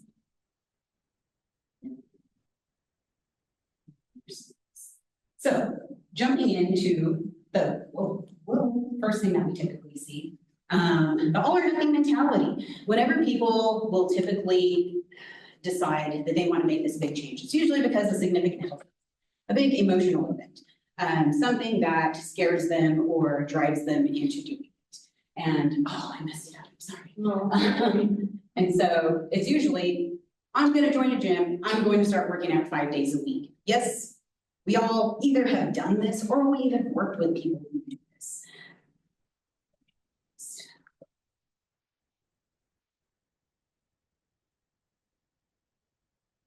Okay, and then in comes, I'm going to start a diet. We see these in juice cleanses, the shakes that rhyme with Sherba Life, carnivore diet. My cousin's dad's brother lost 15 pounds on, keto. And then the inevitable, like my father-in-law, the punch in the face, is I stopped eating sugar, which, we know that these things can work, but this is where diet culture perpetuates. This is actually a photo of one of my girlfriends who was in the nutrition program with me. She said this to me. She had, her labs didn't come back looking so hot. And so she was like, I'm ready. I'm going to do this. This is my first week. This isn't bad. This is all real whole food. But she also has 4 kids in 4 different sports with their own activities and agenda. It took her 2 days to make this happen. And with no help from her husband, which is okay, but it's no jabs at the guys, maybe not. But it's, is this sustainable? Maybe for a week or 2, but we also have to take life events into account. So I had asked her, what's your plan? What are you gonna do, man? Like whenever it's time to keep doing this, or what if, holidays come around, just, I got it. I'm sick and tired of, being sick and tired. Cool. So next, we always see these things, the water bottles with positive affirmations, which are really good tools. But if we look at it, it's, I'm going to start drinking a gallon of water. That is the common, theme. I'm going to start drinking a gallon of water every day. But I think as of July 2024, the average American's only drinking 44 ounces of water a day. That's nothing. And so to go from 44 ounces to a whole gallon, you're going to spend more time in the bathroom than you'd like to. And so this is not certainly a progressive model. Good intentions all the way, But we have to find a way to encourage people to make this happen a little more progressively and realistically. With the all or nothing mentality, we will typically see the first drop off in 3 weeks. Then we'll see the second drop off in 6 weeks. In that first 21 days, we can make changes to our habits, no doubt about it. But usually that first 3 weeks is because there's a lack of structure after it. There wasn't a plan for after it. And then there's a lack of consideration for life events and just general demands. You know, my kids' 35 soccer practices that I have after I come home from work, those kinds of deals. And then 6 weeks is typically where your body is giving you a physiological response that, listen, you haven't been using salt, you haven't been eating sweets, and that booze that you usually have every weekend, it's going to give you some, because it's going to give you a little bit of feedback on that. Because you just haven't been your deprivation diet. And these are just the common patterns that we observe. So with that, Would you like me to sit up there for you? that would be awesome. Thank you. Of course, of course. It's cords scare me. So whenever you're ready, I'll pause. Okay, thanks. Or I'll go. Yeah, I don't know. So how do we make these things happen, given that we have careers, we have families, we have our own activities, our kids' activities. If you have friends, then you have a social life. Must be nice. But we also have to take in consideration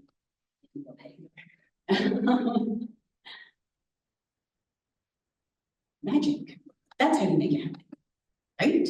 No, and then that's what people want you to think. Just kidding. Yeah, yeah. It's, but I mean, that is, most people, they want the magic pill, they want the solution, and it is relatively easy to make happen. Like I said, nutrition principles are simple. We, as you've heard in other places, it's calories in, calories out, you know, your input versus your output. But that does not account for people's natural behavior or their biochemistry. So we don't even factor in, you know, special populations. So this is the old formula. This is what we will usually see. People go into a gym. They will hire a weight loss coach. They'll go into a weight loss clinic, whether it's a medical weight loss clinic or not. They'll pay a trainer or they'll follow an influencer on the socials. It's credible. They will hand out numbers in terms of their BMR. They'll put them immediately on a deficit. And then they'll tell them chicken, broccoli, rice until you die, a gallon of water. And then in terms of behavior, you know, resistance training 3 to 5 times a week, or enter my 21-day challenge. The 21-day challenge is not terrible, as long as you have a plan for after that 21-day challenge, because that's typically when we're going to see people fall off. So the formula for this, you're seeing people following ratios first, so numbers, content, and behavior. You're giving people numbers, not even based on understanding what their biochemistry is capable of. Nothing in terms of their hormonal adaptation or capability, and then just their lifestyle.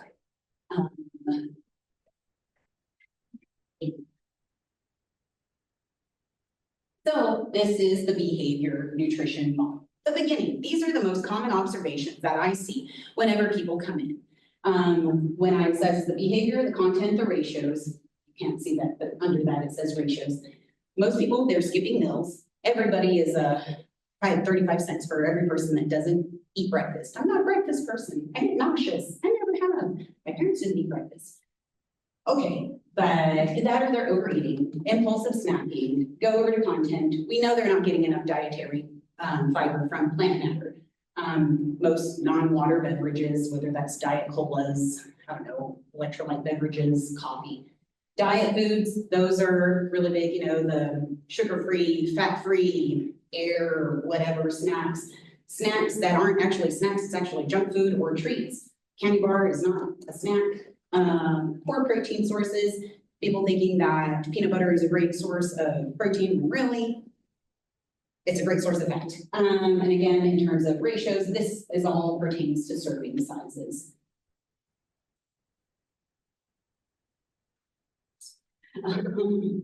And so ideally, we would like to see people get to eating regularly, regular fiber intake, and then some relative portion control. And so it's not to say we have to give up chips or anything like that, because if you look at our life, we are sensory beings. If food wasn't meant to be enjoyed, we wouldn't have taste buds. We wouldn't be able to see it and find it visually appealing.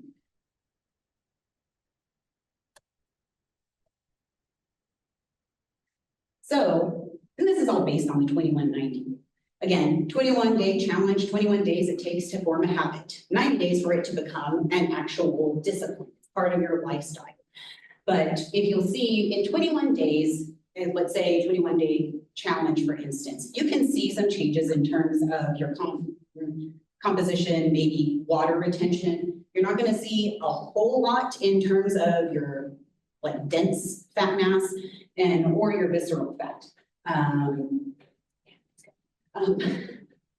And then with the 90 days, whenever we pull labs for someone, whenever you pull labs, that should be a 90-day representation of what's going on with you in terms of your biochemical health. And so with that, we're able to look at your lipid panel. We're able to see how things are looking with your A1C. So you're not going to see that represented after a 21-day. You need to stick with it for at least 90 days. So in comes the athlete ready programmatic approach. I have to give Roman credit for this because this is all based on our training model. And I was like, this is the same thing we're doing for nutrition. So I'll just make it for nutrition. So like I said, in the beginning, what we typically see in the commercial space, they'll just hit you with numbers without even understanding you or knowing you, or really you knowing yourself. 95% of people claim to be self-aware when in all actuality, 10 to 15% of people are self-aware. And so we start with gaining some awareness. I work with individuals who are addicts in recovery, eating disorder population, and disordered eating. So with that, if you do not draw out of someone as to why they are either abusing substances or why and how they are doing these things, you're just going to be fitting the diet culture. Yes? Yeah, totes. So getting them to understand their eating habits. Most people don't even know how often they eat. It's like, what did you have this morning? Oh gosh, I can't. Holy smokes, man. Same here, but I at least understand some of the foods that I eat. The eating association, are there certain foods that you eat? Are there certain places that you sit and you always have to be doing something? My mom on her recliner always has to be chewing on something. I'm working at present with a gal who is an alcoholic, and her husband is also an alcoholic, but she has a strong desire to stop drinking alcohol. But she also has a strong desire to stay with her husband, who doesn't want to stop drinking alcohol. So with that, she said, if he brings home beer, I'm going to drink the beer. Like, all right, so, but just divorce the guy, right? No, I mean, that's a whole other can of corn there. But we can definitely make some little changes to make it so that she can gain some awareness. Whenever he brings home X stimulus, then we can switch it into something else. And that's identifying the strategies, going into stability. She got into a habit of, rather than drinking 6 to 12 beers every night, now she's eating a large bowl of ice cream. That isn't the most nutrient dense item, but trade one thing off for another. And then from there, it gives her some control and understanding of like, okay, it's not the alcohol, it's just the habit. And then she starts realizing how much better she's doing. With the food part, she really caught on to the food part really easy. That was the easiest part because it wasn't the substance abuse part. And now she's, she got to the realization part. She's looking physically different. Her face is a lot slimmer. Her eyes aren't as red as inflamed. She doesn't have that drinker's inflammation that you'll typically see through the jawline or through the midsection.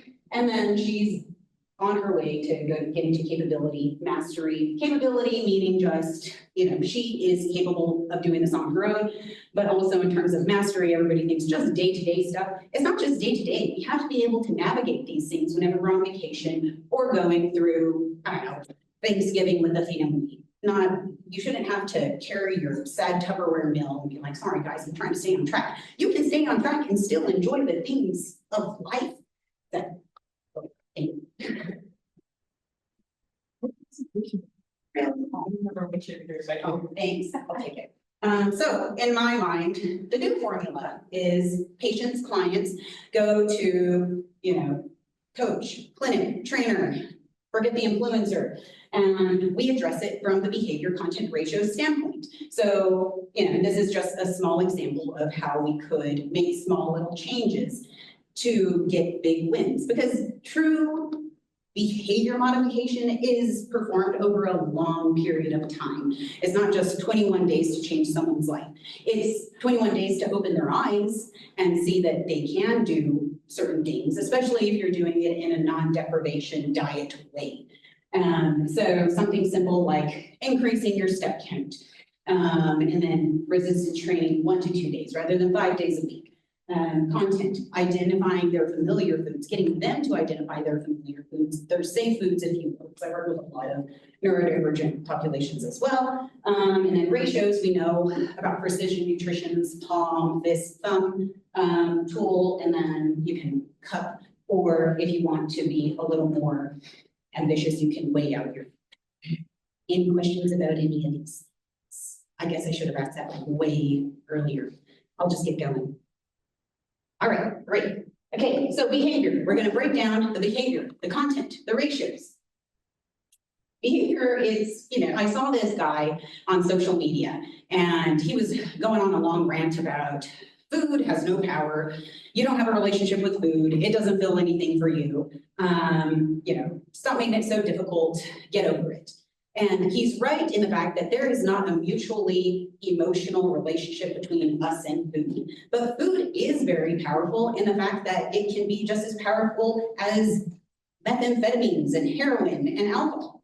The number of folks I work with, whenever you see them have to create this awareness and start utilizing these strategies to pull them away from, whether it's a Snickers bar. I have a gal that when we started, was having 9 Snicker bars a day. And that was, a comfort food for her. And we'll get to her in a bit. She's one of the cases we're going to review. But food is so much more than just sustenance. It really is a reflection of our culture, our social life. And then in some cases in, eating disorder populations, it's a coping mechanism. It's familiarity, and it's also comfort.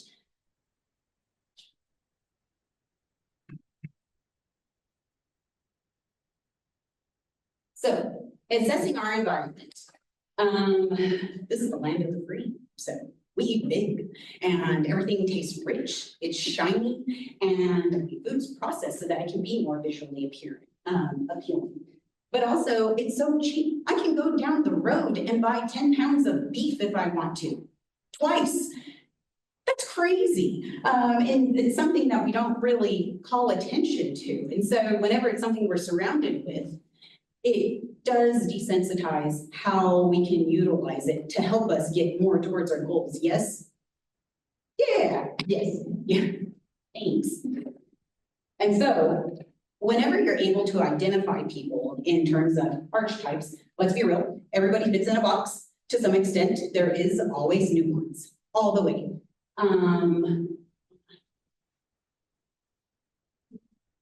What is happening?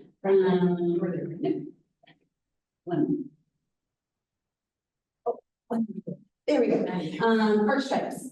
So I put people into 3 different categories. This is how I work with people. This is a good tool. Figure out what works for you. We know that in the training space, no, it's not within your scope to hand out meal plans, but it is within your scope to make suggestions, make observations. I saw you did this, maybe do this instead. So we have our all or nothing, which really is the majority of the population. This is how bad diets have become so successful. Do bad diets work? Hell yeah, they do. They work so well, you can do them over and over again. They work so well every single time you do it. You can go from one to the next one and it will work every time. It's not to say that it's healthy, but they work. You'll lose weight, but it's not sustainable. The average adult by the age of 26 will have gone through 12 fad diets. That's insane.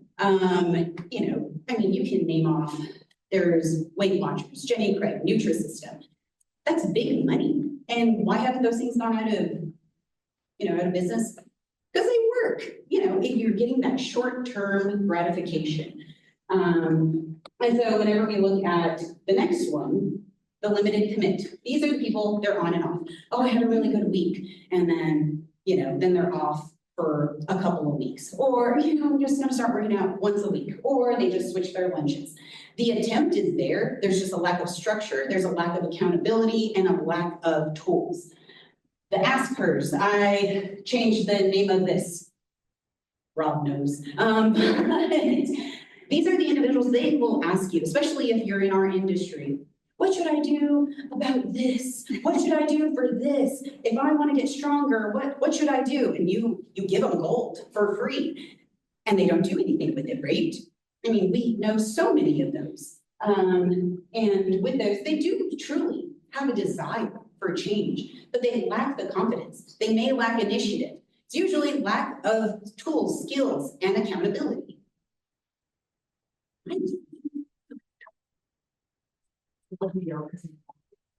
No, you're good. Okay, great. So segueing into the content of the food. What are we eating? What are we ingesting? Eating, drinking, smoking, that's a thing, vaping, users. Familiar items. So we want people to look at what are you doing in your daily life? Again, this comes right back down to client and patient intake. This is probably the most difficult part for people because they have to sit there and be with themselves. They have to understand what and why they're doing it. And so you're asking them, what did you have at 4 o'clock this morning? Okay, cool. But you can still figure out what their daily routine is, what their eating frequency is. And then also, most people have absolutely no clue in terms of serving size, what they're doing. But we have to be able to appeal to, again, the sensory aspect of the human nature. So textures, what's the first thing that most people will take away in diet culture? Chips. Well, if you want to have chips, go for some carrots. It's not the same thing. It's so not the same thing. The crunch, I mean, even a rice cake, I don't know, maybe it's a compromise. Put Cholula on it and close your eyes, say some Santa Marias. But, flavors, we want, again, spice. Oh my gosh, back in my meathead days, there were so many coaches, you guys can't use salt because it makes you bloated. And you need salt. Your muscle needs salt to retain water. Quite frankly, you would look better on stage if you do have salt. Temperatures. You ever had cold soup? Me neither. It sounds terrible, but it's a delicacy. But, all of the pumpkin spice gals, this time of the year, oh my gosh, it's soup season. It's crock pot season. Neat. Well, then this is your opportunity to get some new items in there. Teach them about what snacks versus treats are. Actual snacks, not, a lot of the diet foods. Most people will say, oh, I love fruit, but they don't need it. Teach them a way to make it happen. Give them ideas for dips, seasonings, and, recipes. And then, volume foods, I don't know. Most nutrient-dense foods are gonna be very high volume. Most people aren't used to eating high volume whenever they're changing their eating habits. Number one feedback is, this is so much food, I'm not used to eating this much. When really, you probably cut down their calories by 800 by giving them this much food, because most of the stuff they were having was more calorie dense and not as nutrient rich.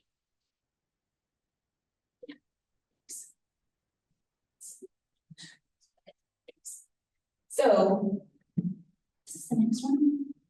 Yeah, sure. When, like I said, it's a surprise. Ratios. Ratios. This is the portions. This is probably, in my opinion, the most boring part of this presentation. Everybody knows what basal metabolic rate is. The amount of energy that can burn just existing like a hot dog. And then, energy needs, your BMR plus your activity factor. That is the first thing that I will always take into account for people. Their activity factor, not just in the nature of their job, but also if you ask someone what their step count is, do you know what the average step count is for Americans? Did there say something? It is according to a government website, but I went through all of my intake forms because I guess I have an abundance of time. And, starting step count averages between 2,300 and 3,500, which is right there with 4,000. That's nothing. If the daily recommendation is 10K, we are way under that. So by BMR, I take not just their step count, but maybe they're doing some Zumba or I don't know, that drumstick fitness class. And then we have to look at surplus because I do have some failure to thrives that I work with, and then maintenance. Notice that I did not include deficits. Most people that you work with, you don't have to hit them with a deficit right off the bat. If you put them at maintenance calories, then that is more than likely going to be a true deficit for them. And you're going to see them get results because you're not only changing the numbers in terms of energy, but you are also going to see in terms of the content, you're going to be bumping up their protein. So they aren't going to be, I want something sweet at the end of the day. They're satiated, they're full, but then they're going to notice that big subcutaneous water layer that was initially on them is gone because it's magic. So going into macros and micros, we already know a lot of this. The NSCA recently updated the protein recommendation for athletes to 1.4 to 1.8 grams per kilogram of body weight. I would dare to say, practicing within my license, because before it was 0.8 grams per kilogram for a gen pop. But we know as our hormones start to wane, first wasting hormone, testosterone. For women, progesterone. And then good old menopause hits us. And so with that, if health is wealth, muscle is truly our currency. So why would we go so low as to 0.8 grams per kilogram in terms of the RDA? That is so dated, in my opinion. We should be hitting people with 1.4 to 1.8 at the very least. That's in terms of bare minimum needed to sustain life, general population, mind you. 40 grams, carbohydrates, 130. You already know what they're all worth in terms of dollar bills. Dietary fiber, 22 to 30 grams. Dietary fiber being, whole grains, plant matter, all of that. Metamucil, that's the other thing people will come at you with. Should I start taking Metamucil? You always want to do food first. And then it's always, depending on their health, the individual's goals, etc. So if we're going to look at, how all of this balances out, macros aren't everything. I don't know, do y'all know Don Mazzetti? Any theories? Is that pro science? Yes, yes. Oh my gosh, I thought I was dating myself. But so, if it fits your macros, if it fits, it fits. Right? No, I had an individual, he ate four bowls that measured out to 2 cups each of Fruit Loops. And he's like, it fit my macros. It's like, dude, it doesn't, just because it fits, it doesn't fit. So if we know that the building blocks are protein, carbs, and fats, we're not just piling blocks on top of each other whenever we're landscaping, right? What holds it together? The micronutrients. These are the things that make it so that, protein synthesis takes place, muscle protein synthesis takes place. I mean, cellular respiration. Say a bad joke. All right, micronutrients. So that is what I am, referring to in terms of vitamins, minerals, dietary fiber. It's usually plant matter, fruits and vegetables.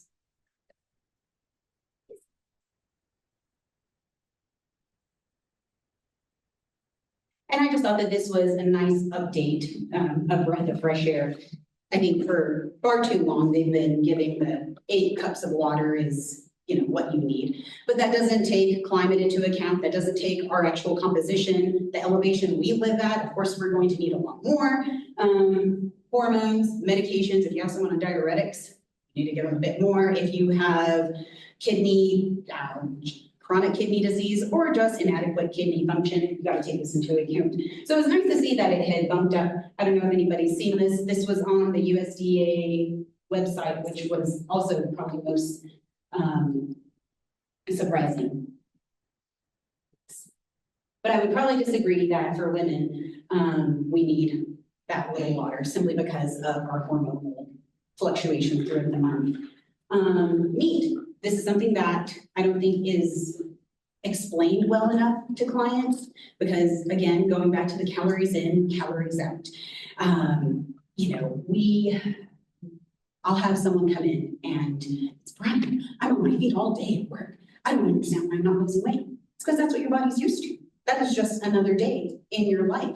And that's not with you getting your heart rate to a moderate or vigorous standpoint for 20 to 30 minutes in a sustained state. And so whenever we look at your RMR, your resting metabolic rate, a lot of that has to do with your composition. How much muscle do you have? We can look at it in terms of a shitty fire pit that's in my backyard that I put all my yard debris, you know, I'm gonna get these big holes in terms of the temperature, yes, versus my pellet stove that I throw some pellets in there, it's much more dense material. So it's going to have a much more sustained burning rate. Yes, you picking up what I'm putting down? It's all pretty simple stuff. And I know that's all stuff that y'all already know, but whenever you have someone say like, I was pulling weeds all weekend, me, I cleaned my husband's car, had a full jar of salsa, disgusting. But I was sweating, but my heart rate was not up there. I wasn't red zoning for 20 to 30 minutes. And so it does play a huge factor in terms of, you know, our burning. But if you look at how many calories and how much it contributes in terms of our digestion, it's not a whole lot. And even our exercise is not a whole lot. So we're going to go through different cases just to give you some perspective, because not everybody wants to be on a 90-day program. And I think that's where we fail quite a bit, because it's like, okay, you don't want to pay for a nutrition program, you know, kick rocks, take your shoes off first. No, we have to be able to find tools and ways to give people tools so they can be successful on their own whenever they go into the life. So different bodies have different needs. I'm just using myself for an example. 36-year-old woman, and I work full time, and I have a few businesses and resistance train 3 times a week. So I'm busy. This is my typical ingestion. But my 13-year-old son who plays soccer and is a professional eye roller, this is about how much he's taking a day. He weighs 120 pounds. This is what we're averaging whenever I calculated his protein need. I went based off 2.2 to 3.5 grams per pound of body weight. Whenever I had him log for a week, this was his average, 130. But whenever you look on these websites, especially the government websites, in terms of our RDA, it's going to tell you 35 to 45% of your protein should be, or 35 to 45% of your calories should be from protein. Yeah, for me, it's probably pretty close. For him, not the case. He needs a whole lot more fuel, and he's still within building range on his protein. And then obviously he's moving a heck of a lot more than I am, and so he's going to drink a lot more water.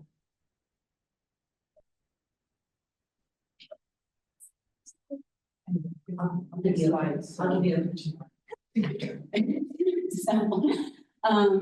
so this is an example of someone who doesn't want to do a 90-day. They don't want to deal with you. It's like, hey, tell me what to do. That is usually what we'll see is they'll spit out a meal plan. They'll spit out macronutrients.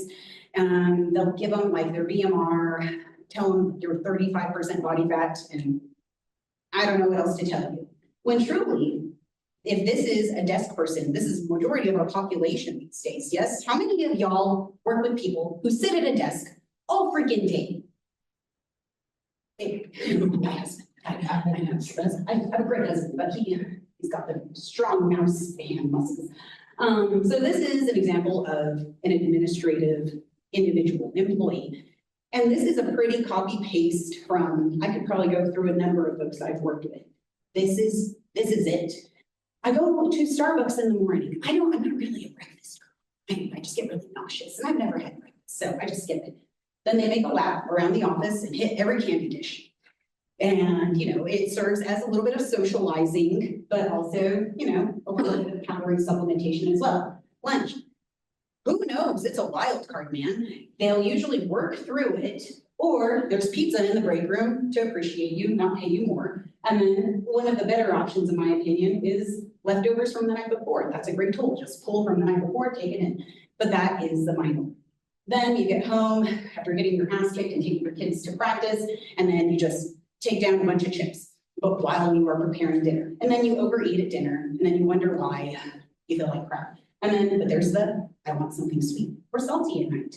And then, rinse, repeat from the, pre-dinner free-for-all.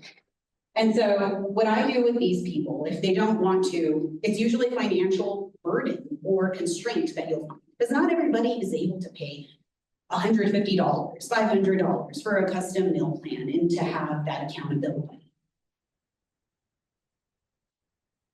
So you talk to them about strategic eating. These are simple things. I assume everybody knows about these, right? Practices them. Yeah. But the peanut butter comment, I'm 30 years old and I just realized, oh yeah, it's a fat source. And I've been in medicine since I was 15. How scary is that? I know, Freddy Krueger's scary. I mean, it's just light bulb, I know that, that's good. But that's a good self-aware thing. And so front loading your day with protein is huge.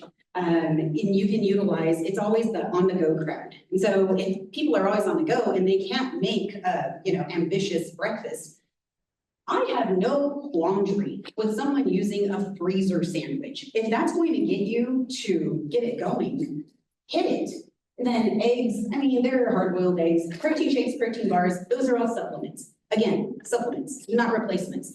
But this is where we start looking at the behavior modification aspect. If you don't have an appetite in the morning and eating an actual food item, the mastication process and the digestion process is going to cause you some discomfort, then drink it. Drink your calories. I know, contrary to popular belief, but it's a process. And so if you can encourage people to get 3 significant protein events, it's like, well, I had 1 egg white. That's like 6 grams of protein. That's not significant. Get out of my face. But if you have 4, 5, 6, that's good.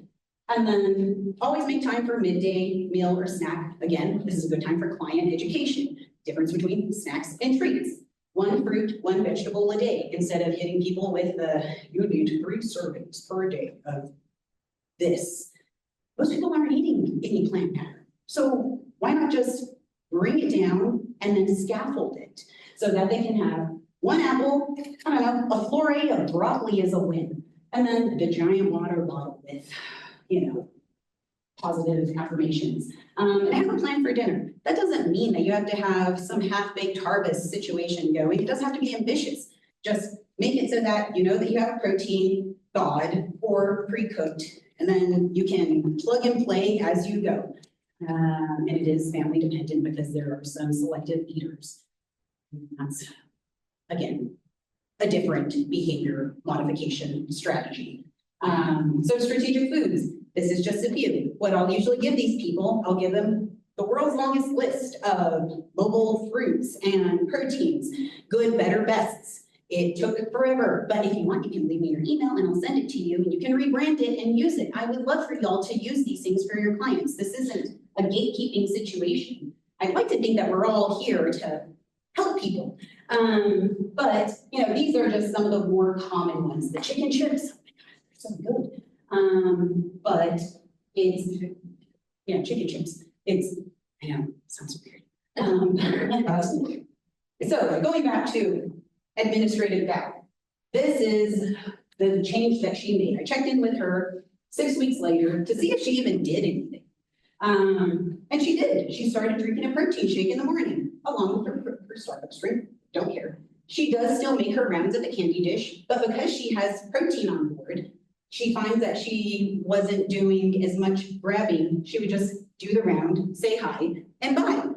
And then, the typical thing that was happening here, she started purchasing these freezer meals. She started taking whole rotisserie chickens, which is admirable, and then fruit. It's nothing crazy, but these are the things that can work. The pre-dinner free-for-all, it either is completely eliminated most nights, or it's cut down to, just a handful of chips or crackers.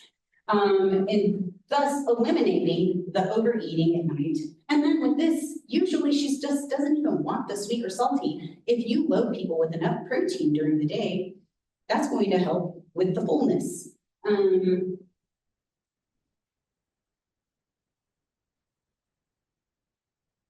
Okay, another case. This is a 90-day example, and I am currently still working with this individual. Oh man, a typo. So this is a 26-year-old gal.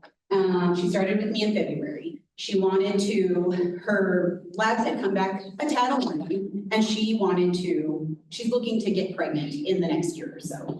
So she works full-time, goes to school full-time. She does not exercise. Her triglycerides are significantly high, so her LDL, the more alarming one. She does have a history of eating disorder, and she tried keto in the past, and she also has polycystic ovarian syndrome, so we know that we have to factor in some hormonal differences. For those of y'all that don't know, people with PCOS, women produce more testosterone than the average bear. So in my mind, I'm like, that means I'll go, right? If I just lift a little. No, it means that you are going to be at greater risk. You're going to have like little chin hairs, maybe. Those are typical symptoms and side effects of it. It's also going to make it a little more difficult to lose weight because your testosterone is going to be significantly higher as opposed to your estrogen ratio. And it does affect your follicular stimulating hormone and your luteinizing hormone. So these are things that we have to get under control through the care of a physician before we can do a whole lot food-wise. We can do a lot food-wise, but only to a point. I mean, if I have to drive 50 miles in a car, well, I mean, I only have 10 miles worth of gas. So it's like, I can take you that far. So we did get her to work with her physician. She didn't want to start taking any medication, so we've been lifestyling it.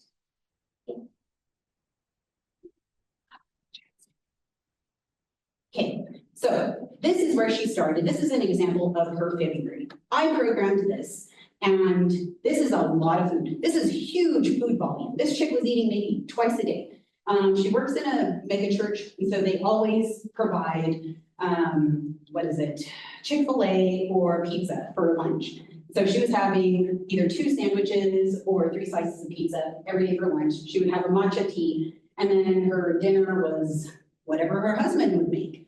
So if you look at this, this is after going through a lot of behavior assessment and figuring out what her triggers are, because she grew up in a home where food was not always available. So her natural tendency was to, if food was available, let's eat, because I don't know when the next time is that's going to happen. So here she is, 26 years old, still doing that. We made some compromises because with, it's not a hierarchy thing where we are a team working together with our clients and patients. So we identified her associations in terms of whenever she's stressed out, how she eats, why she eats, in terms of the food scarcity. Her non-negotiables were bread and Snickers. She was the 9 Snickers bars a day gal. And so her calories were up there. And so is 130 grams of protein enough for her? A 268-pound woman? No, hell no, it isn't. But I mean, on average, she was getting maybe 60 to 70 a day. So have you ever gone from eating not enough protein to enough protein, gone through a bulking? I mean, bark machine. And then also you're just super uncomfortable. You have to, again, scaffold it for people. So we started her at 130 grams. Her carbs, we had to start here just because she was so full in terms of her protein and the sheer volume of.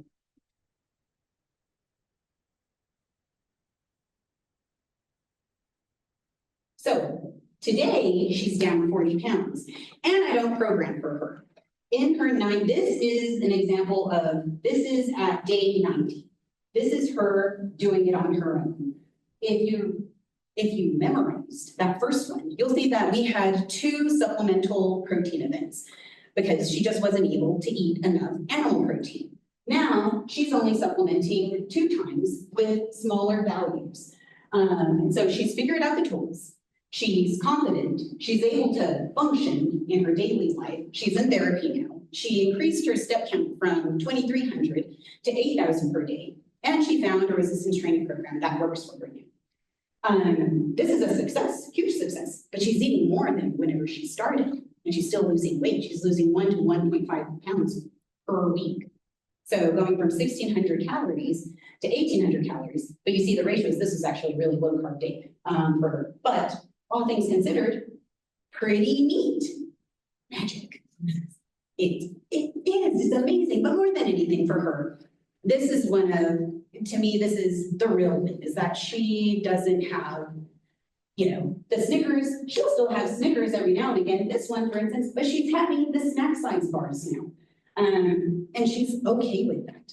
We aren't trying to deprive people of the things that bring them joy or comfort. We want to teach them how to integrate these things into their daily lives. So what if I have a family? Well, you know, if you have, in my household, I have three small humans and a giant human. And they vary in their dietary and nutritional needs.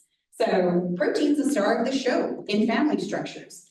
Yes, there are some significant events where it's my kid won't eat protein or won't eat meat. It's like, okay, then that's okay. It's not the end of the world. As long as your kid's eating, that's what really matters. 3 examples of 3 meals that I made in 30 to 60 minutes, just because we get home so late after my kids' practices. This is a chicken pot pie that has 3 pounds of chicken in it. I put 2 bags of frozen vegetables, one of those turkey gravy packets, and then, I don't know, this pie crust that I made a million years ago whenever I thought I had homemaking skills. And this is a decent, well-rounded meal. This is balanced. This is all about the portions. And if you're only having, you know, this much protein, that's not going to take you very far. You're going to end up having the sweet or salty after dinner. If you increase your protein intake, again, talk to your clients about that. Same thing with this sad shrimp salad. That's 6 ounces. 6 ounces of shrimp. Thanks. But these are all things that my entire family will eat. So how did it happen? What happened whenever we did this? My 13-year-old, he ate everything twice because he is going through hormone shitstorm. He's just a furnace right now. My 8-year-old, he ate the protein and he got a piece of fruit. The rule in the house is have 1 plant matter event for dinner. And then my 2-year-old had a pie with cheese, half an apple, spit out the meat, gave me the finger. Toddlers are rough. So an overview of all of this. So we understand not everybody is meant or made to be in a 90-day, correct? But also, if we just stick to this 21-day structure, again, there's nothing wrong with a 21-day challenge, whatever the heck you want to call it. But have a plan for your people. Make sure that you can segue them into it, because within that 21 days, they're not just making health changes, they're making connections. They are solidifying some community and really discount accountability. So if you can get a buddy to go lift with, or I don't know, Pilates is huge right now, and I think it's fun, but you know, you have to be able to help them along the way. Because I don't think, in my opinion, the way I practice, I don't want to have someone for life. I want them to be able to have the strength, the ability to go off into the wild, and hopefully they can create some impact through what they're doing. So, quick overview, behavior, it's really just creating some awareness, self-awareness. We live in a very not self-aware environment and time. One thing that our facility, I will pride us on the way we do things, because we will start people from the ground and move them up. You know, we'll start with breathing, we'll start with talking. It's not sexy. And if you don't like it, then you're not a good fit for it. But it's really what everybody needs. And then figure out their routine, figure out their schedule, their ability, and not just their desire. Like, I want to meal prep every day. But what's your willingness to do that? What can you make happen? Do you have people to help you make that happen? And then content, familiar foods is the best starting place. Providing tools for success, slip of the tongue there, but, and again, I can send all of you the, little doing it on your own packet that I give to people that don't want to go through a 90-day program. And then in terms of ratios, you know, it's individual. It's based on the individual's health, not just, I want to lose 20 pounds. Are you on medications? You have to take all these things into consideration because you aren't always going to get the best response with just exercise and food if the individual needs, I don't know, whether it's medication or just different therapies, modalities. Assess their goals and then their activity. And then again, just to repeat, don't throw someone straight into a deficit, because just by putting them in maintenance, that's usually where they're going to make a lot of progress. So thank you for your time listening to my